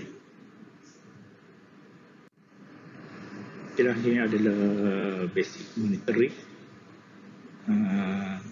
yang terdapat pada Triton lah. Okey, dia ada PIP plat, PMIN semula, compliant. Okey, ini sama lah macam yang dua ventilator yang sebelum ni. Okey, grafik monitoring pun ni lah, graf. Okey, dia baca flow pressure dengan volume curve lah. Loops pun dia lah. Loops ni tengok yang apa, yang gambar rajah dia lah, pressure pressure versus volume, flow pressure, volume ni lah, auxiliary. Okey, itu untuk Triton. Sekarang kita ke striker Sabina. Okey, ventilator ni terdapat 2 unit lah yang masih boleh digunakan lagi di jabatan. Okey, dia hanya boleh gunakan untuk enak dan pitch sajalah, unit tak boleh. Okey, pada volume dia 50 hingga 2000 mil. Okey, yang value yang dia boleh measure adalah wave, pressure, PP, P-flat, P-min, P. Lepas tu dia boleh baca minute volume, dia ada volume. Okey, breathing frequency dengan FO2 air ratio. Okey, ni value yang boleh dibaca lah. Ini adalah mode, ventilator mode. Okey, kita ada IPPV, CMV, IPP assist, CMV assist, CMV, CPAP, okey, BiPAP. Okey, untuk ventilator ni kita hanya boleh ni lah, pressure time dengan flow time. Itu saja untuk ni. Dan ventilator ni selalulah digunakan untuk pasien yang SOB. Kalau nak start untuk BiPAP, doktor akan guna ni lah. Okay. Okay, sekarang ke ventilator yang seterusnya, Hamilton T1. Ada satu unit di dalam jabatan. Okay, ini pun boleh digunakan untuk pasien adult, pediatric dan unit. Gas oksigen yang disupply adalah hanya oksigen sajalah, dia tak ada air. Untuk tadi volume adalah adult dengan pitch. Okay, dan unit. Okay, unit ni kena tukar tubing lah, samalah macam lain. Okay, ni dia punya layout untuk Hamilton. Okay. Nah, untuk baca peak play tu kita kena pergikan ni lah screen. Dia tak boleh dia takkan api kepada yang 4 ni lah, 4 screen yang sebelah kiri ni. Dia kita kena tekan pada monitoring, pergi pada general, baru kita boleh nampak dia punya peak play tu, bacaan dia. Sama juga ini pun kena tekan lah battery full, baru kita boleh baca. Okay. Okay, ni Hamilton T1 yang sama juga. Dia punya setting dia ada volume, pressure dengan non-invasive lah. Okay.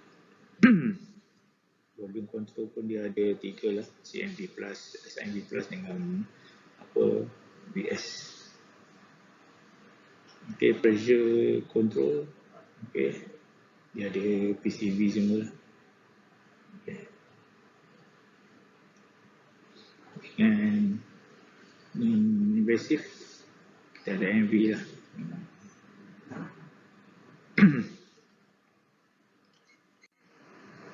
Okay, ini adalah layout screen untuk value monitoring lah. Okay, T1. Okay, ni yang tadi lah yang saya beritahu tadi, yang untuk kita baca peak play tu sama je lah. Okay. Okay, ni untuk Hamilton T1 ya, untuk kita baca graf dia lah. Okay, graf patient data ni waveform. Okay, ni waveform kita tengok sama ada waveform kita baca yang dia masa patient masa sambung pada pesakit tu, dia akan keluar waveform yang belah depan tu lah, screen, main screen. Dia boleh baca flow, value, volume, dua je lah. Okay, kalau untuk tengok loops, ni dia punya loops lah. Okay, pressure, volume, pressure flow ataupun flow volume. Okay, kita nak tengok dia punya loops. Okay.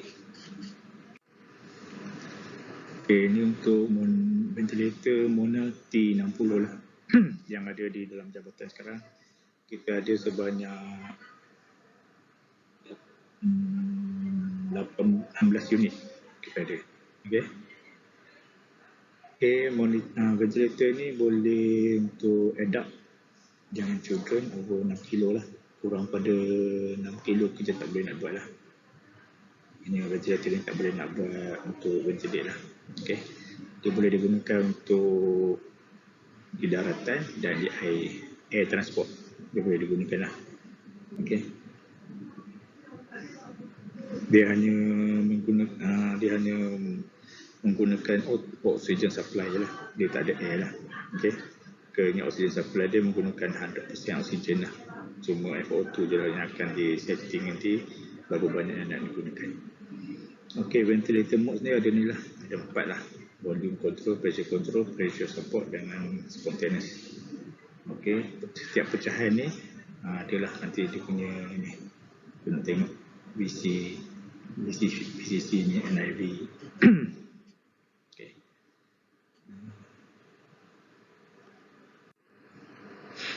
Okay, ni dia punya layout untuk mengenal T60 ya. Okay, sini.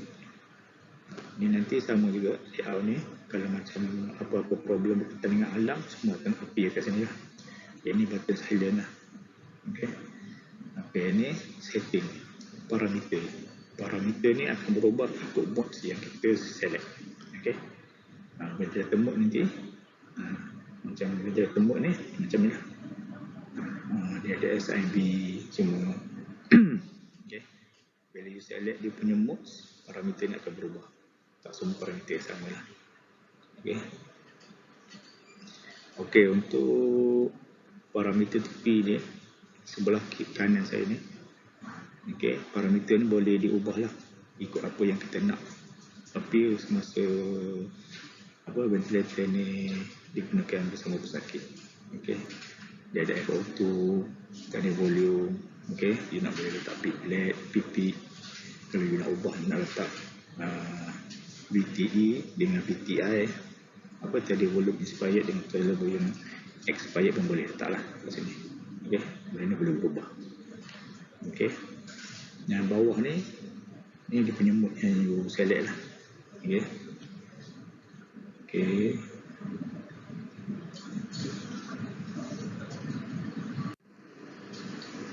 Okey, ni untuk Monal T60 yang parameter yang ni lah, measure yang kita boleh baca lah.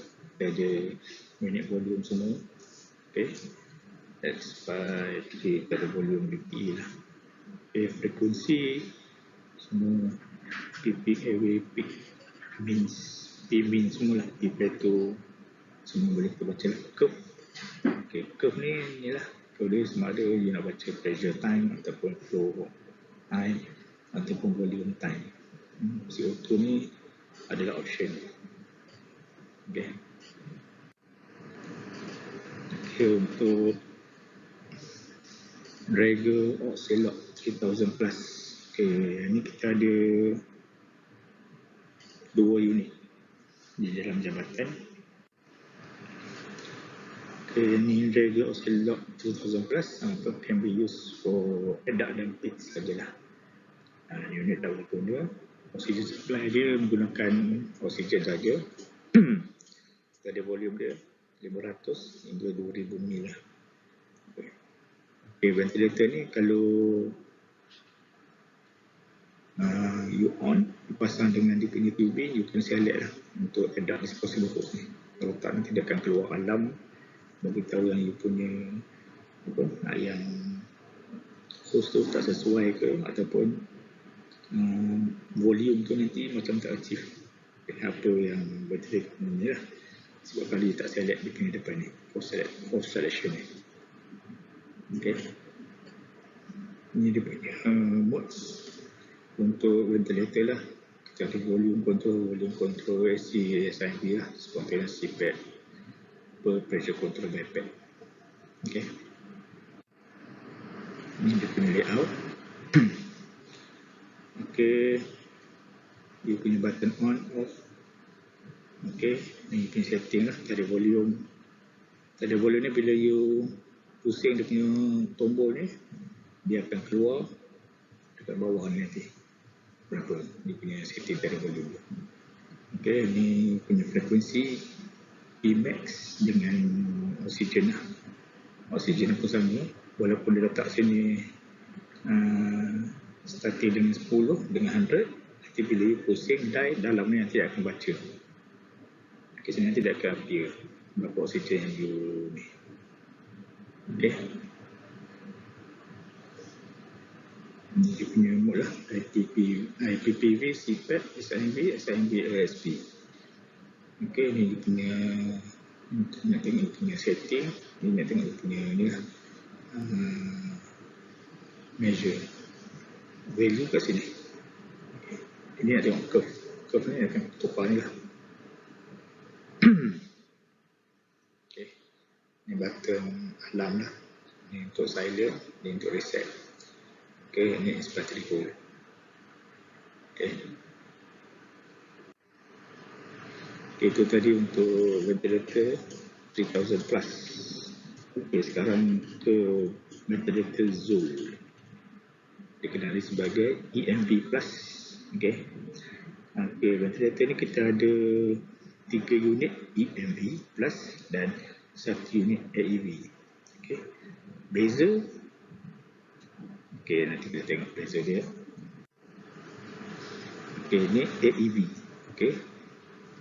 AEV design for ventilator support during ambulance transport lah. Sama lah. Untuk transportation. Okay, ventilator mode dia ada 3 mode saja. AC control, CPAP with pressure support dengan bi-level. Bi-level ni adalah BiPAP lah. Okay. Beza dengan EMV, dia ada SIMV mode, Synchronous Intermittent Mandatory Ventilation mode. Kalau AEV tak ada. AEV kalau nak pakai, kena pakai AC mode. Okay. Okay, dia punya message area, area pressure dengan flat waveform. Okay. Ni dia punya display dia. Okay. Ni parameter yang untuk you kalau macam ni yang passion punya. Yang warna apa? Numbering dia tak gelap ni. Kalau yang gelap ni yang kita boleh setting. Okay. Okay, ni dia punya ni lah. Apa dia punya item yang dibaca. Ni dia punya share icon area ni. Ni maksud dia bukan gambar masjid. Kalau nampak macam apa? Kaabah ni nampak macam masjid ni tu, tapi bukan, ni untuk charging. Okay. Menunjukkan ventilator tu tengah charge lah. Ini indikator bateri, ini silent. Okay, ni yang wave lah. Message area untuk wave ni. Waveform. Okay, ni ni untuk EMV. Okay, sama je macam EMV, cuma dia punya mode dia ada tambahan SIMV. Okay, dia punya ideal for use emergency virtual and air transport. Okay, EMV ni dia boleh buat air transport. Dia macam Monal tadi. Okay. Okay, MRI compatible ni untuk dalam jabatan kecemasan kita ada satu unit lah yang ada line. Dekat EMV tu ada satu line warna kuning, stiker warna kuning keliling tu. Itu dia tulis MR. MR tu adalah MRI compatible lah. Okay. Satu lagi beza dia dengan AEV, dia ada apa ni untuk kita baca P-plate tu dekat button ni button ni kita boleh baca P-plate tu lah. Okay. Kalau EMV, kalau AEV tak boleh lah. Macam ni AEV dia tak ada, dia hanya untuk bagi spontaneous breath rest ni. Okay. Ini lah. Okay, mode dia kat sini. Dalam ni. Kita tekan button sini, nanti dia akan hitam. Dia akan hitam macam ni. Kita pusing ni. Button ni. Dia akan tukar lah. Sama ada nak SIMP ke, CPAP, AC, bi-level. Okay. Kalau untuk AEV, dia tak ada SIMP. Dia ada CPAP, AC dengan bi-level je.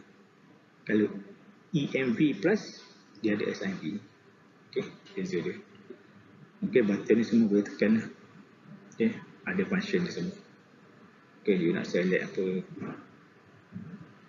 Kalau you nak pakai bi-level, you tekan button ni, nanti dia ada parameter yang you nak set dekat sini lah. Parameter. Okay, ni untuk AEV dan EMV. Okay, ni seterusnya ventilator Philip Respironic Trilogy Evo. Okay, ventilator ni kita ada 2 unit. Okay, sumbangan semasa darurat lah untuk COVID punya. Okay, pasien boleh, ventilator ni boleh pakai untuk ni lah, adult dan kids. Unit tak boleh lah. Okay, dia gas yang digunakan adalah oksigen saja. Okay, dari volume dia 35 hingga 200 ml. Ni menggunakan dual lim. Sebab ventilator ni kita boleh pakai single lim. Untuk monitor dynamic plate pressure. Okay. Okay, ni adalah dia punya mode yang terdapat dalam ventilator ni lah. Kita ada PSV, MPV, volume control, SIMV, volume control, SIMV, pressure control. MPV ni mouthpiece lah, mouthpiece ventilation. Mouthpiece ventilation ni macam untuk pasien yang sedar.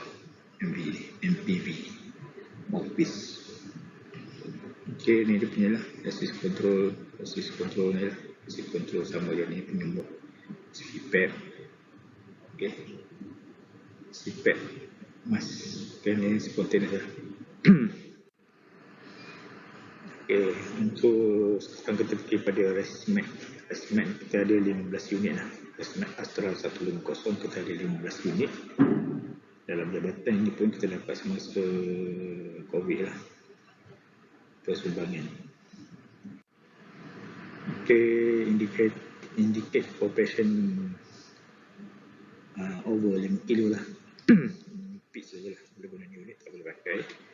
Okay, kita ada volume dia untuk adult 100 hingga 2500 lah. Okay, ResMed ni dia tak pakai oxygen supply. Dia hanya menggunakan oxygen supply low pressure. Dia tak pakai high pressure macam ventilator lain yang ada apa? Oxygen tubing tu warna putih. Okay. Dia hanya pakai low pressure. Lepas tu belakang tu tutup pakai oxygen tubing dan pergi pada regulator oxygen. Menggunakan flow meter oxygen 15 untuk yang 30 liter. Okay. Ini adalah ventilation mode dia yang boleh digunakan lah. Modnya ada dalam ResMed. Okay. Dia ada CPAP, dia ada ACV, PACV ni lah. Ni pressure, SIMV, volume SIMV, pressure support. Ni dia punya layout screen lah. Kita pakai ACV lah. Ni gambar head-up, ni gambar jenis tubing, ni modes yang kita gunakan. Okay. Ni untuk kita monitor. Bila kita tekan monitor, dia akan keluar lah apa ni. Bila kita tekan waveform, dia akan keluar waveform ni sebelah ni. Waveform ni boleh baca lah pressure dengan flow dia. Okay. Kita boleh set peak juga. IE pun kita boleh masuk. Okay. FO2 ni, okay, FO2 ni berubah atas flow yang kita pusing pada flow meter. Okay. Kalau kita nak dia 100%, kita kena naikkan flow meter tu dalam 30 liter ke atas lah. Okay. Untuk kita turunkan dia punya FO2 ni, kita kena pusingkan dia punya flow meter tu lah. Turunkan, nanti dia akan appear kat sini berapa oksigen FO2 dia, 50% ke 60% ke kat sini lah. Okay. Seterusnya ventilator, transport ventilator women ni kita ada 4 unit lah. Okay. Women measurement standard. Okay. Women measurement standard 2 can be used for land dan air transport lah. Sama lah. Kita dah ada 3 jenis ventilator yang boleh digunakan untuk air transport. Women, kita ada monal, dengan kita ada Zul. Okay. Untuk buat air transport. Okay, FO2 dia mix. Sebabnya FO2 untuk ventilator ni hanya pakai air mix, no air mix. Okay. Dia punya dia pakai oksigen lah. Gas dia pakai oksigen lah. Oksigen saja. Tadi volume dia antara 50 hingga 20,000 ml. Okay. Ni dia tak boleh baca lah. Dia tak boleh baca P-plate lah. Sebab ni akhirnya adalah dia punya ventilator mode lah. LPPV, CRP, RSI, CPAP dan demand lah. Okay. Ni dia punya mode. Okay. Ni dia punya button lah. Bila you select, you tekan dia pusing dia punya ni, you kena tekan balik ni, baru dia akan pergi pada setting dia. Okay. Ni punya lah. Dia boleh untuk infant ni child dan emergency, child dengan adult lah. Okay.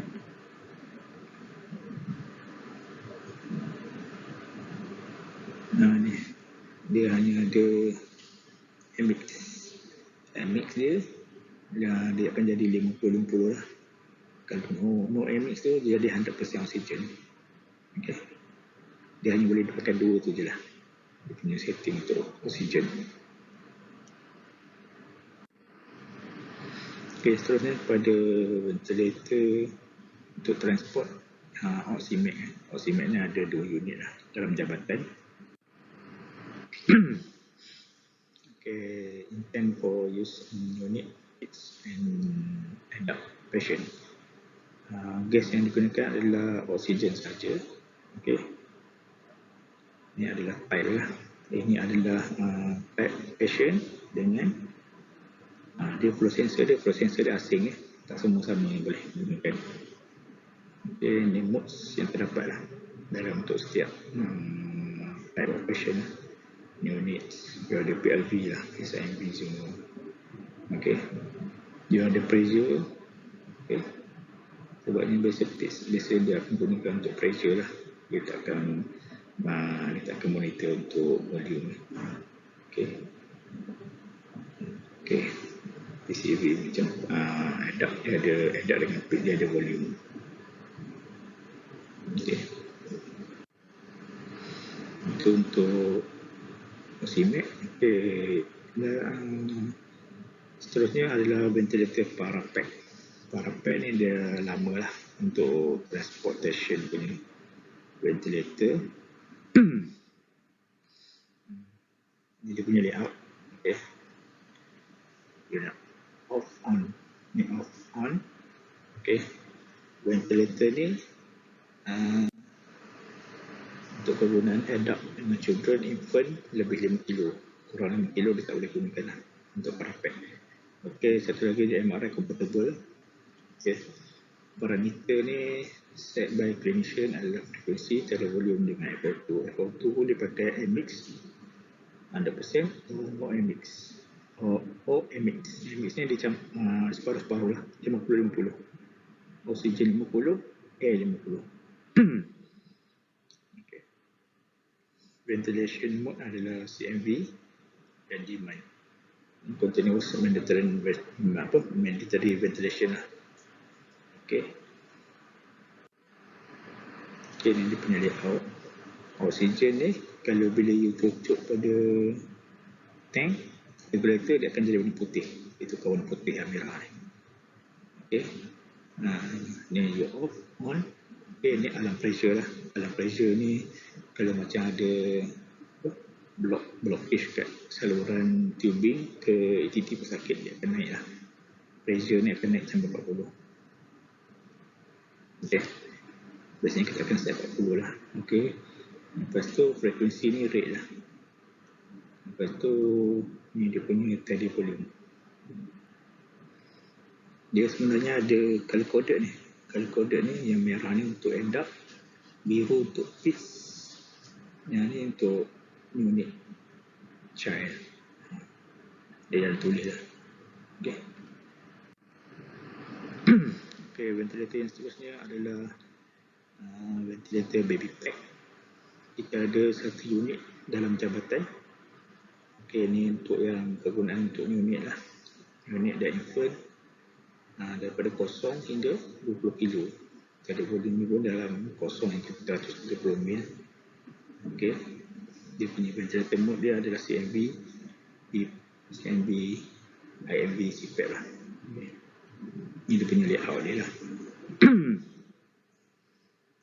Okay, ventilator untuk baby pack ni dia ada 2 oksigen, 2 gas yang digunakan. Satu digunakan air dengan oksigen. Okay. Untuk baby pack ni memang wajib ada air lah. Okay. Okay. Dia ada yang biru ni untuk oksigen, yang belakang ni untuk air. Okay. Ni adalah dia punya yang kita nak setting lah. Okay. Okay, ni dia punya apa ni, fungsi dia punya ni. Okay. Oksigen, medical air, medical oksigen dengan air.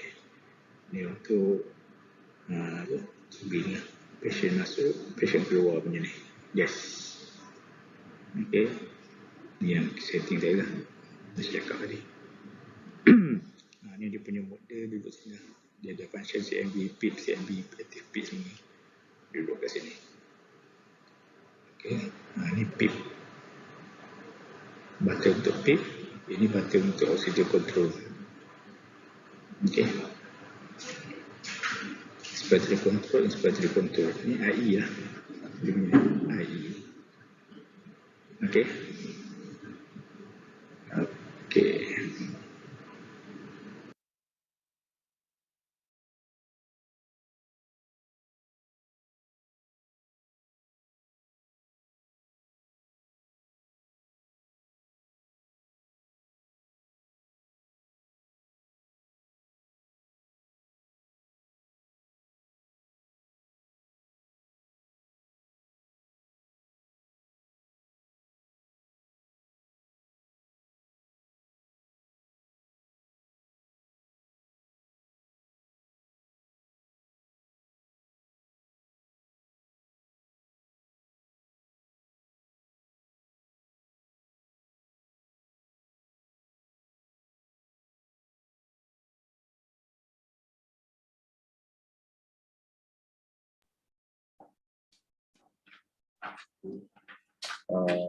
Okay, thank you, Cik Mahazir, for the very detailed presentation regarding the ventilator available in our department. So the next presentation will be ventilator care, which is conducted by Savna Sherna from paramedic from Emergency and Trauma Department, Hospital Sungai Buloh. So without further ado, we would like to invite Savna Sherna to deliver her lecture regarding ventilator care. Okay.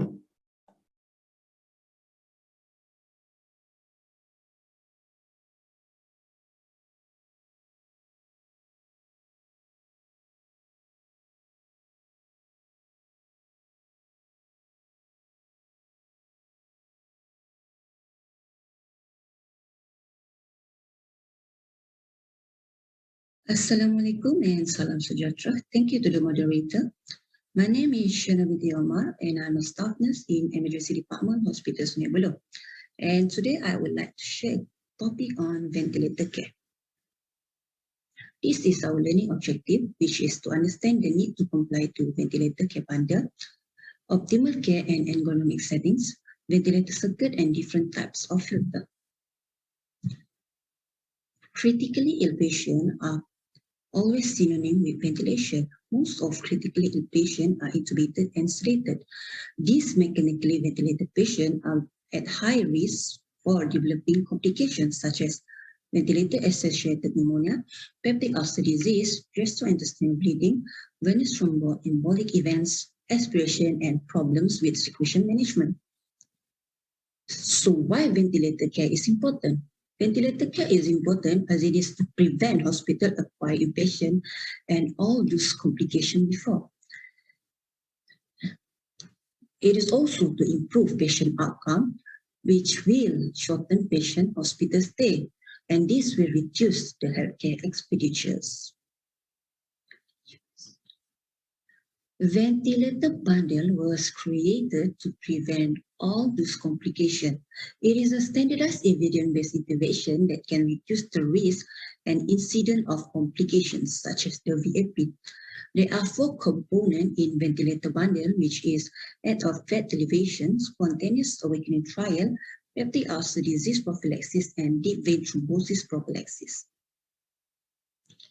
For ventilator care, we will use head-to-toe approach, starting from the central nervous system, the airway, the breathing, the circulations, the gastrointestinal tract, infection prevention, and lastly, documentation. For central nervous system, we have 2 components, which is the analgesia, sedation, and paralysis. And we have spontaneous awakening trial. The table shows common drug that we have in our emergency department. For analgesia, we have morphine and fentanyl. For sedation, we have midazolam, propofol, and Precedex. And for paralysis, we have rocuronium and atracurium. This is the dosage for bolus for each drug, and this is the dosage for infusion for each drug. As you can see, the picture next to it shows the infusion that we usually use in our emergency department, which is midafentanyl. Okay, below is the drug that we have in our emergency department. For spontaneous awakening trial, it is a new strategy for weaning patient off of mechanical ventilation. The goal of this trial is the patient can do 3 out of 4 simple tasks, which is to open their eyes, to look at their caregiver, to squeeze the hand, and to put out the tongue.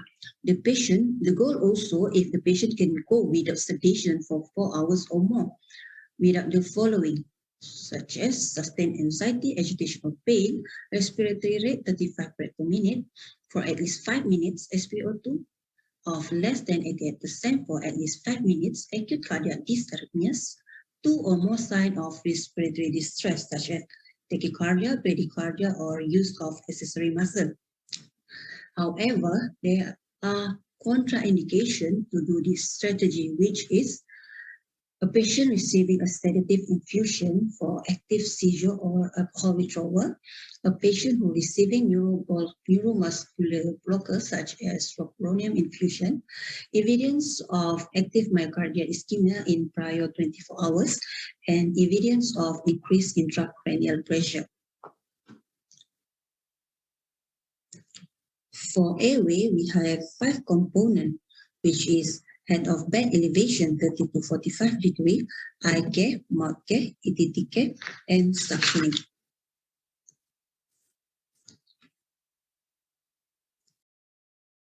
It is recommended to do a head of bed elevation 30 to 45 degrees. The reason is to reduce the potential for gastric reflux and to reduce aspiration of contaminated or gastric secretion, which will reduce the risk of BAP.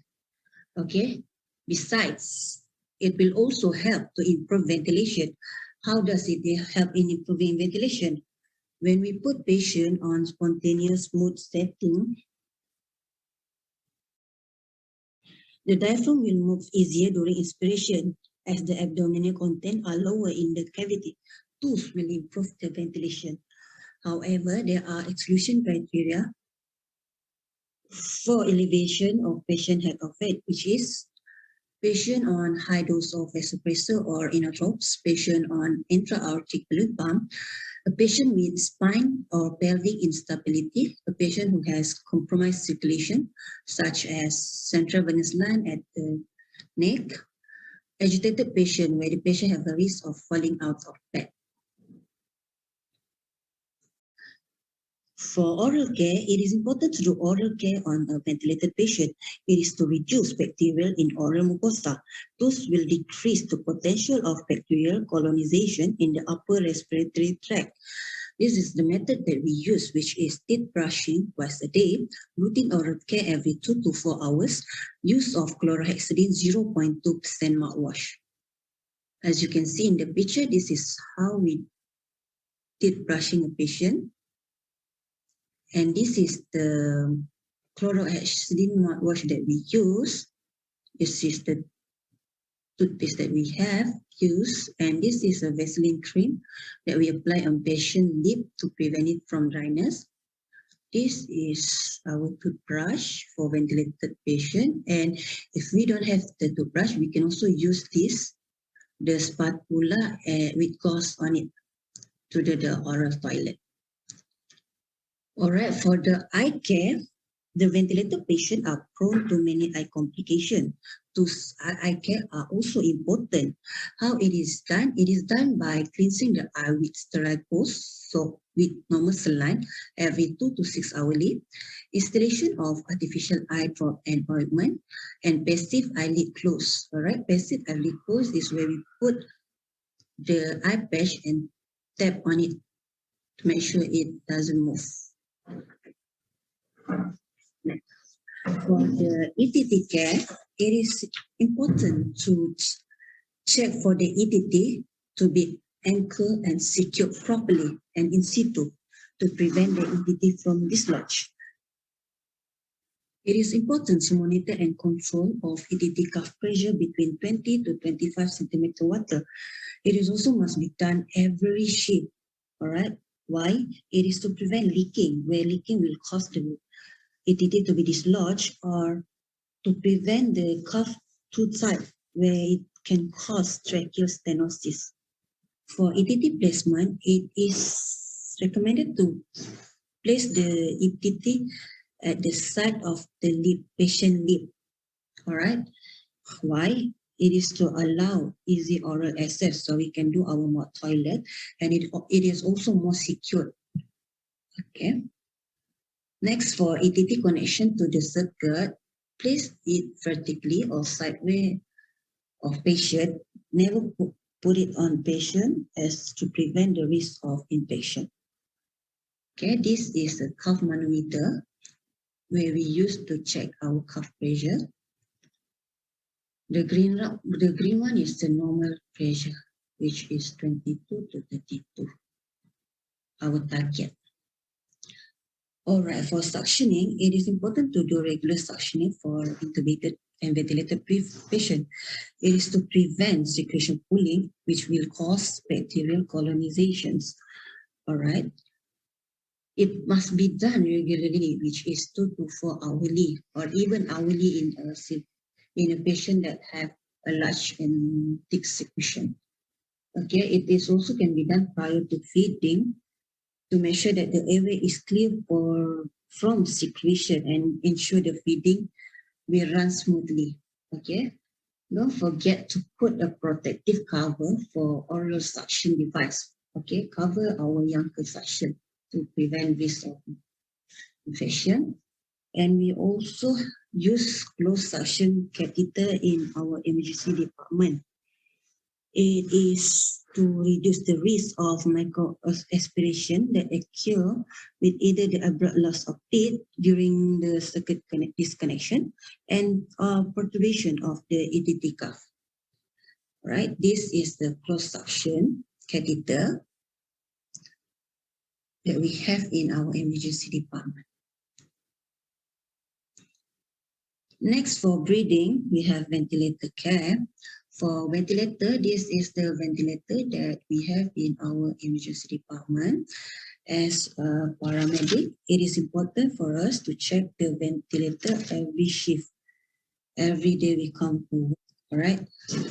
For the circuit replacement, it must be done weekly or when it's visibly soiled to prevent contamination. And then don't forget to use HME filter to increase the moisture content in inspired gases and to prevent condensation in the circuit.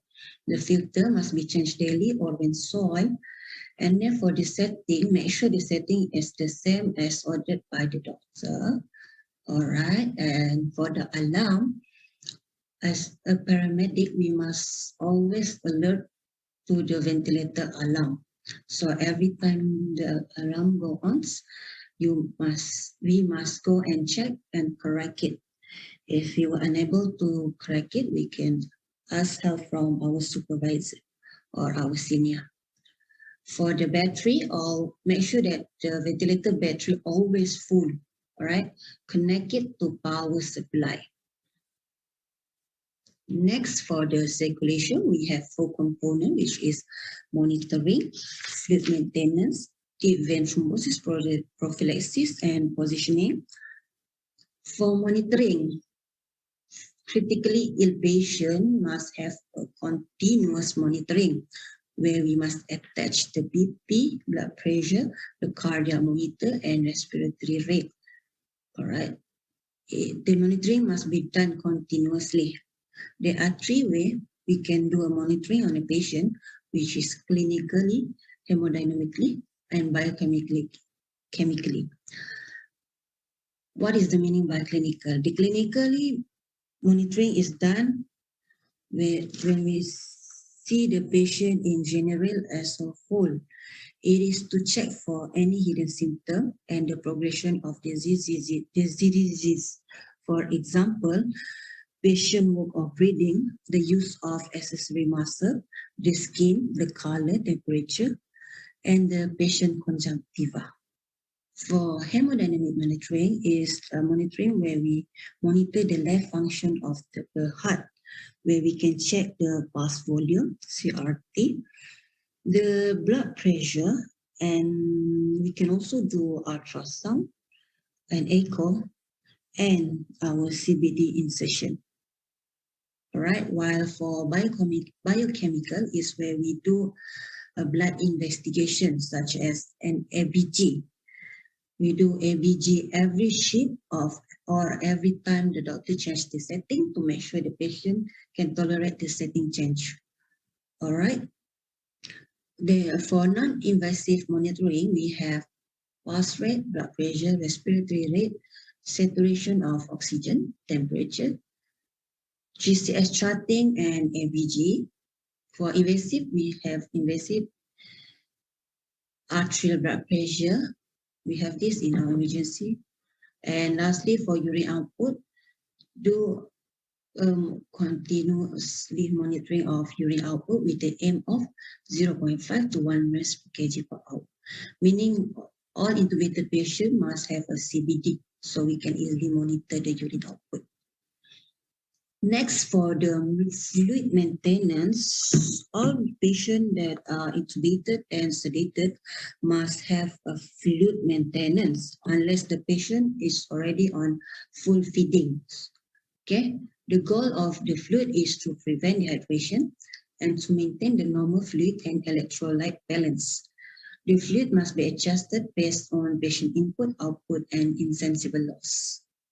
Okay. Next, for deep vein thrombosis prophylaxis, patients that are intubated and sedated have a high risk developing deep vein thrombosis. The risk factor include immobility and stress inflammatory response resulting in hypercoagulation. That's why it is important to start the patient on deep vein thrombosis prophylaxis as soon as possible. It can be done pharmacological or mechanical. For patients that have contraindication for the pharmacological drug, we can use the mechanical way. Mechanical prophylaxis include intermittent pneumatic compression, IPC, and PED stocking. The IPC, we doesn't have it in our emergency, but we have it in ICU. Okay, we only have the AD stocking in our ET. For the pharmacological prophylaxis, we have 3 types of drug, which is subcut heparin 5,000 unit PD, enoxaparin 40 mg OD subcut, and fandaprinox 2.5 mg OD subcut. For positioning, it is important to do a 4 to 6 hourly positioning on a patient that are ventilated, but make sure the patient is stable to be positioned. This is to prevent the risk of pressure ulcer. As you can see in the picture, if the patient lying supine for too long, they can develop a stress ulcer in this area, which is the sacrum, the scapula, back of the head, elbow, and the heel. All right. Next, for the gastrointestinal tract, we have 3 components, which is enteral feeding, peptic ulcer prophylaxis, and prokinetic agent. The patient that already intubated and sedated, enteral feeding will be start within 24 to 48 hours of intubation. The goal of this feeding is to provide adequate calories and proteins to prevent or correct the nutrient deficiency, to preserve the gastric mucosa function, to promote wound healing, to enhance wound healing, and enhance host immune function. Okay, this is several types of nutritional feeding that we have in our emergency department. This is a new machine where we can use this to give a continuous feeding. There are 4 ways in giving feeding for patients that are intubated, which is continuously, cyclic, intermittent, and bolus. The one that we commonly use in our ED is the bolus feeding, which is every 4 hourly feeding. with one for our lip feeding bolus. Okay, when patient is in prone, we usually use continuous feeding, and intermittent feeding will be used when patient is supine after prone. Next, we have peptic ulcer prophylaxis. Patient that intubated and sedated has increased risk of serous ulcer and subsequently gastrointestinal bleeding. Additionally, bacterial colonization of the stomach can lead to infection of the respiratory tract through aspiration of the stomach secretion. Okay, there is two types of drug that we use in our emergency, which is proton pump inhibitor and histamine 2 receptor antagonist. Proton pump inhibitor may be used in patient on NSAIDs, which is our IV Pento 40 mg OD, and other patients can use the IV ranitidine 50 mg TDS. Next, we have a prokinetic agent. Enteral feeding that we give are poorly tolerated by clinically ill patient due to the impact gastrointestinal mortality. That's why we also will start prokinetic agent on this patient. The goal is to increase the rate of luminal transit as well as the force of contraction. Those will improve the tolerance of enteral and reduce the gastroesophageal reflux. The drug that we have is metoclopramide or methadone with the dose of 10 mg TDS-B. Next, we have the infection prevention. There are 4 components, which is sponging, hand hygiene, sterile technique, and wound care. Sponging will be done every day if there are no contraindication. We will use chlorhexidine gluconate 4% wash and chlorhexidine washcloth to do our sponging. Then hand hygiene, don't forget our 5 moments of hand hygiene, which is before touching the patient, before clean or aseptic procedure, after body fluid exposure risk, after touching the patient, and after touching patient's surrounding. For wound care, if the patient have a wound, we will do a daily dressing with normal saline, okay? If it is a severe wound, we will refer it to wound care team for further management. Okay. For sterile technique, always maintain sterile technique during sterile procedure such as dressing or to CVD insertion or CVL insertion. Next, for documentation, we have 2 parts, which is our essential emergency critical care chart and blood investigation chart. This is our essential emergency critical care chart, 24 hours charts that we use in our emergency, where there is 4 components, where there is 6 components, which is temperature and hemodynamic, neurologic, respiratory and ventilator, blood gases, fluid and fluid outs. On the first component, we have temperature and hemodynamic, where we have our BP, our heart rate, and our MAP, mean arterial pressure. All right, where we chart it here. We also have temperature and GCS and pupil. Next, we have the respiratory and ventilator, where we have our ventilator set mode here and their setting. Next, we have the blood gases result. Our ABG result can be charted here. Next, we have our fluid in, our drip or our infusion, or even our feeding. This is where we chart it, and this is our fluid out from the rice tube, urine, the bowel, or the drainage. If the patient have chest tube, we chart it here. All right, every shift we will calculate fluid in and fluid out and calculate it for balance. Is it positive or negative? Okay, and it is a 24-hour chart where we will do grand total here to see if the patient have negative or positive balance to help our plan for tomorrow. Tomorrow fluid and feeding. Down here we have a place to write our patient name or put our sticker. This is the date and this is patient weight. This is for ETT size and anchor at what, where, 22 or 22 cm. Okay, for the next page, we have our VAP bundle.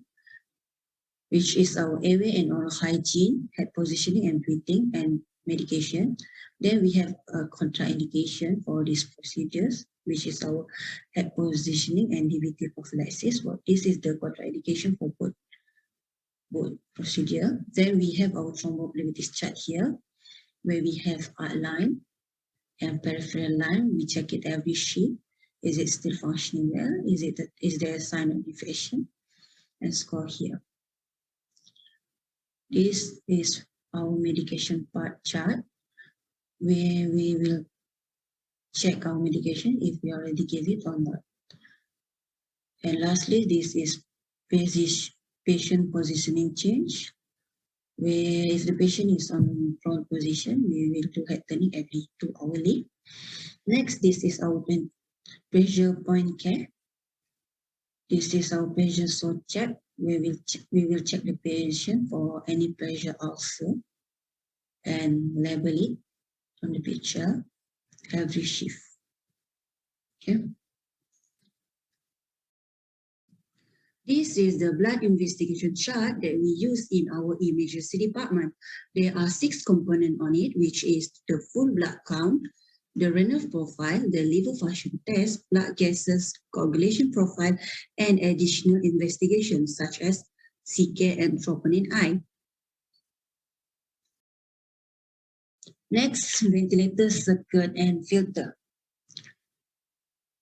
For the circuit, this is the circuit that we have in our essential emergency critical care. Okay, the circuit that we usually see. This is a dual limb circuit where he have 2 limbs. This is to patient inspiratory port, and this is from patient inspiratory port. We have 2 bacterial filter. Then we have the inspiratory limb and expiratory limb. Then we have our HME filter. This is the connection to the patient. This is our oxygen tubing. And lastly, this is our air tubing. For this type of ventilator, always make sure to connect the air tubing or the ventilator won't function properly. Next, this is our filter that we have in our emergency department. That we also have different size, kids and adult size. For bacterial filter, the function is to prevent the transmission of bacteria and viruses. It's also to prevent cross-infection to and from the patient. While for the HME filter, it is to protect patient from cross-infection and to warm and humidify-inspired gases. As you can see in the picture, this is how we do sponging in our acute care observation ward. The minimum staff needed for sponging is at least 3 to 4 staff. 1 staff will be in charge of patient airway, where he or she will do the suctioning, mark toilet and eye care, while the other member will clean the patient body, upper limb and lower limb. Next, this is how we do a charting on our EECC chart, and this is how we give feeding. This is how we do our positioning, where we will put a blanket on the patient back to put the patient on lateral position. This is a picture of our newly ventilated patient, where we have our continuous monitoring, we have our sedation, we have our fluid maintenance, we have our suction, we have our ventilator at the back, and our ventilator circuit hanging. Okay. As you can't see from here, but we have our closed section here. All right, thank you very much for listening.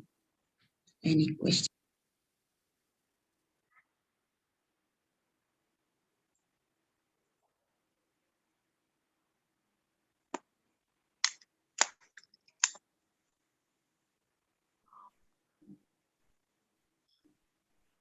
Okay, thank you, Staff Nashirna, for the good, very good sharing regarding ventilator care. So far, any questions? Okay, if there is no questions, a little bit of announcement, housekeeping announcement for those who are joined in YouTube Live. You can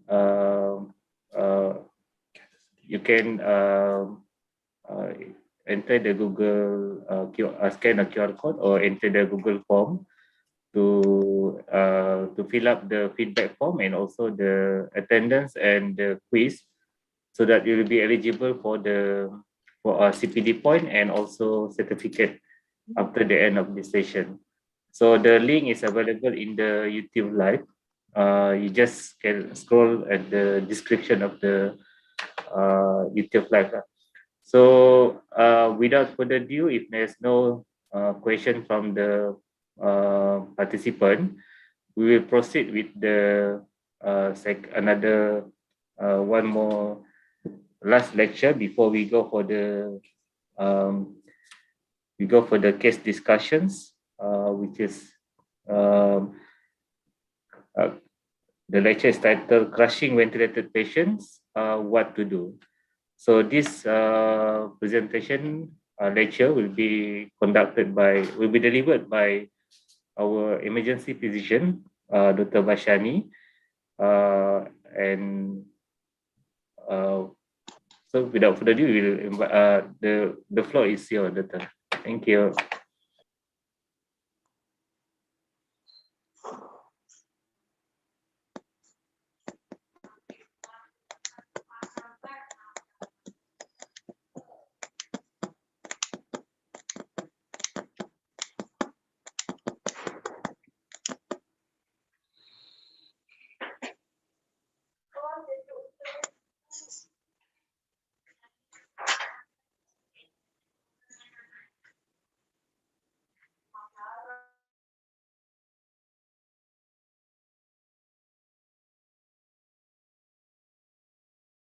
A very good afternoon and also welcome to our emergency ventilator webinar. So we've been through a lot about the basics of our ventilation, the modes of ventilation, and what kind of ventilator you use for which patients. What about the patients that you have already intubated but they're crashing? So today my topic of presentation is crashing ventilated patients, what to do. The objectives of my presentation today is peri-intubation crash, post-intubation ventilator crash, post-intubation hemodynamics and ventilator crash, and a bit of take-home messages. Okay, so let's say you're the senior medical officer on the floor covering resus today. You walk into your resus and you hear alarms going off in each and every cubicle. So you walk into cubicle 1. You see a 54-year-old male with history of COPD was intubated about 10 minutes ago. His ventilator is alarming due to high pressures, and you see the patient's vital signs are very unstable, with a saturation of 82%, heart rate of 140, BP of 80 over 50. His current ventilator settings are as below. The nurse has already disconnected the circuit, but the patient is not improving. So what to do next? In room 2 is a 16-year-old female who was intubated for airway protection due to suspected drug overdose. You see the patient is not synchronizing to the ventilator.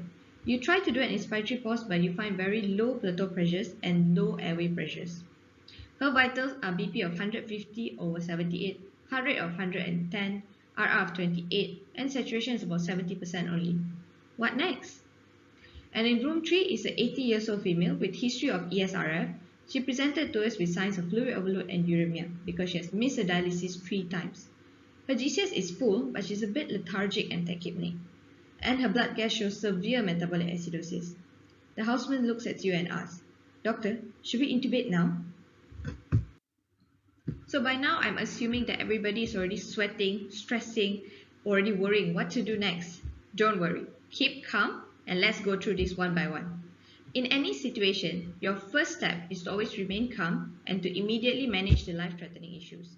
So attend your patients, increase their FiO2 to 100%. Disconnect them from the ventilator as you're not sure where the pathology lies, and also try to manually bag them using 100% oxygen. Next thing is simultaneously assess and manage the threats to the life in a very systematic manner. Using our assessment, we can divide the patient into 3 major categories. The first is your peri-intubation hemodynamic collapse. These are patients that you've already predicted having high chances of collapsing before you intubate them. The second is hemodynamically stable, but there's ventilator dysfunction. And the third group is you have both hemodynamics and ventilator dysfunction. Let's talk about peri-intubation collapse. The golden rule before you touch any laryngoscope or any muscle paralysis agents is you must resuscitate them before you intubate them. So is there a set of patients or indicators for us to easily identify which patients are actually at high risk of collapsing during the intubation? We can use the mnemonic HOP killers. H for hemodynamic or hypotension, O for oxygenation, hypoxemia, and P for pH for metabolic acidosis.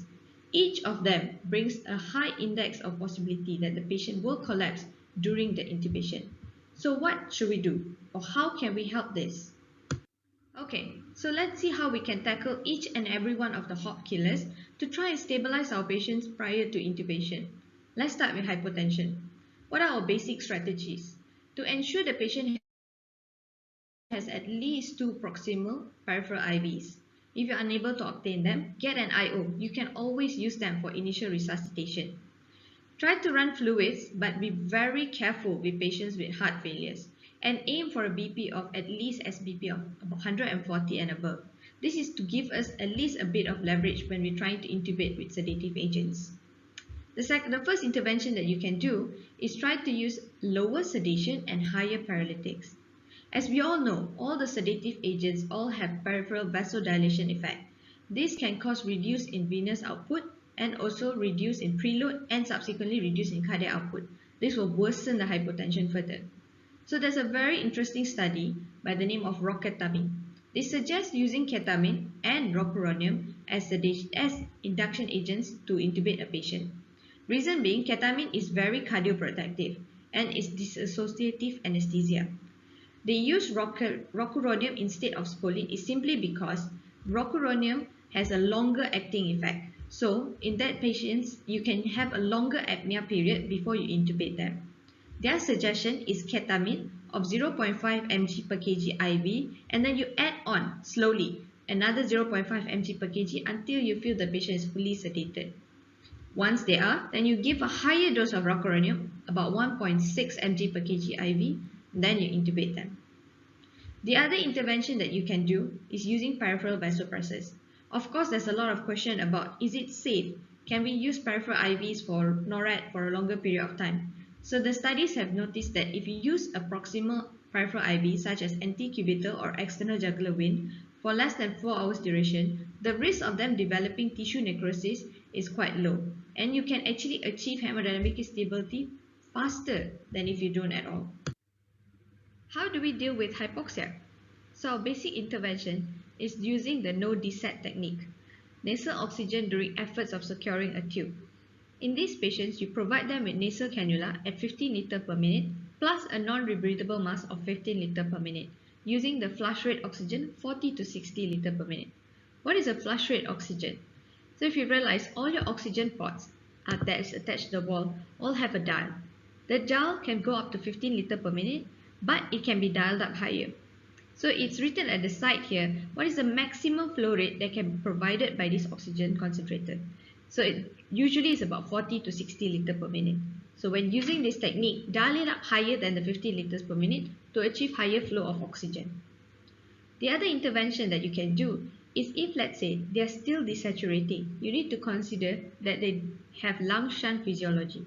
In these patients, they not only require oxygen, but a certain number of PEEP to recruit all these atelectatic lungs. In this patient, you provide them with nasal cannula, 15 liters per minute, with back valve mask, 15 liters per minute, and PEEP of 5 to 15 centimeter water. If that is failed also, then you need to move on to delayed sequence intubation. We all know what is a rapid sequence intubation, where you give your sedation, paralysis, and immediately intubate. In delayed sequence intubation, you give your sedative agents, followed by a period of pre-oxygenation, then you give your paralysis agent, then you intubate the patient. We suggest using IV ketamine as it is cardioprotective and it has a certain degree of bronchodilatory effects. Then you use back valve mask or even your NIVs to pre-oxygenate the patient to your desired oxygen level. Subsequently, paralyze them, then intubate them. So how do we tackle acidosis? As much as possible, try to not have to intubate this patient at all.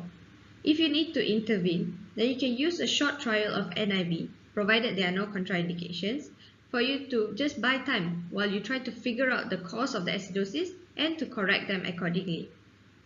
We can use sodium bicarbonate therapy.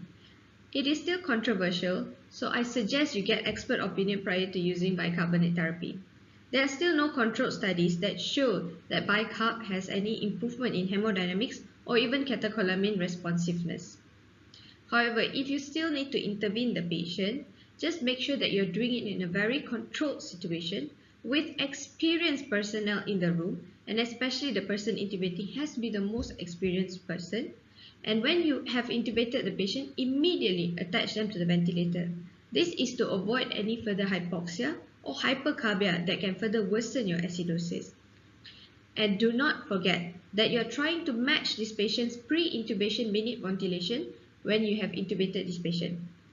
You have to keep the patient's sympathetic drive at the same time their reflex to wash out their CO2 in order to compensate for their metabolic acidosis. Next, we are going to talk about post-intubation ventilatory dysfunction. So in these patients, you have successfully intubated them and then you hook them up on the ventilator. But you notice they are still desaturating, or even worse, the alarm is blazing away. But they're hemodynamically still stable. So what to do? We can use an easy mnemonic called DOPES. We've added another element, R, to make it DOPERS.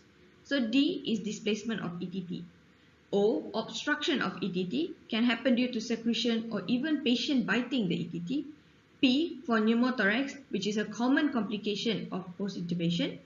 E, equipment failure, can happen from either the ventilator or the tubing or the ETT or even from the patient itself. R, rigidity. Rigidity is a common complication or side effect from using fentanyl in higher doses.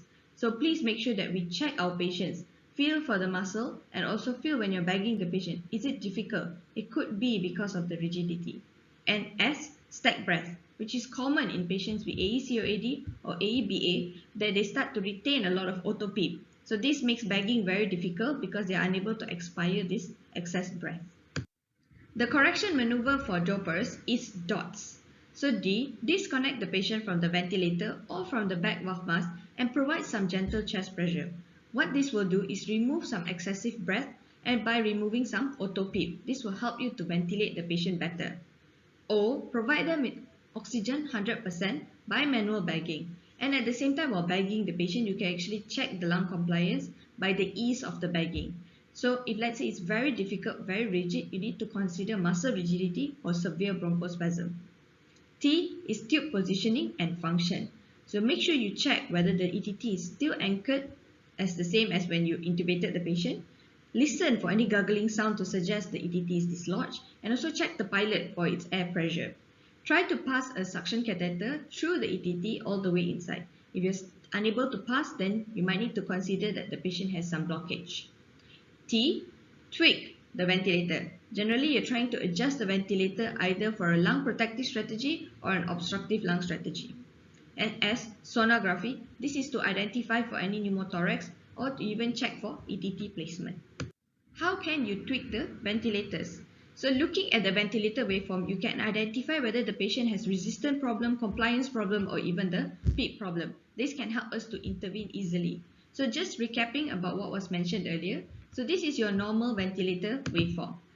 So in this, you know your PEEP is here. This is your peak inspiratory pressure, PIP. Your P plateau pressure by doing an inspiratory pause, and you go back to your PEEP. If let's say you notice that the graph showing very high peak inspiratory pressure, but your plateau pressures are low, this patient actually has a resistant problem. So this can come from tubing problems, mucus pluggings, and even severe bronchospasms.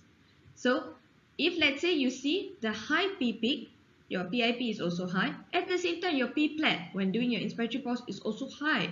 So in this patient, their problem is mainly in the compliance. This is due to the lung pathology itself, which is listed as below. Next is your PIP and your peak is also increased, and also your auto PEEP is also generated. In these patients, usually they have severe bronchospasms or severe auto PEEP. Next, we're going to talk about post-intubation ventilator and hemodynamics collapse. So what happens in this patient? You have intubated them, but now They are both hemodynamically unstable, and also the ventilator is also making an alarm, and they're desaturating. Are you sweating already? There is a mnemonic to help you to easily identify what is the causes of post-intubation hypotension. The ASHITE mnemonic. A. Acidosis, anaphylaxis. H. Heart, tamponade, and pulmonary hypertension. S. Stacked breath. H. Hypovolemia. I. Induction agent. T. Tension pneumothorax. And E. Electrolyte. Let's go through the mnemonic one by one. So A. Acidosis. As I mentioned earlier, acidosis is a predictor of peri-intubation crash. So it can cause reduce in catecholamine sensitivity. At the same time, it itself is a myocardial depressant, which can cause further hypotension. So if you're intubating a patient with acidosis, try a use of NIV or a bit of sodium bicarbonate, or make sure it's a very controlled and also intubated by an experienced person. The next A is anaphylaxis. Anaphylaxis is quite common with your paralytic agents such as rocuronium and scoline. So in these patients, look for other signs to support your diagnosis, such as rash or angioedema or bronchospasm or unexplained hypotension post-medication. So intervene with corticosteroids, adrenaline, and antihistamines. Next is T, tamponade, which can cause from either a medical or a traumatic cause. In these patients, have a higher threshold if you're thinking of intubating this patient.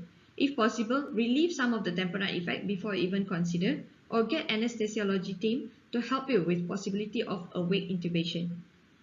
Next is pulmonary hypertension. These patients are a nightmare if you're considering to intubate at all. Their RV dysfunction is bad and they need a lot of preload. So if any signs of hypervolemia, hypoxia, or hypercarbia, they might collapse further. So if you're intubating, use inotrope to help you with the intubation. Next is S, stacked breath. As we mentioned earlier, these patients have increase in intrathoracic pressure. This will reduce your venous return, reduce your preload, and reduce your cardiac output. So in these patients, identification is at most important. You need to identify, because if not, you will end up providing them with fluid boluses or inotrope unnecessarily. Next is hypovolemia. So hypovolemia can occur due to sepsis, anaphylaxis, or due to hemorrhage. So it's important for us to classify the type of shock and intervene accordingly. Next is induction agent. So as we all know, most of the sedation agents all have some vasodilation effect. This can reduce in your preload and venous return, especially propofol, which is known to have myocardial depressant effect and also severe vasodilation. So be very careful if you're intubating patients who have already a very lower baseline BP. Next is tension pneumothorax, which is a common complication for obstructive lung disease and even from using PEEP during ventilation. So in this patient, you need to identify them by clinical and can use your ultrasound to support your diagnosis. Do a finger thoracostomy to relieve the pressure immediately before the patient collapses. And lastly is E for electrolytes. As we all know, scoline induces a little bit of hyperkalemia, but patients with burn or trauma, crush injury, or even ESRF, they are more susceptible. So be very cautious, because this can cause arrhythmias such as tau tented T sine waves. So be very cautious to have a cardiac arrhythmia all the time. At the same time, intervene accordingly using calcium gluconate and lactate cocktail.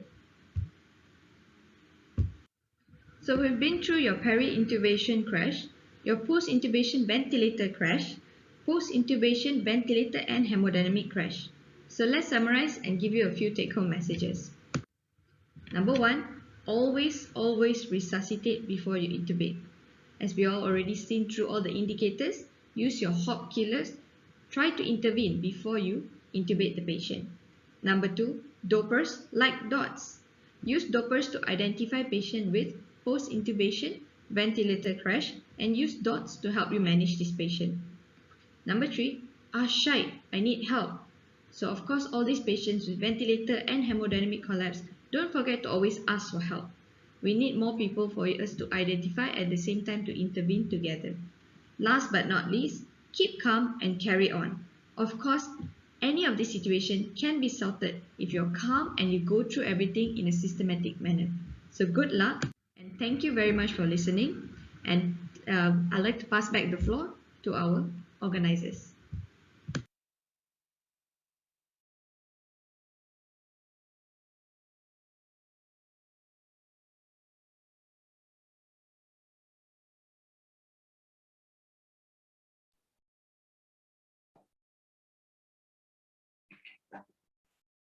Okay. Thank you, Dr. Bashani, for the very interesting presentations. I think this is the most important part of our lecture. The next presentation will be given by our emergency physician, Dr. Amar. It's a case discussions.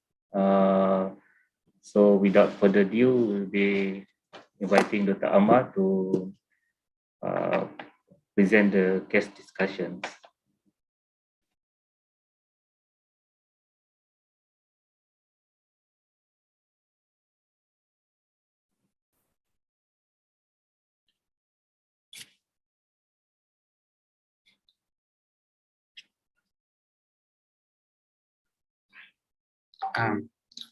Assalamualaikum and good afternoon. Can you guys hear and see me okay?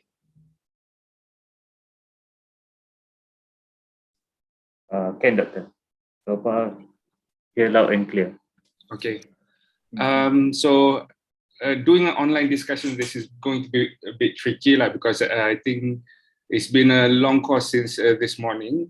So just can I get everyone who's still viewing in just to type in the chat to see if you are who is available and watching live right now? Because the discussion is supposed to be, I'm going to ask you a few questions. I'm going to give a few scenarios. So ideally, I would like to have some participation from the viewers. So for all yang still ada, can you just type something in the chat saying you are still here?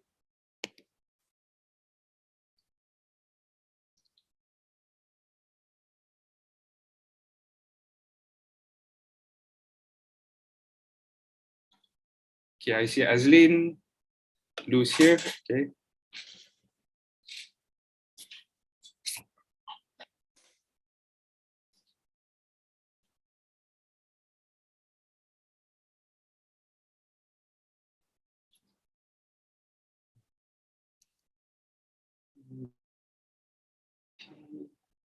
Ini ada.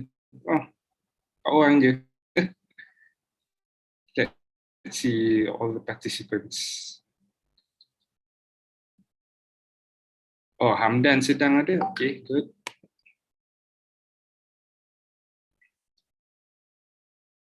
Francis, Jocelyn, Wendy, Kieran, Sharis, Azri, Nimala, Lina, Raihana, Nabila, Sangeeta, you guys still there? Okay, all right. 4 angels. I see. Okay, all right. So this discussion part will require some back and forth. So I will show the slides, and I hope you guys are open and brave enough to just type your response in the chat. Ataupun if you can on your video and unmute and say something, that would be a lot better. If not, afterwards, I'm going to start picking people. Okay, but this is the scenarios that we are going to be discussing is troubleshooting different ventilator scenarios. So basically a combination of everything that you learned today. And in regards to Dr. Bashani's lecture, which covers a bit of troubleshooting, desaturation during for intubated patients and what to do, I'll go a bit more depth into that lah. Okay, so we'll start with the scenario. So the first one is basically we have a 28-year-old morbidly obese female with no known medical illness with severe COVID on BiPAP, suddenly becomes increasingly breathless. Respiratory rate increased from 28 to 40. SpO2 dropped from 96 to 82. Heart rate is around 110, BP 160/80, and BiPAP setting was inspiratory pressure of 18 and PEEP of 8. So in this scenario, what do you do? Okay, everyone have a think. And after that, I'm going to invite one of you to talk and say how you are going to manage this. So the first one would be Jenny lah. Okay. Jenny, what are you going to do? Jangan bos dapat dengar ke saya? I can hear you. As usual lah, bos, we approach patient systemic dulu. Kalau dia dah di-set, boleh set tahu by type setting ni FiO2 berapa ya? FiO2 of 1. FiO2 1. Okay, so tak dapat increase the FiO2, then you need to rule out other cause first. If the patient is not going to collapse any soon, so first check any sign of like pneumothorax, just do a bedside scan, and then or any scan, get back the echo, and then do back a ECG, make sure it's not a cardiac buoyant cause. If he's still able to tahan, maybe we can do sempat do a chest x-ray to see is it a worsening punya lung picture. I think that's all for now. If we dapat detect anything, then we can treat accordingly lah. If let's say pneumothorax, then we can do a chest tube.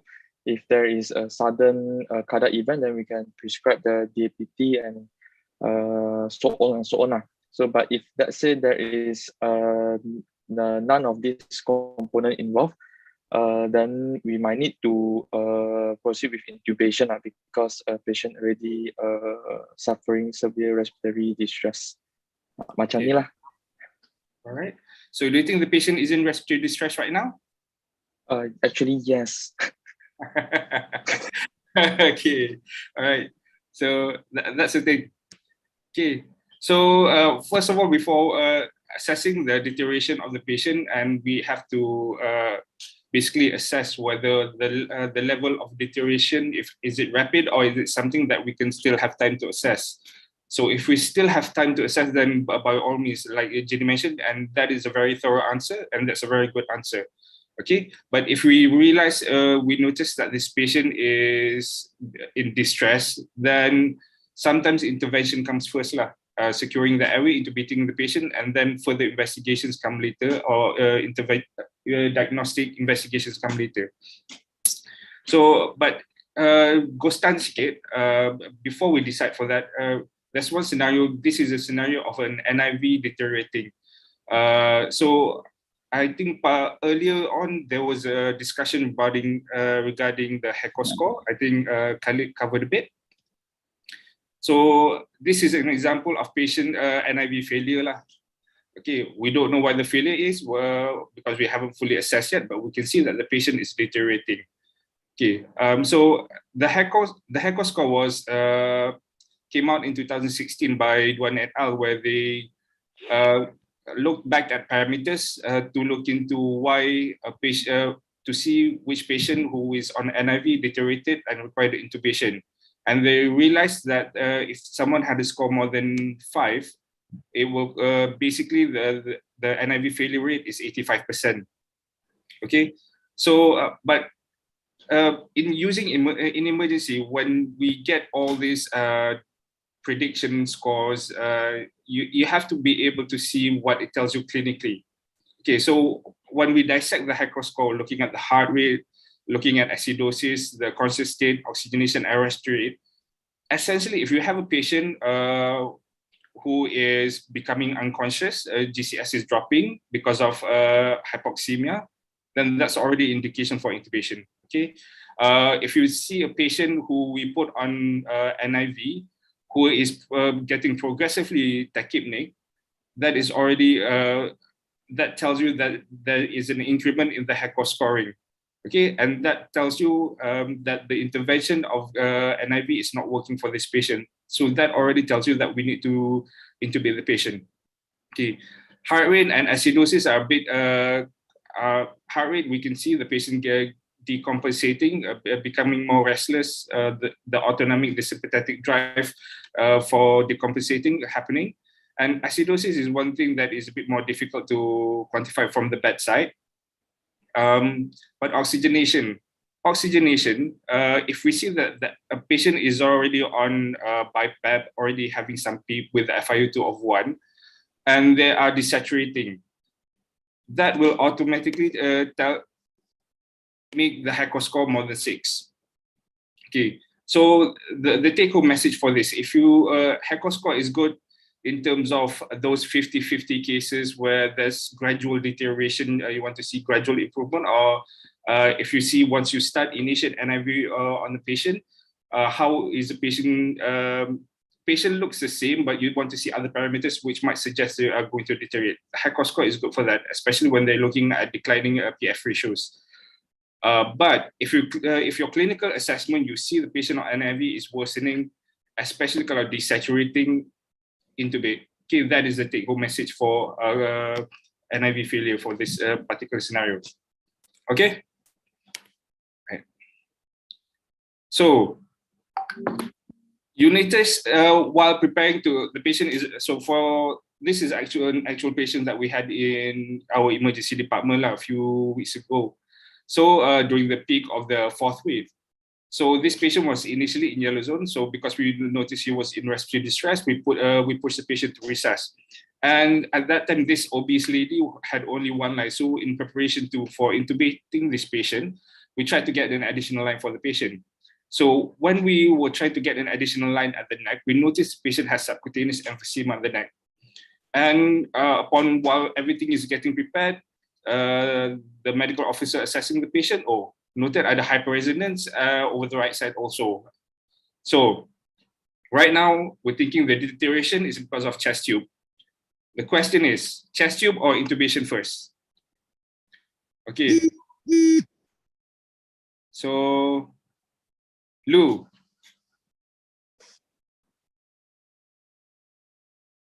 Want to try?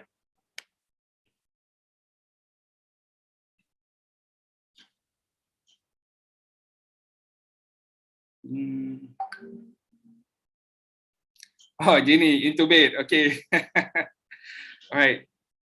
Okay. So again, pneumothorax in a patient in this type of patient, you essentially have to look at the situation clinically, because pneumothorax is basically an reversible cause. Oh, Jocelyn, chest tube dulu. Okay. All right, dah ada 50-50. So my answer would be to intubate first lah. Okay, because it depends on the clinical picture of the patient. If it's a pneumothorax which is not tension pneumothorax, and the patient is still clinically compensating while saturation drop, not becoming more distressed, then you can try to put a chest tube first and see if it improves the conditions, because pneumothorax is a reversible cause that we can treat. But in this scenario, once the patient is already in distress, you have to lie the patient flat ataupun in a sitting position. But in a respiratory distress patient, you want to do a chest tube procedure, it's going to be a bit difficult. Okay, and there is always a risk of progressive deterioration while you are doing that procedure. So if it's a tension pneumothorax, yes, you can do a needle thoracentesis or finger thoracotomy. But otherwise, for me, for this particular case, because the patient is in distress, very tachypneic, intubate through the airway, and then you can progress. You can put the chest tube afterwards. Okay.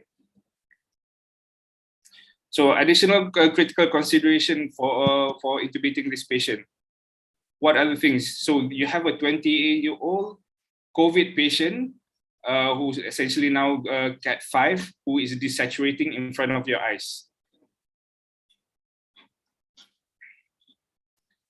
So what are the critical considerations that you need to have in terms of intubating this patient? Okay.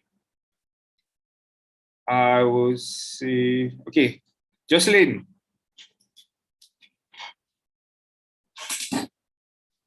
Hi boss, lama tak jumpa. Intubate a COVID patient, I think the most important thing is safety lah, the safety for the staff. For example, you need a PPE, you need a very good N95 seals, and droplet measure lah, those kind of thing. And then if can, we try to get the most experienced doctor to intubate the patient, so that we won't have a much aerosol exposure lah. So I think that's the one so far. And then if a patient is a COVID patient, usually when they're really tachypneic, I think we have to encounter all those peri-intubation collapse, those kind of pneumonia lah, acidosis, hypovolemia, hypotension, those kind. Yeah, I think so. Any other add-on or correction? That's a good answer. That's a very good answer. Anyone else want to add on something? Intubating a 28-year-old obese female lady with severe COVID. So safety precautions, infectious disease precautions, and getting the most senior person. What else? Randy, you want to try? Sorry.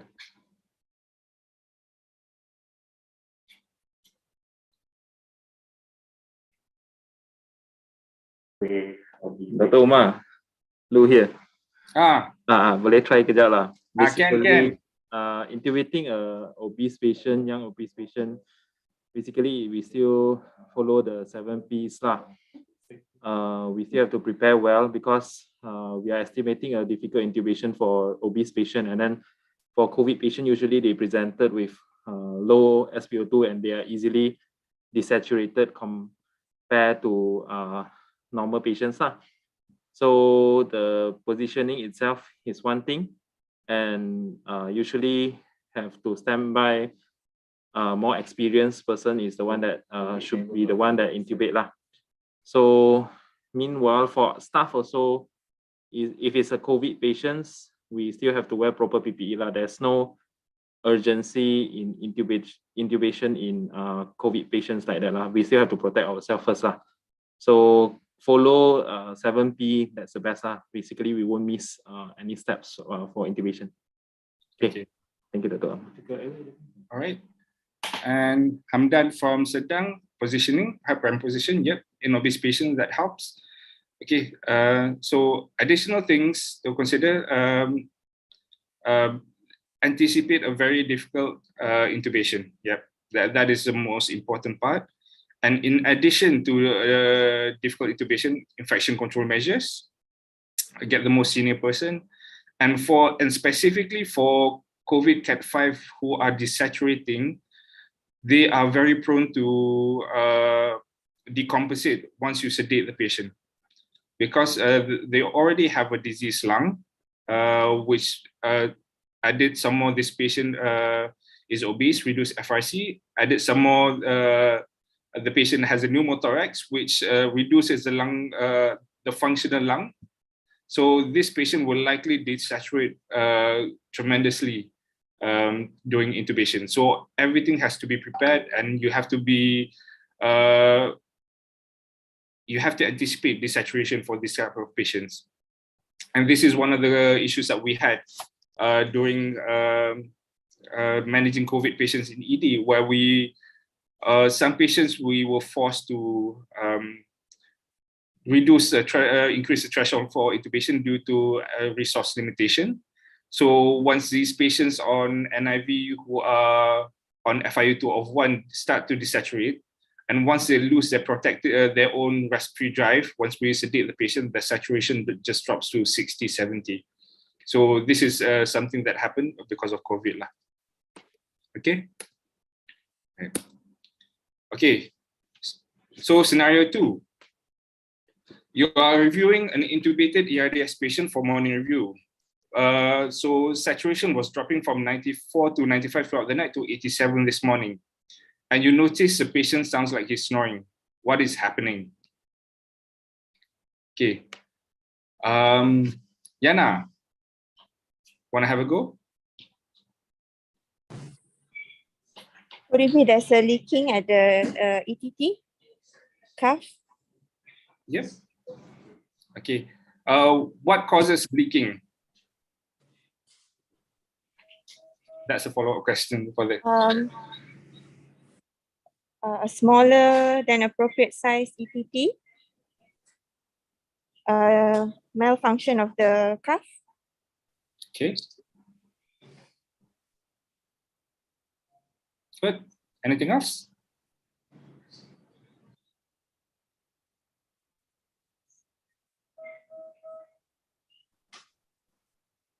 Okay, that's okay. All right. So yep. The first obvious answer is we think the ETT is leaking lah. Okay. So just going for this scenario, I'm going to review back the DOPES mnemonic, and I'm going to go a bit of detail just to explain the full checklist of things what to do lah. So the desaturation in the intubated patients. Okay. So there's a few things that we need to consider and need to know. So most of the things what to do is some mnemonics to help us is the basic back to basics ABC and the DOPES mnemonics and the dots also. But essentially, when a patient is intubated patient is desaturating, we want to know if the patient is this a patient that is critically desaturating that you have to act now versus someone who is it's a slow desaturation which you have time to systemically assess and determine the cause of desaturation.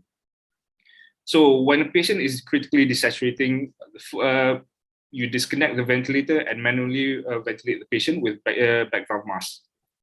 Okay, so what do I mean by critically desaturating? The SpA2 is rapidly declining. You see on the monitor, the SpA2 is dropping. The patient is becoming cyanotic. The heart rate starts to go down. Okay, the patient starts to become bradycardia, and this is a really bad sign. The patient is going to have a hypoxic arrest soon and hemodynamic instability.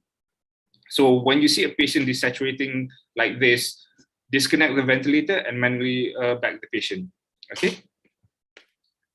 So if you have an intubated desaturating intubated patients who is hemodynamically stable, who is gradually who is desaturating slowly, just macam change from the baseline clinical condition.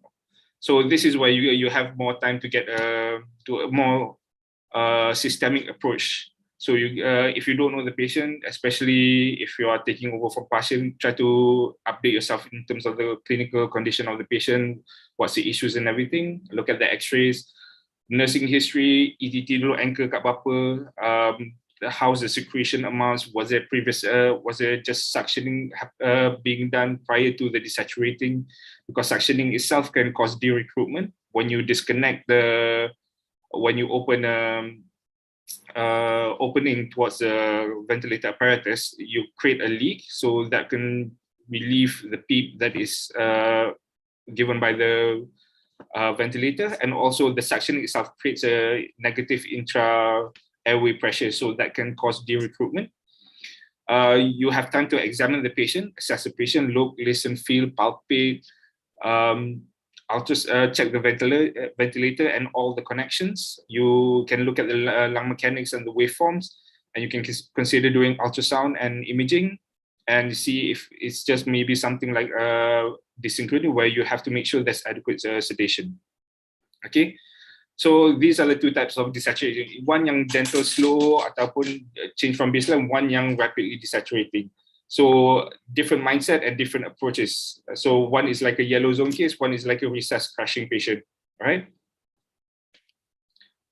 So whenever there's a patient is desaturating, we have the diagnostic question is it something wrong with the machine, or because we are taking over the ventilation of the patient by putting the patient on mechanical ventilation, or is it the man itself, the patient?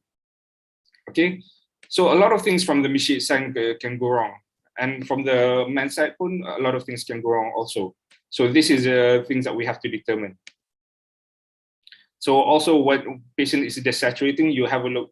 There's a mnemonic called MASH just to see as a quick assessment tool. Also, movement of chest during ventilation. Is it bilateral chest movement, no movement, or is just one-sided? You look at the SpA2, and if you have an arterial blood gas, you can look at the ABG, the color of the patient, and hemodynamic stability. This is essentially you're determining what type of desaturating. Is it a critical one or something that you can systematically assess? So if you have a critically desaturating patient, you disconnect, you bag the patient, you do a few things. While you're bagging itself, you can look at the chest movement. Okay, so the chest movement will tell you there's a pneumothorax. You can get some idea if there's a pneumothorax by seeing one side inflating more than the other, or main bronchus intubation, or esophageal intubation if it's just recently passed intubated. And while you're intubating, you listen for any air leaks from the ETT, any wheezing from the patient side when you give a high, and essentially when you bag, sometimes you give a higher tidal volume. So you can appreciate the prolonged expiratory phase and wheezing better. And also feel for the bag, what the bag is telling you. Is it tight bagging? Is it you feel the lung is normal? So these are the parameters that can aid you in determining what's the problem. So if you bag a patient and a patient rapidly recovers, as saturation rapidly recovers, there's no leak, chest expansion is okay, chest movement is okay, and it's a very simple bagging response. It's not tight, it's not rigid. You don't think there's a reducing compliance or bronchospasm happening, then it's likely to be the issue to be on the ventilator or the apparatus side.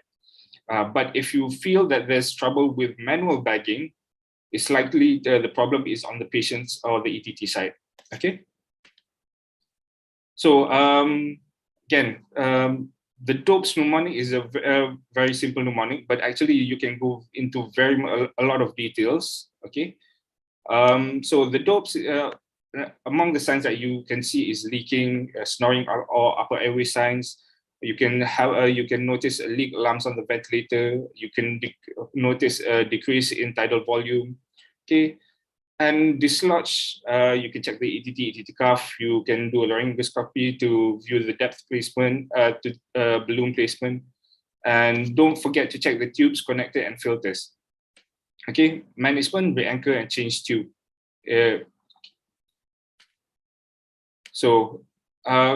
This is unfortunately a bit more common that it happened a few times in our patients. We had a balloon failure, which the balloon deflated. It's not, there's a leak from the balloon, and it seems like a small leak. So it gradually became deflated over the period of a few days. And in other times, it's just patients who are, which we are reducing sedation, which are moving their heads, and it actually dislodged the ETT a bit. So this is where the line of the marker of the vocal cord should be, and this is a sample of what it looks like, this dislodged. Okay. Obstruction, some signs that you see is increased peak and on the ventilator waveform. Okay, the alarm will signal that high pressure. If it's a low airway bronchospasm, you will see the expiratory flow don't reach the baseline. Some preclinical things, the patient might have thick and copious secretion. One patient that we had a lot of secretions had, and a blocked ETT subsequently was a patient with thick secretions, and another patient with basically having hemoptysis. So he had a blood clot lodged in his ETT when we exchanged it. Another thing is kinked tubing and ETT. The ventilator tubing could easily be trapped terkepit kat katil between the railings and the bed from the changing of the bed head position. So it can easily get trapped and kinked there.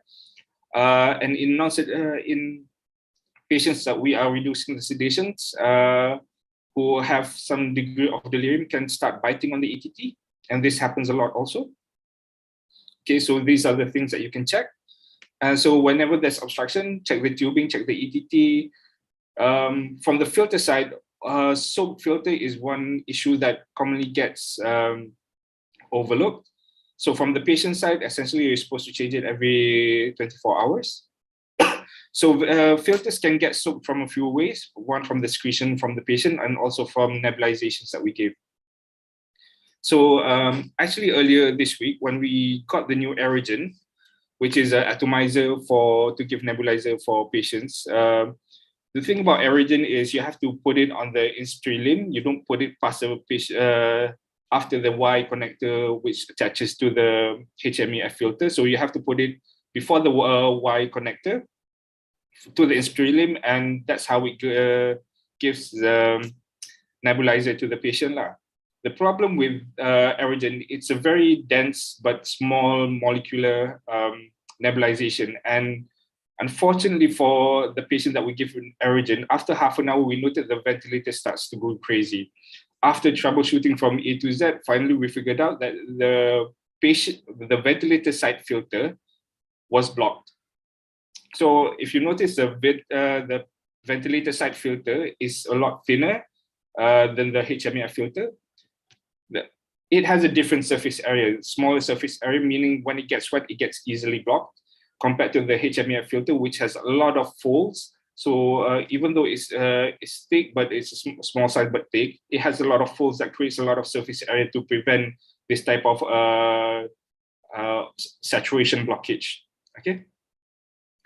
So another thing, don't forget, always suction. So whenever you suction, you can feel for if there's any kinking in the ET2, which can't pass through, or at the lower level, you can see blockage past the vocal cord when you can't pass the suction tubing fully, and also you can appreciate the types of secretions and that the patient has. So management, again, management of all these causes depends on the causes of hypoxemia, depends on the cause. If it's simple biting on the ETT, then bite guard or increasing back sedation. If it's secretion, regular suctioning or secretion management, and secretion management will depend on if it's hemoptysis, where you can give tranexamic acid, or if it's loose secretion, watery secretion, you can give anticholinergics such as glycopyrrolate to reduce the secretion. And if it's a patient who has been prolonged intubated and we think there's a massive luminal obstruction of the ETT, we can intubate. Okay. So this is an example of a patient ETT change, where you can see the clot in the ETT. So the P part of the dopes, okay, is there's quite a few: pneumothorax, pulmonary embolism, edema, pulmonary collapse, bronchospasm. But for this part, I'll focus on pneumothorax. So pneumothorax, especially in our COVID patients, we had quite a lot of them, because a lot of them are on ARDS setting on high PEEP. Okay, we even had the subcutaneous emphysema and pneumothorax in patient on high flow nasal cannula during this COVID times. So signs to look out for is subcutaneous emphysema, which can sometimes be hidden, especially if the patient is obese. Unequal chest movement, increased peak, tidal volume not achieved, and if it's tension, you can see hemodynamic instability and distended neck veins. Assessment: look, listen, percuss, palpate, do an ultrasound. Okay, and again, the cause is the management is very cause specific. So if it's a pneumothorax, if it's a tension, decompress and chest tube. If it's pulmonary embolism, if it's you can assess the degree of hemodynamic stability. So if it's a massive PE causing hemodynamic instability, you can consider thrombolytics.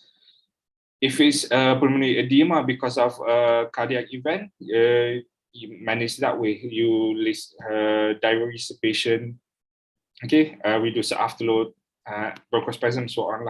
Okay. Equipment, okay, this is a big thing in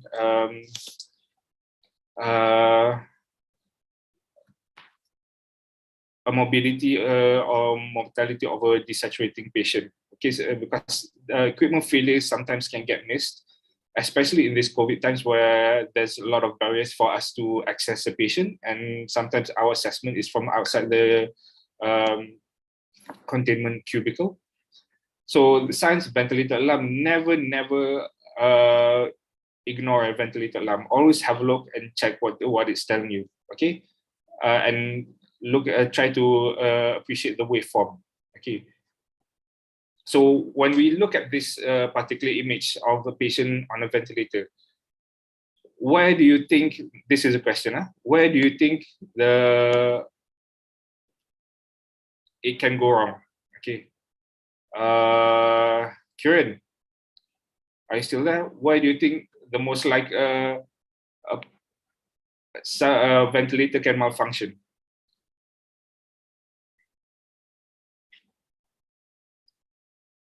Hello?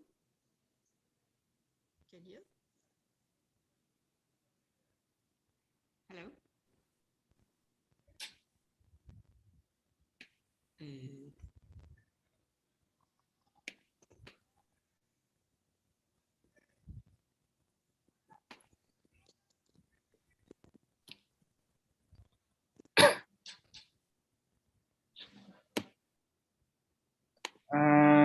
Tak dengar lah kira. Hello. Okay, now dengar. Okay. Why ventilator can fail? Where? Which Sometimes- part of the ventilator where? can fail? Sometimes the plug is not plugged in. The ventilator will die. Yep. That has happened. Fortunately, yes. Okay. Yeah, and sometimes the tubing part as well might come out. Other parts of the ventilator. Sometimes there'll be alarms on the ventilator that's saying it needs to be calibrated, or it cannot detect certain settings, certain parameters. That's when you know you need to change the ventilator.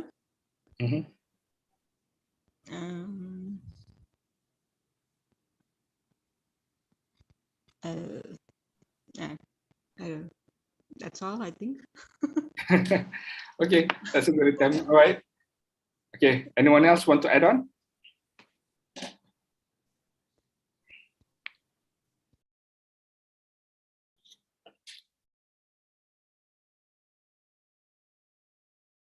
Amy, are you there?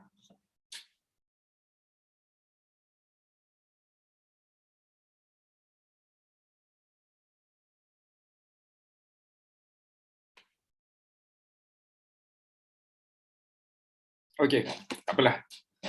So, the answer is everywhere. Tenang cakap. Okay.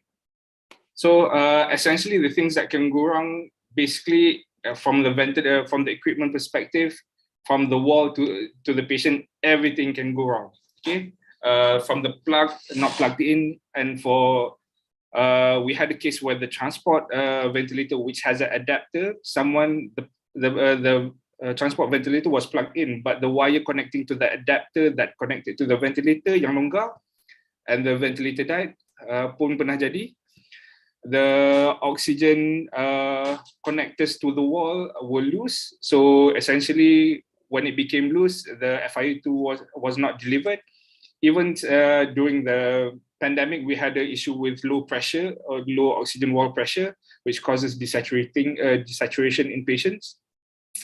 The machine itself, a whole lot of things can go wrong with the machine, especially in terms of the settings, the parameters. When the sensor gets blocked and everything, it can essentially affect the ventilation. There's a whole list of that. The connectors for the tubing, the ventilator, like I said, earlier this week we had a case where basically the filter on the ventilator side was blocked. So and the ventilator was not reading the flow properly and started to give abnormal ventilation. So in the end, we changed a few ventilators. Then we realized it was a filter. After we changed the filter, then everything went back to normal. The tubing can get kinked. Leaking from any part of the circuit at all. Even the suction, lupa nak tutup dia punya lubang tu, can cause a massive leak, all towards the patient's ETT. Okay. So this is a waveform for a ventilator that had an issue. Okay.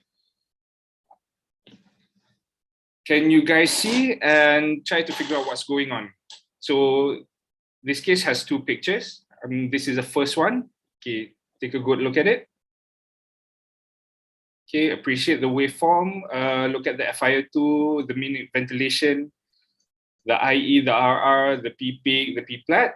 And this is a second image of the additional parameters that the machine was telling us. Okay, look at the VTI, VTE, Pmin, leak, TOT. Okay, so back to Jocelyn. What do you think is going on?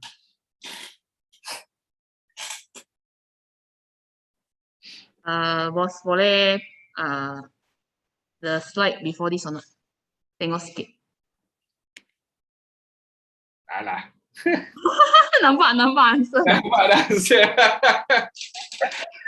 Okay. Tapi I saw the VTE macam tak ada volume come out lah, so must VTE lah. So the issue is the VTE. So what's the problem? Maybe leaking. Sorry? Leaking. Leaking. Okay. Yep. So the answer to this slide is yes, leaking, and the culprit is this. So all filters have these small openings which has a cap on.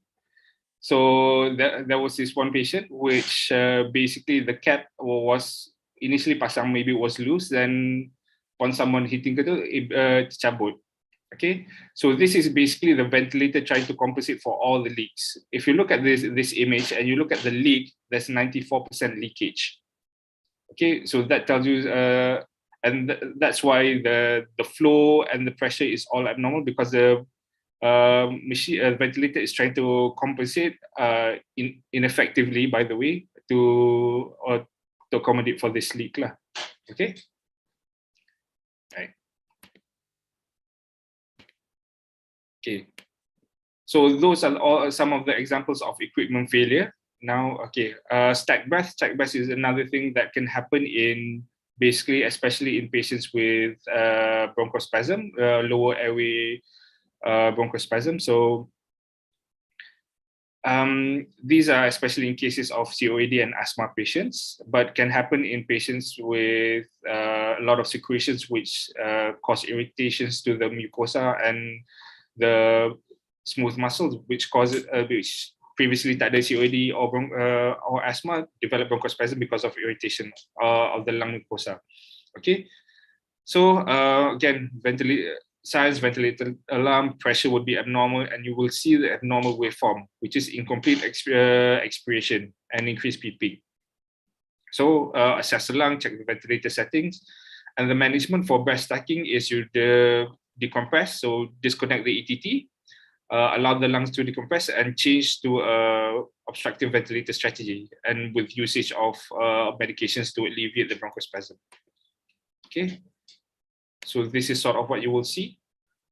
From the bottom image, you will see the flow versus time waveform, which you can see the expiratory flow doesn't go back to baseline. And there's a gradual depth increase in the level of depth, and also the volume times waveform is showing increasing baseline, which means there's a lot of trapped volume for this patient. Okay.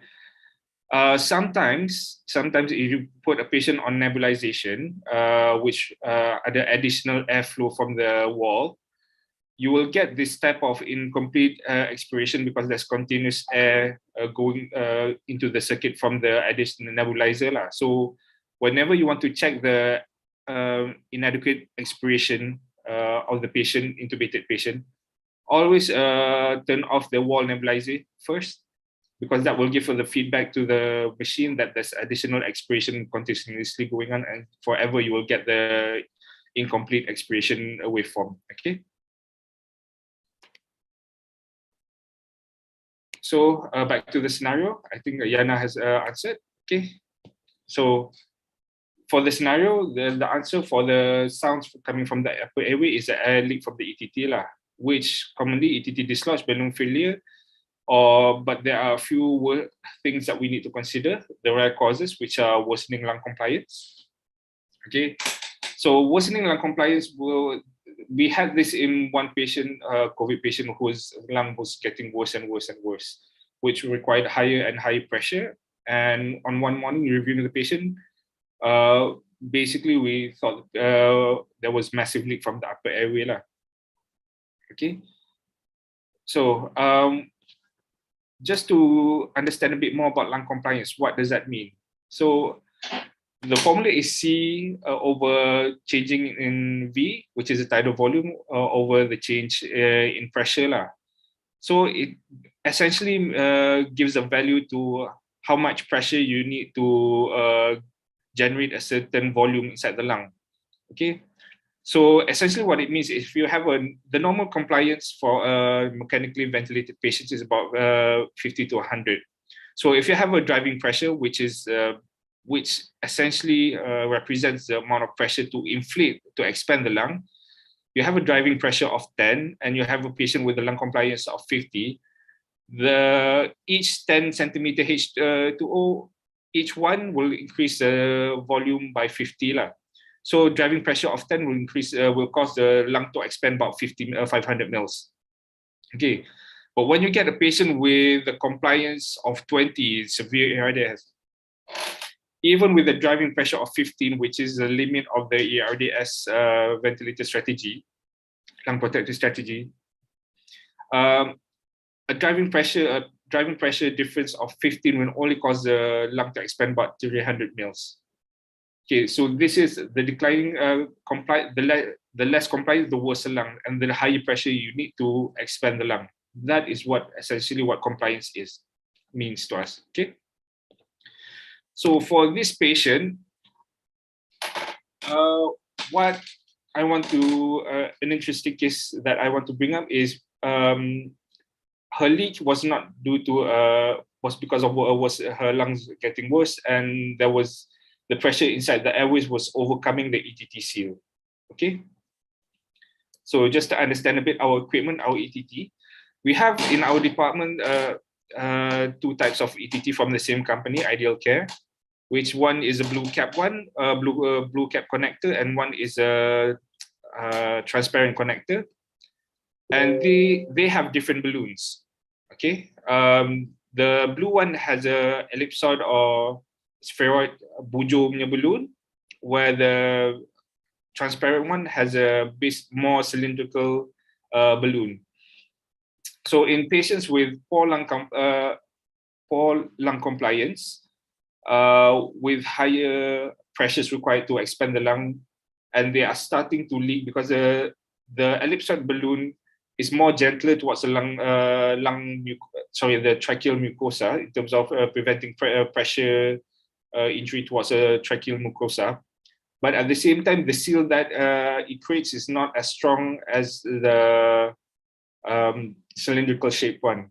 Okay, because if you remember, the pressure that we inflate this balloon is only between 20 to 25, and the pressure that we're giving inside the lung sometimes can reach up to 30 to 40. Okay, so if you have a lung who's leaking, you check the balloon is okay. Instead of overfilling the normal the ellipsoid balloon past its inflating pressure, you just change the ETT to a more cylindrical one. Okay. All right. Okay. So this is another scenario. Okay. Patient is desaturating, and the ventilator is showing this. Okay, what is happening? Okay, Hamdan, you want to try?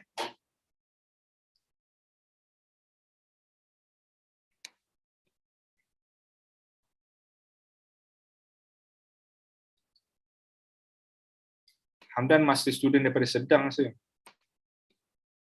Still there? Okay.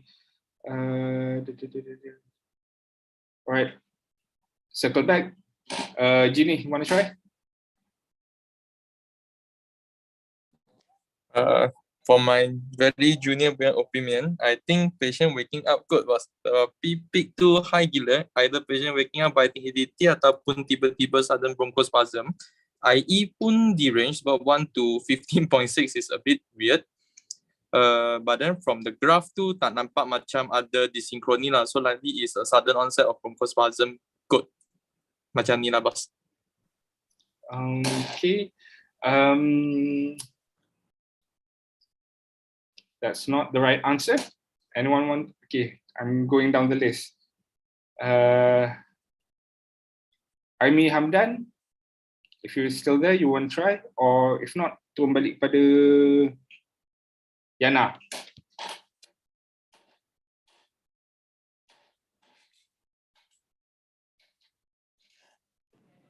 Not sure lah, Dr. Ahmad, is it a compliance issue? I'm really not sure. Sorry. It's okay. Jocelyn? Kieran?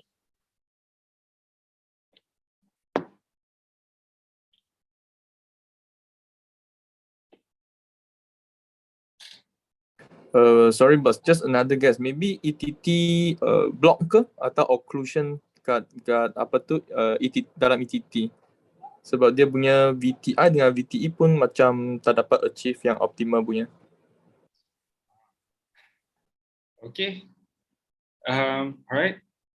So, Hamdan kat chat dulu, pick high. Okay. So the answer is what is the alarm telling you? Have a look. High pressure. Okay. So whenever your PP tiba-tiba naik macam ni kan, and it pass the limit of your alarm. So if you look at the red box yang dekat dia punya monitor yang bawah tu yang ada PP, the upper limit of the alarm is set at 40. Okay. So whenever you have a sudden increase in PP ni, so it could be a few things: obstruction, resistance, pneumothorax. Yes, pneumothorax pun can cause this. So for this patient, basically what happens, so this is what happens when you set the alarm at 40 and it triggers the limit of your pressure limit. So the ventilator will try to attempt to give a breath, but at the same time, when it hits that 40 mark, it will cycle, meaning it will change from inspiration to expiration. Okay, when it cycles back that quickly, when it hits the pressure limit, what happens is, if you look at the gambar next to it, the tidal volume will not be achieved because it will, after it hits that limit, it will not give additional inspiratory airflow. So this patient is desaturating, and basically because the pressure is hitting the pressure limit too early, okay, and not achieving enough tidal volume because of that. And this is what happens. So all the readings get haywire because the IE akan lari, even though you said if the patient was getting the adequate tidal volume, the IE would be 1 to 2 for this patient.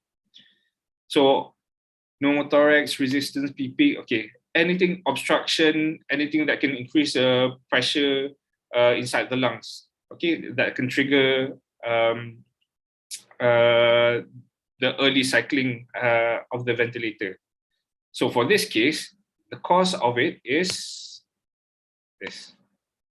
Can you guys tell me what that is?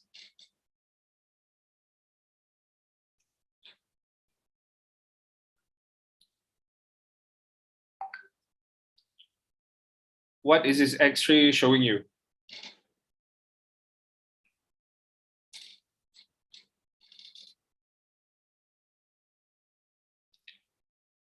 Pleural effusion could be, but not the answer I'm looking for. Here in single lung ventilation, that's right. So if you look at the tip of the ETT, yeah, ETT is 2D, yes. So the ETT is inside the right brainstem, right main bronchus lah. Okay. So the white out appearance over the left side of the lung will start to develop when there is no air entry and the lung starts to become edematous lah. Okay. So it can mimic nampak macam pleural effusion, but always look at the ETT tip. And from the ventilator side, because you're essentially inflating only one diseased lung, so dah lah decrease compliance of a diseased lung. You're only inflating one side. So the normal volume for 2 lungs, you're setting for 2 lung volume, but instead because it's cutting off, because once it reaches the extent of the lung can distend, the pressure will increase. Which, if you remember the pressure loop picture, is once it starts peaking, there's the increase in pressure will not give any additional volume towards increasing the tidal volume. So at the same time, for this patient, this causes a lung to basically cycle early lah. Cycle, if you remember earlier, it's when the ventilator changed from inspiratory to expiratory. Okay. All right. Scenario 4, ventilator alarm is beeping and you go and check this. And this is what the waveform that you are seeing. Okay. What is happening? Genie, auto beep, air trapping. Okay, that's right. So here we see the from the second waveform too, you can see incomplete expiration, where sebelum expiration dah habis, another inspiratory flow has been triggered. Okay, so there's a gradual increase in volume and trap volume showing. Right. Okay. Okay, last scenario. So this scenario has 3 sub-questions. So an intubated ARDS patient is desaturated to 60. Shari is dropping from 110 to 70. What is your next step? So this is quite simple. Come on. Just type your answers.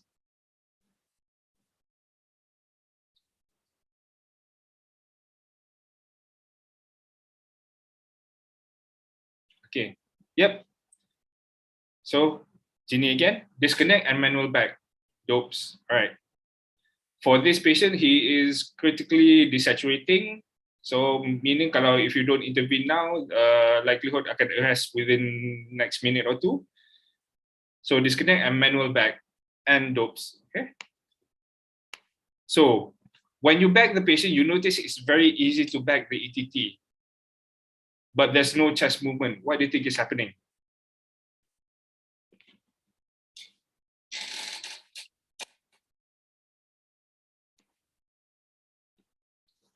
Okay, leaking, yep, that's one possibility. Dislodge, yeah. Okay, one more.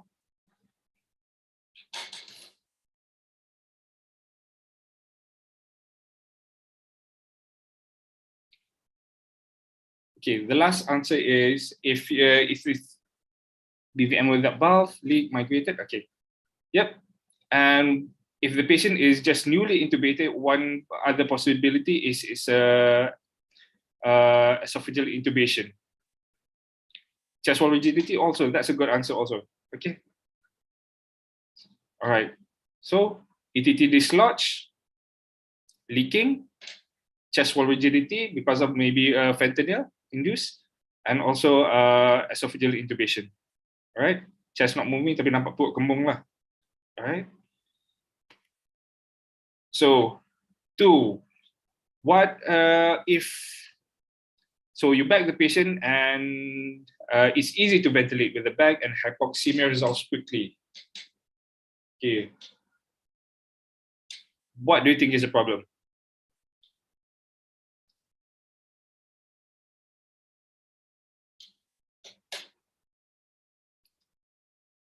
Nah, ventilator problem. Yeah, ventilator oxygen port. Yep. So this is the thing. Whenever you immediately change from BVM ventilator to BVM in patient who is critically desaturating, it can give you a lot of ideas of where the problem lies, whether it's with the patient or the ventilator. So so when you take over the ventilation, you're essentially manually ventilating the patient. You essentially take the ventilator and all its potential problem out of the equation. So from here, you can identify if it's a patient or EDT problem versus a ventilator problem. Okay, so it helps you in terms of troubleshooting. And so if it's very easy to ventilate with the bag and you feel the compliance of the lung is okay, oxygenation, and you connected the bag properly to inflate the reservoir from the BVM and giving the patient FiO2 of 100%, then it's likelihood to be on the ventilator side lah, the problem. Okay, so you identify that there's no problem with the ETT, you don't appreciate any leakage, and patient is relatively easy, not difficult to ventilate, then it's likely the ventilator side. All right. So then you can Jimmy jawab macam selalu experience. That's true. Okay. So what you do is, again, whenever this happens, you start to try to troubleshoot what's the ventilator problem lah. Okay. What happened just before, what happened after. Okay, did someone masuk ajar-ajar apa ke? Was the patient gerak-gerak ke? Okay, did someone just masuk and change the setting? That always happens. That happened a couple of times where someone from other department suddenly de-escalates the patient without telling anyone. That is a big issue. And yes, okay. So the third scenario is if you bag the patient and you notice the patient is difficult to ventilate, not intubate, sorry. You notice that the patient is very difficult to manually ventilate. Where do you think the problem lies? Again, I think this is just pneumothorax. For again, if it's this is what you're experiencing, bronchospasms, could be air trapping, could be compliance issues worsening, compliance, yes, all of those. All right. Okay, very good, everyone. Okay, that's it for my presentation. Thank you, everyone. Hope you had a good learning. Okay, bye.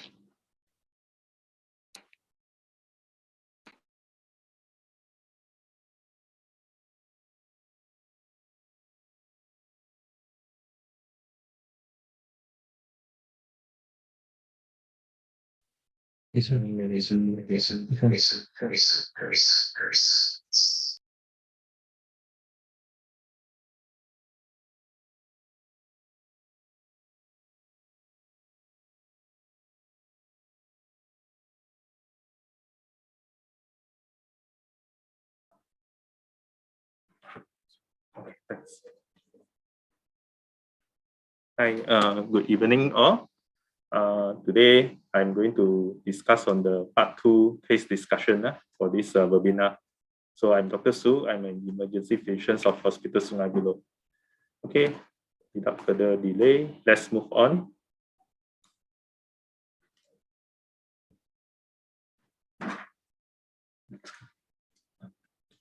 Okay, these are the learning objectives from our discussion in a while. In this session, I hope that we can be more interactive, and then I will get you all to help to answer some of the questions. Okay, case 1. Okay, we have Mr. A, age 68, who has no known medical illness, came to our ED with a complaint of breathlessness, fever, and productive cough for the past 3 days. On examination, he is drowsy with septic looking. He is in obvious labor breathing. Lung examination revealed cause crack over the left lower zones, and his vital signs are as documented. There's a temperature 39 degrees Celsius, hemodynamically unsupported with a BP of 95/60, heart rate tachy 130, respiratory rate 40, SpO2 90% under high flow mask. What will be your next plan? I will get an organizer to help me to pick candidates. Anyone there? Who will be answering this part? Jenny can try. These 2 questions. For this patient from the case presentation, I won't give any role of CPAP or BiPAP because from the case there stated patient is drowsy already so unlikely patient will be complying to CPAP or BiPAP so it's better we terus intubate this patient and this patient, it looks like a case of sepsis, severe sepsis tak tahu shock ke tak lagi, likely secondary to CAP or PTB in Malaysia. So first we intubate first, secure the before intubate we need to stabilize the patient first to at least optimize the BP first So after we dah tengok apa tu yang hop killer dah settle, we intubate the patient, then we start on antibiotic and sedation, those standard care plans. Okay, good answer. Okay, let's move on. The patient's ABG before intubation on high flow mask is as stated, pH 7.35, PaO2 of 625, PaO2 60, and bicarb 24. You make a decision to intubate the patient, and the intubation goes on no complications. So chest X-ray review left mid-zone consolidation. So can I get someone to interpret the ABG and initiate the ventilator settings? Boss, I get someone from green zone. Green zone. Okay, sure. Thank you. Please come. May I have your good name? Atika will come and interpret ABG. Okay. Okay, Atika, please. Okay. Hi. So the pH is 7.35. It's normal. But the PCO2 is over the lower side, which is 25. And bicarb is within normal range. So could be respiratory.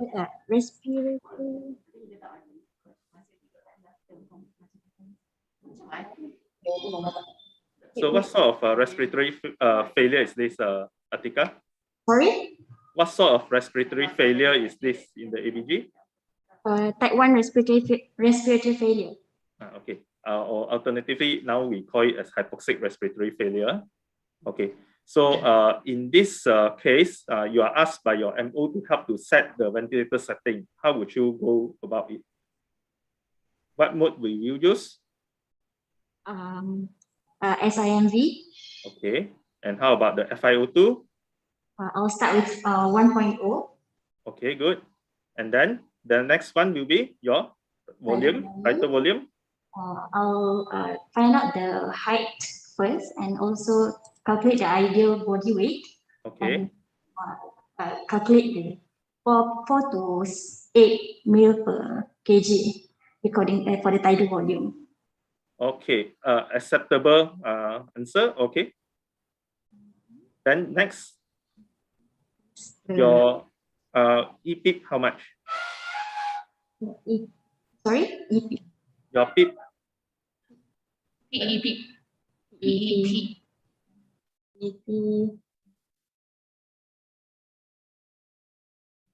PEP, I'll start with 5 centimeter water. Okay.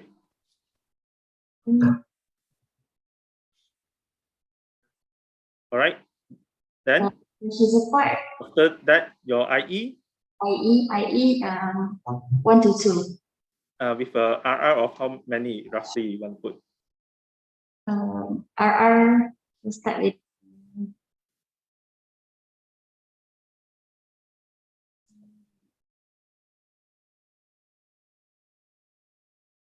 Sorry, I can't hear you. Not sure. Not sure. Okay. You can actually start about 12 to 14. This is basically, essentially, we are aiming a general lung ventilation setting strategy. Lung protect. You can use lung protective also. In this case, as long as you titrate the P plat less than 30. So this is a normal setting first. You can set. So this is the one of the example. So subsequently, after intubation 1 hour, you notice that this is the ABG with a pH of 7.4, PCO2 40, PaO2 55, and bicarb 24. And the setting is as displays. FiO2 60%, vital volume 6 ml per kg, RR 14, PIP 6, IE 1 to 2. Can I get someone to help to fine-tune the setting? Sure, boss. There's one more person can answer the question. Yeah, who? You are the chosen one. Come. Okay, Please okay. adjust before the MO eat you up. Yeah, boleh siapa tu? Yeah. Can't see you. Okay. Would you like to help to improve the PaO2 of this patient?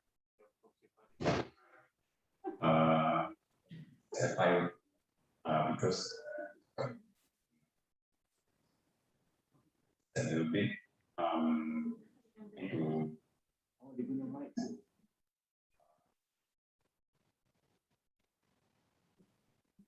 Okay.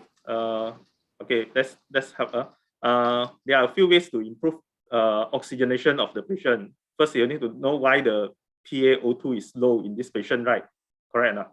So, like what Dr. Amar has been saying, you need to check back all the DOPIS, whether there's any problem with it. Next, you will look at the ventilator setting once you have exclude all the complications and all the DOPIS.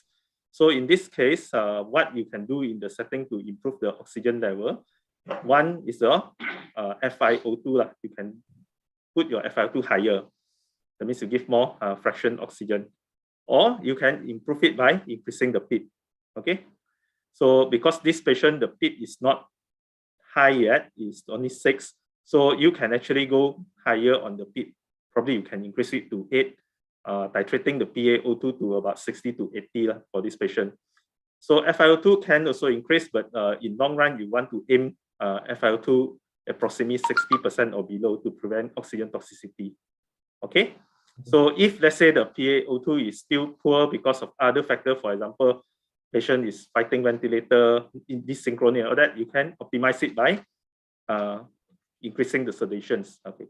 So these are some of the methods that you can to help to improve the PaO2. Okay. The next part is what are the physiological effects of the PEEP application? This one I think Dr. Sonia has explained it earlier. Anyone want to try?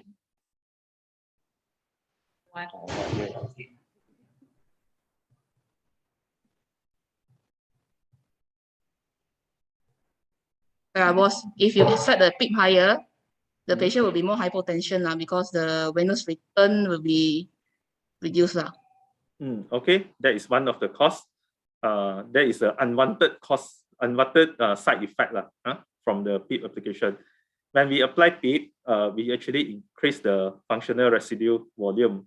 So we will have to recruit lung, alveoli, then improve the gas exchange, improve the VQ mismatch, then oxygen will be better for this patient. So other beneficial effect of the PEEP will be reducing the work of breathing, reducing the myocardial workload by reducing the venous return. But the problem is when we are increasing the PEEP too high, then this will also impair the venous return, and in the preload dependent condition, it may cause hypotension. Okay, understand? So we move on to the next one. Second case. So this patient will be using another strategy to ventilate. So 23 years old female, Miss B with a bronchial asthma, known case of bronchial asthma, and also eczema, presented with 2-day history of cough and worsening breathlessness. She appeared drowsy, speak in words with audible rhonchi. On auscultation, you hear generalized wheeze and prolonged expiratory phase bilaterally. Can you name me the indications for invasive mechanical ventilations? I think this one, if got HO, then also okay lah. This question Houseman can answer.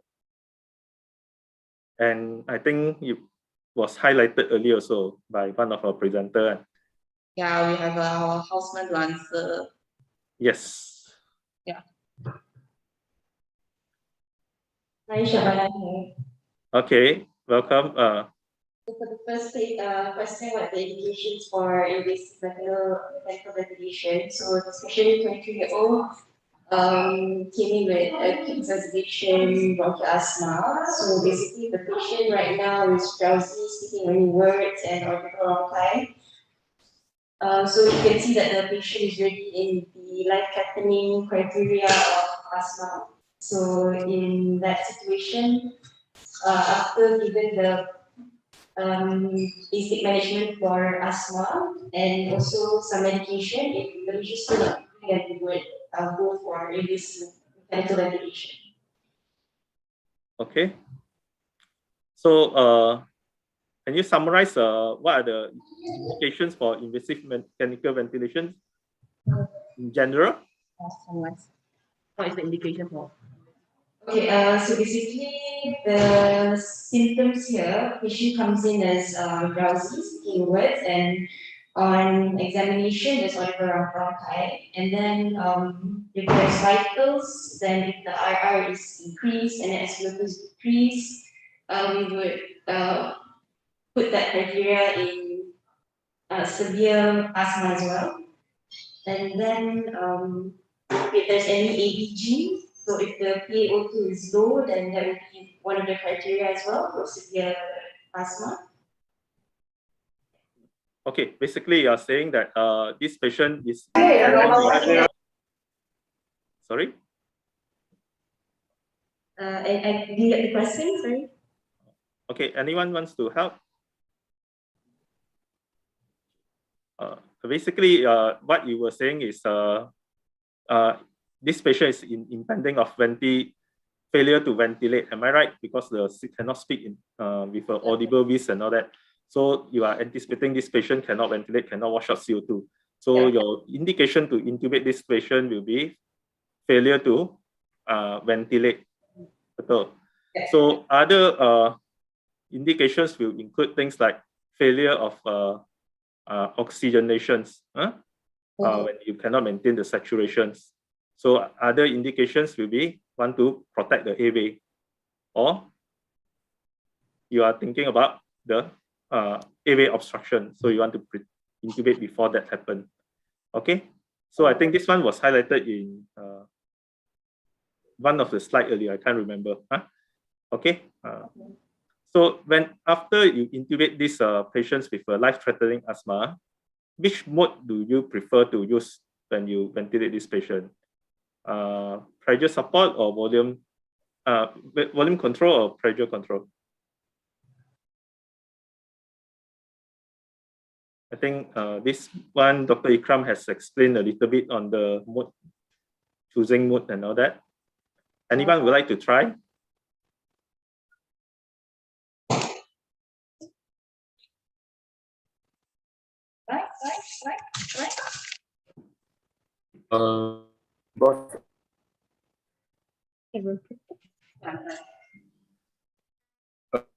Jenny. Yeah, Uni. For this patient, will you go and comfortable with? So I will choose SIMV mode, the standard mode with volume control. Okay, good. Setting to tidal volume, I put 6 ml per kg, and then the R will go low, around 8 I will start. And then PEEP, because it's a known case of asthma, to prevent auto PEEP, we can either use 0 PEEP, we PEEP 0, or we go low PEEP it's like 2 to 3, and prolong IE 1 to 3 or even 1 to 4, and later on monitor the response. Can even prolong. The reason I don't opt for pressure support is because pressure support is much dangerous, and I need if I really go for pressure support, I will first call my EP and then I will stay with patient 24 hours to monitor any complication develop. Yes, correct. You are right. Actually, when we are ventilating patients, pressure control or volume control equal, no superiority between them. But in the case of asthma, because of the you are anticipating high pressure to ventilate this patient, so it is safer to choose a volume control, because once you give all your treatment for treating asthma, your nebulization, your medicine sulfate, all that, once the bronchospasm break, if you are choosing the pressure support, pressure control, then you will probably distend the lung, then the chances to get complications such as pneumothorax will be higher. So volume control will be safer here, whereby you set the volume, but because this patient will require a high airway pressure to ventilate the patient, so remember to reset the alarm so that the patient get adequate tighter volume, and also to silence the alarm. And as for your initial setting, I think it's acceptable. Rate go low instead of going high, which is a lot of people sometimes misunderstood when CO2 build up in the asthmatic or obstructive patients, so they go higher respiratory rate. So that is not correct, because you need to slow down the respiratory rate to allow the patient to expire, because there's an obstructive airway. You need time for the patient to exhale. So you go RR low and prolong the expiratory phase. So i.e. 1 to 3, 1 to 4, 1 to 5 will be okay. All right. Yeah. So you notice that this is the ventilator screen display. Can you describe the abnormality on the scala or the screen?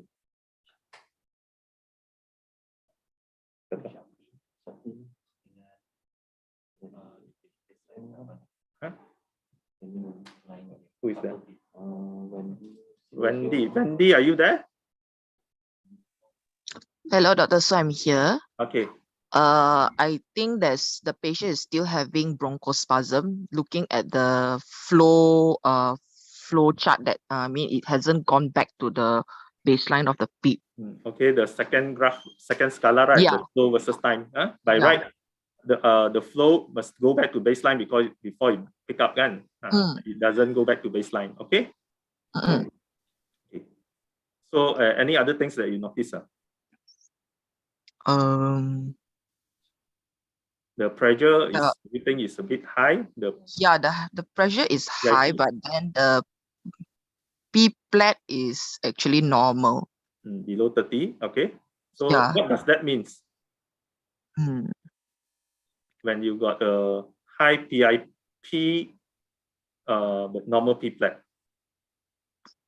Just now, I think Dr. Afifah has explained PIP minus P plat usually will be below, within 10 and below 10. So if it's very high, what does that mean? Maybe that's like, as if you compare it, like correlate it with the flow graph, might be some bronchospasm going on causing obstruction. Yes. One of the possible cause is bronchospasm. Basically, it's something to do with the airway resistance. High resistance. High resistance. So high PIP, normal P plat, and the difference will be more than 10. Usually it's high resistance. Things are like kinking of the biting of the ETT, any mucus plug, bronchospasm, all this stuff. Okay. So how do you correct that? Yeah, to correct, like if in this case we can see that there's some bronchospasm going on, then we can give the patient nebulization or beta 2 agonist inhaled to break the spasms first. Okay. All right. And any other things that can help? You can give that first, and we'll see how the patient responds to it. Okay, that is correct. Actually, your answer is correct. Don't over dependent on the mechanical ventilator to help you to correct this airway resistant problem or bronchospasm. So once intubated, that is not the end. You have to still start treatment for the pathology itself. Have to give a nebulization, magnesium sulfate. Have to reverse the pathology. Okay, that is one. Then the second one is you want to, other than the bronchospasm, you want to rule out other cause of the high resistance. For example, whether there is any secretions which has caused blockage in the ETT. Then you want to make sure the patient is relaxed, doesn't fight the ventilator, and all this. Okay. So, okay, this is the ABG 1 hour post intubation, whereby the pH is still 7.15, PCO2 is quite high, 90, PaO2 100, bicarb is 30, and the ventilator setting is as shown in the slide. So how do you want to optimize this ventilator? Wendy? Since you answered the earlier part, right? I think this one related to how to improve the ventilator. For this patient, we can see that the patient is still having quite still having respiratory acidosis, whereby the PaCO2 is high and the pH is low. So I think in this case, we can actually try to help wash out the PaCO2 a bit by increasing the IE. Okay. And besides that, we can actually try to reduce the RR a bit. Okay, can. So that strategy, I think, is acceptable. It's good. So you reduce the RR, probably put 10 or 12 to allow more time to expire, and you prolong the expiration phase. You can put 1 to 4, 1 to 5, so that the CO2 can wash up. And if you remember just now, the patient scala got auto PEEP, right? So the PEEP, if you want to cut it down lower, 5 or 3 or 4, it should be okay. All right. So next case, so just now we finished general lung strategy and also obstructive lung strategy. So case 3. So we have this guy, Mr. C, 30 years old, in case of diabetes, presented with breathlessness past 2 days. He has been having fever, reduced appetite for 3 days. On examination, he's dehydrated, tachypneic, but lung clear. And you notice there is a swelling over the right foot, which is warm and tender. If you notice, he got temperature 39, BP is borderline 90-50, heart rate 130, tachypneic, RR 30, SpO2 96% under room air. His dextrostate high, ketone is 5, ABG shows severe metabolic acidosis. So what is your diagnosis and treatment? HO ada. Green zone, green zone. Yeah, we are answering. Come. Oh, help me ada. Got special request for you to answer.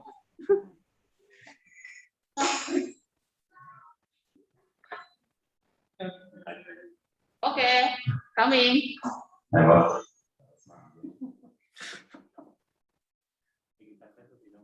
Maybe you need to come here a bit because they can't hear. What do you think the patient is having? Don't worry, this one is quite direct. I'm not going to ask a lot. This one to make sure you can identify. Yeah. So breathlessness as well. Could be because it's actually dehydrated, so it points towards lungs, but the swelling is right foot. So it could be uncontrolled EM, for example. So we see EM 5 centimeters, 5 Okay. Actually, I think you are going along the line already, quite close. So basically, you are thinking about some infection going on in the foot and complicated with DKA. Am I right? Because patient's ketone is more than 3, serum dextrostate is more than 11, and bicarb is less than 15. So your treatment will be fluid and insulin, and which you are already running. So I reassess back this patient after administration fluid resusc and starting IVI insulin. Despite the treatment, he appeared to be more drowsy, restless, and also tachypneic. You already put him on face mask, and the latest ABG after fluid resusc as shown in the slide. So can I get someone to calculate his expected CO2, and what will be your next step? Calculate saja, calculate saja. Anyone to help also pun boleh. I think this one just now kita ada go through the Dr. Jasmine will teach how to do the Winter's formula kan. So remember the formula? Expected CO2 equals to 1.5 times by cup tambah 8 tambah minus 2. That will be the what you expect the patient's CO2 will be like in the ABG. So what is your calculated PA CO2?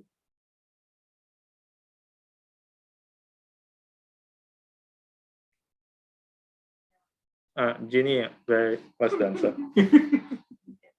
Oh, let me press. Okay, 15. Jenny counted. Okay, actually I tak count pun, tapi I think it's correct lah. Okay. Okay, so based on the formula, if you counted, then it is 15. All right, so what does it mean? Because this patient dah clinically nampak lethargy, more tachypneic, restless, and the CO2 instead of 15.5, now on your ABG it shows 30. What does it mean? Yes. So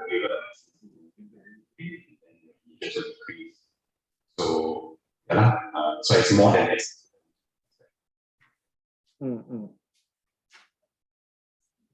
So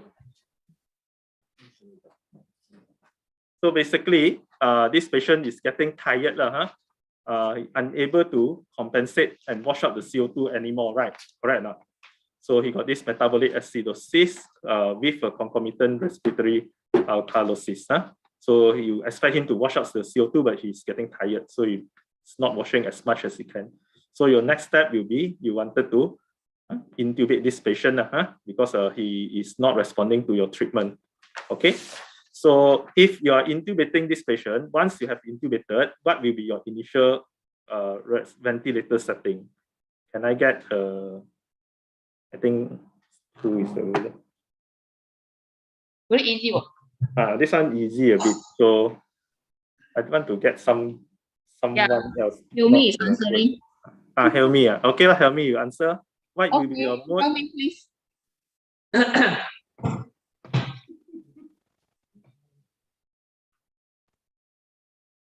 Hello. So I think since I'm working with ventilation, the burning tidal volume.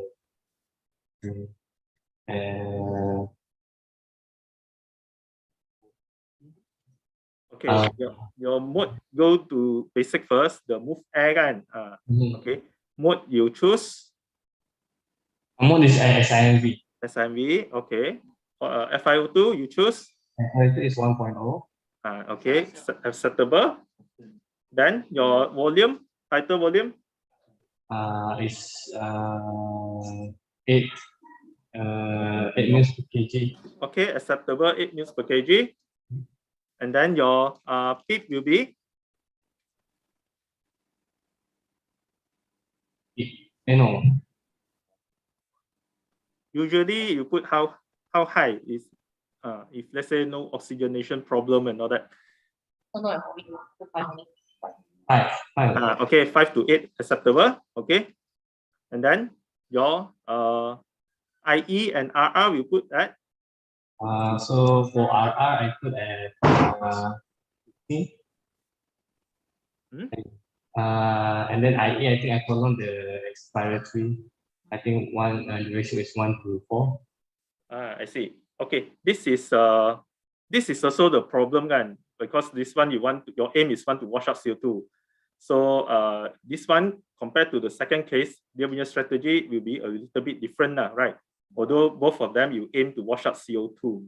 So just now that one, the second case, the patient having obstructive lung problem. So it's difficult to wash out the CO2 because of resistance and obstruction. So that's why you prolong the IE and you reduce the RR to allow time for the oxygen to go up. But this case, the patient doesn't have an obstructive problem. And you see before we intubate this patient, the patient minute ventilation is quite high, right? He's basically tachynic, trying to wash out the CO2 to compensate for the metabolic acidosis. So in this case, after we intubate, we should set the RR higher on the higher side, maybe 20 and all that, 20 or around there. You can, after that we titrate. Some of the suggestions, some people put there, you titrate based on the neck ventilation before you intubate. So about 70 to 80% of the pre-intubation minute ventilation. But we don't know what is the tidal volume kan, sebab kita tak measure. So you just set the RR a bit higher lah. Not the normal 12, 14. You put RR 20 or higher. Understand? So your IE you set that the same 1 to 2. You understand, right? The difference between case 2 and case 3. Yeah. Okay. All right. Okay. Then we move on.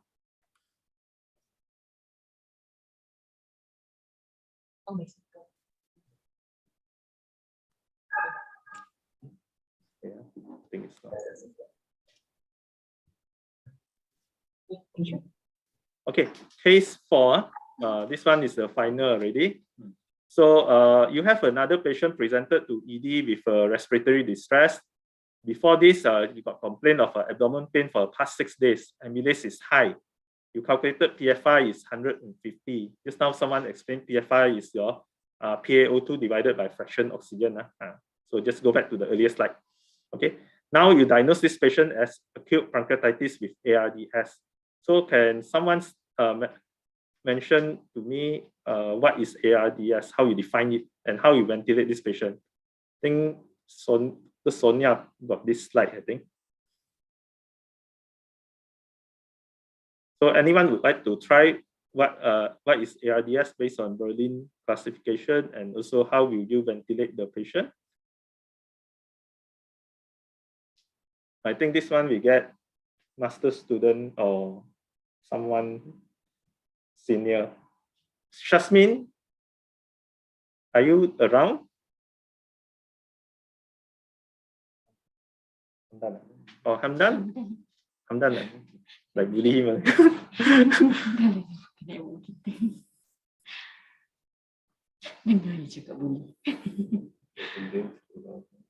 Okay.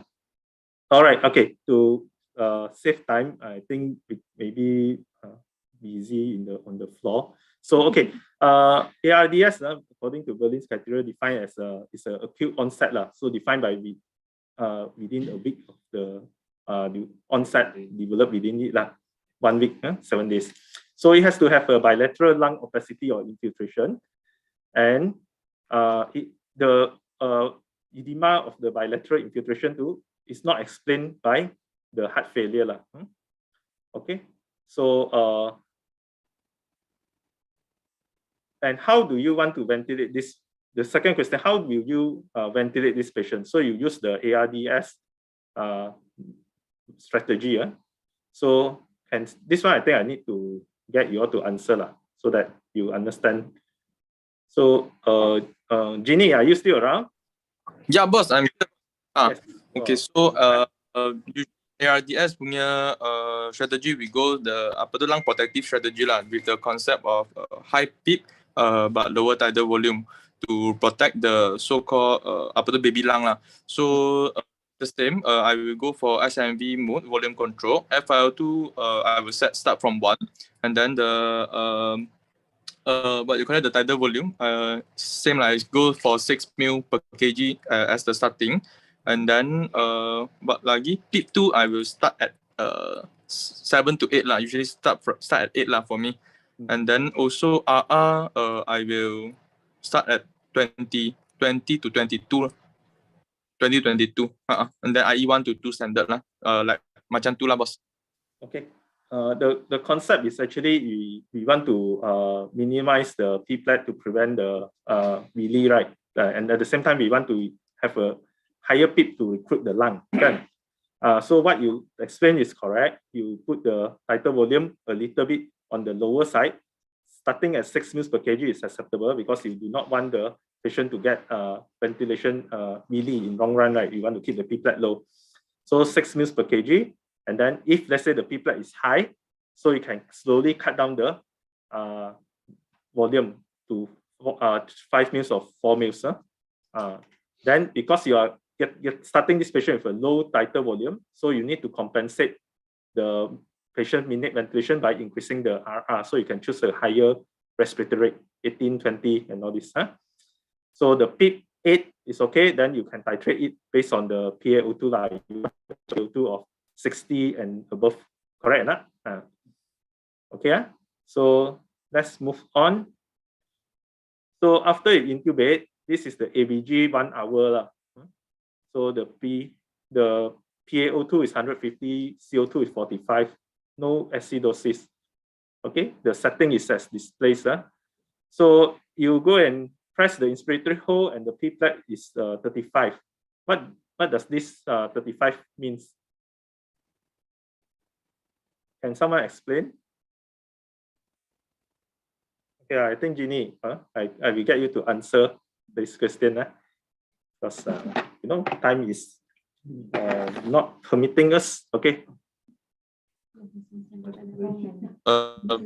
P-plat high 2 means currently the patient lung is having low compliance. Okay. And then and also P-plat the higher incidence of baru trauma and volu trauma. So our now is to read the P-plat lah and the tidal volume. Okay, good. And based on this setting and the ABG, how would you want to alter the setting to minimize the risk for release? Okay. Okay, so as for now, the pH is still normal. PCO2 slightly on the higher side, but still considerable normal. PCO2 will be high, so FiO2 maybe you can cut down, maybe cut down to 0.9 or 0.8. We can go down, taper down slowly. Bicarb still not, so nothing to be worried of. And then, as mentioned just now, because the pH is high, so maybe we can go the tidal volume to just I start on 6 ml per kg, so maybe I can down to either 5 per kg or 4 ml per kg. If you're lazy to calculate, maybe you can cut down slowly. Like volume is 420, we can set what 400 or 390, and then like 1 to 2 minutes be the P plat. If the P plat still persistent high, then I can further the volume, but make sure we have adequate mini ventilation as well as we mentioned just now. So if we after we reduce of 6 to 10 liter per minute, then we can increase our RR to achieve that. So the patient still having a ventilation. Okay, very good. Okay, so like what Jeannie said, we want to aim to keep the P plat less than 30. The driving pressure is less than 15. So how he want to bring the P plat low? He bring down the tidal volume. And because he bring down tidal volume, the CO2 will tend to accumulate higher because your minute ventilation reduces. So to compensate that, Jeannie increases the ventilation rate. So good. And to prevent the oxygen toxicity in long run, so because PaO2 is acceptable, he bring down the FiO2. Okay, that's acceptable setting. So this is the summary. In summary, ventilation strategy, there's no fixed strategy. You have to individualize it based on the patient's lung compliance and also physiological needs. So these are the tables, right, summarizes some of the common conditions that we encounter in ED. So and these are the suggested initial setting, not a hard and fixed rule, but it's some of the suggested strategy. Okay, any questions?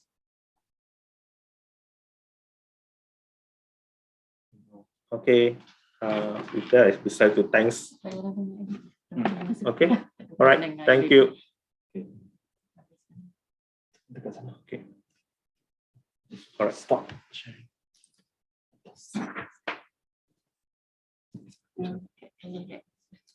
This one.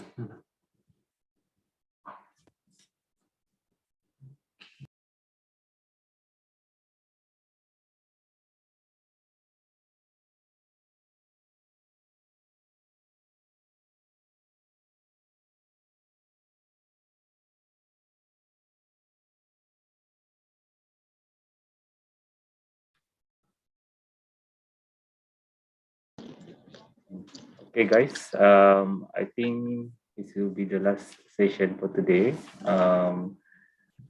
I think Dr. Pipa is a main organizer for this course. Would like to give final words before we wrap up this webinar.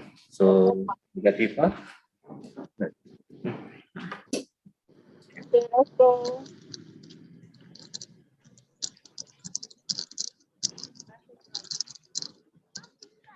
We're not done yet.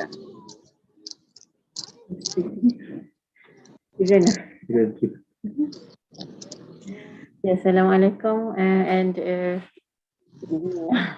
okay, so it's already 5:20. I tak nak cakap banyak pun. Yeah, you shouldn't. I know. I just read some suggestions for improvement lah. You all punya feedback tu. I just nak mention actually kita buat webinar ni based on the request from MOs lah. I heard there's a request for a ventilation course, so kita buat actually mainly for MO in Sungai Buloh lah. So because we are doing it online, this was planned before we were allowed to do a physical course. So we plan it to do online. So sebab buat online, so kita just buka je lah untuk sesiapa yang join. Sebab ada yang macam apa nama so bila kita buka online ni, Zoom ni hanya allow 100 participant je at one time. Okay, so I'm so sorry for that. So sebab tu kita try juga untuk live streaming daripada YouTube. Tapi apparently dalam 100, tak sampai pun sebenarnya participant. Anyway, But I think some of you guys memang stick daripada awal sampai akhir, which is good. Okay, and I hope you do learn a lot from this course, walaupun the basic ventilation webinar sahaja. Okay, and some are requesting for a more advanced ventilation course lah. So maybe we can consider that. Okay, tapi kena lulus dulu lah untuk basic dulu untuk join tu. Okay, otherwise untuk soalan tu generally ramai orang jawab pukul 12, pukul 1 petang. I rasa masa tu kita letakkan kita punya QR code. So banyak, ada juga soalan yang tak berapa yang tak betul yang dijawab. But I hope you guys dapat the gist of the soalan. All the soalan tu memang simple-simple je untuk basic ventilation je. If you want to discuss the questions or anything, you can always approach us lah. Okay. Otherwise, I think that's all. Thank you very much for your participation. Okay, so don't forget siapa yang belum isi attendance dan quiz. Please do so. Nanti Dr. Lu akan settlekan your punya certificate so you can claim CPD daripada MyCPD ya. Okay. Sebab yang ni memang listed dalam MyCPD. Okay. So that's all. Thank you very much and I'm so sorry on behalf of the committee lah. Sebab initially tadi we have a lot actually of technical glitch. Okay. So thank you very much.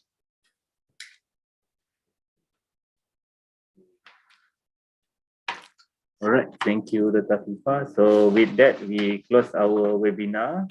Have a good rest, everyone. Thank you for joining us from the beginning until the end. I also would like to say sorry because of the technical glitch at the initial part of this webinar.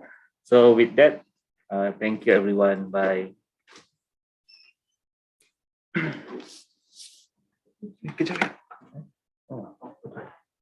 Okay. Hi, Lou here regarding the certificate, right? Within 2 weeks, I will settle it. But if you all didn't receive any certificate, you all can just email me lah. I email already put down there. One more thing is by 7 o'clock, I think better you all fill up the quiz and also the feedback form so that because I will close after 7 lah. Okay, thank you. Thanks all for joining us.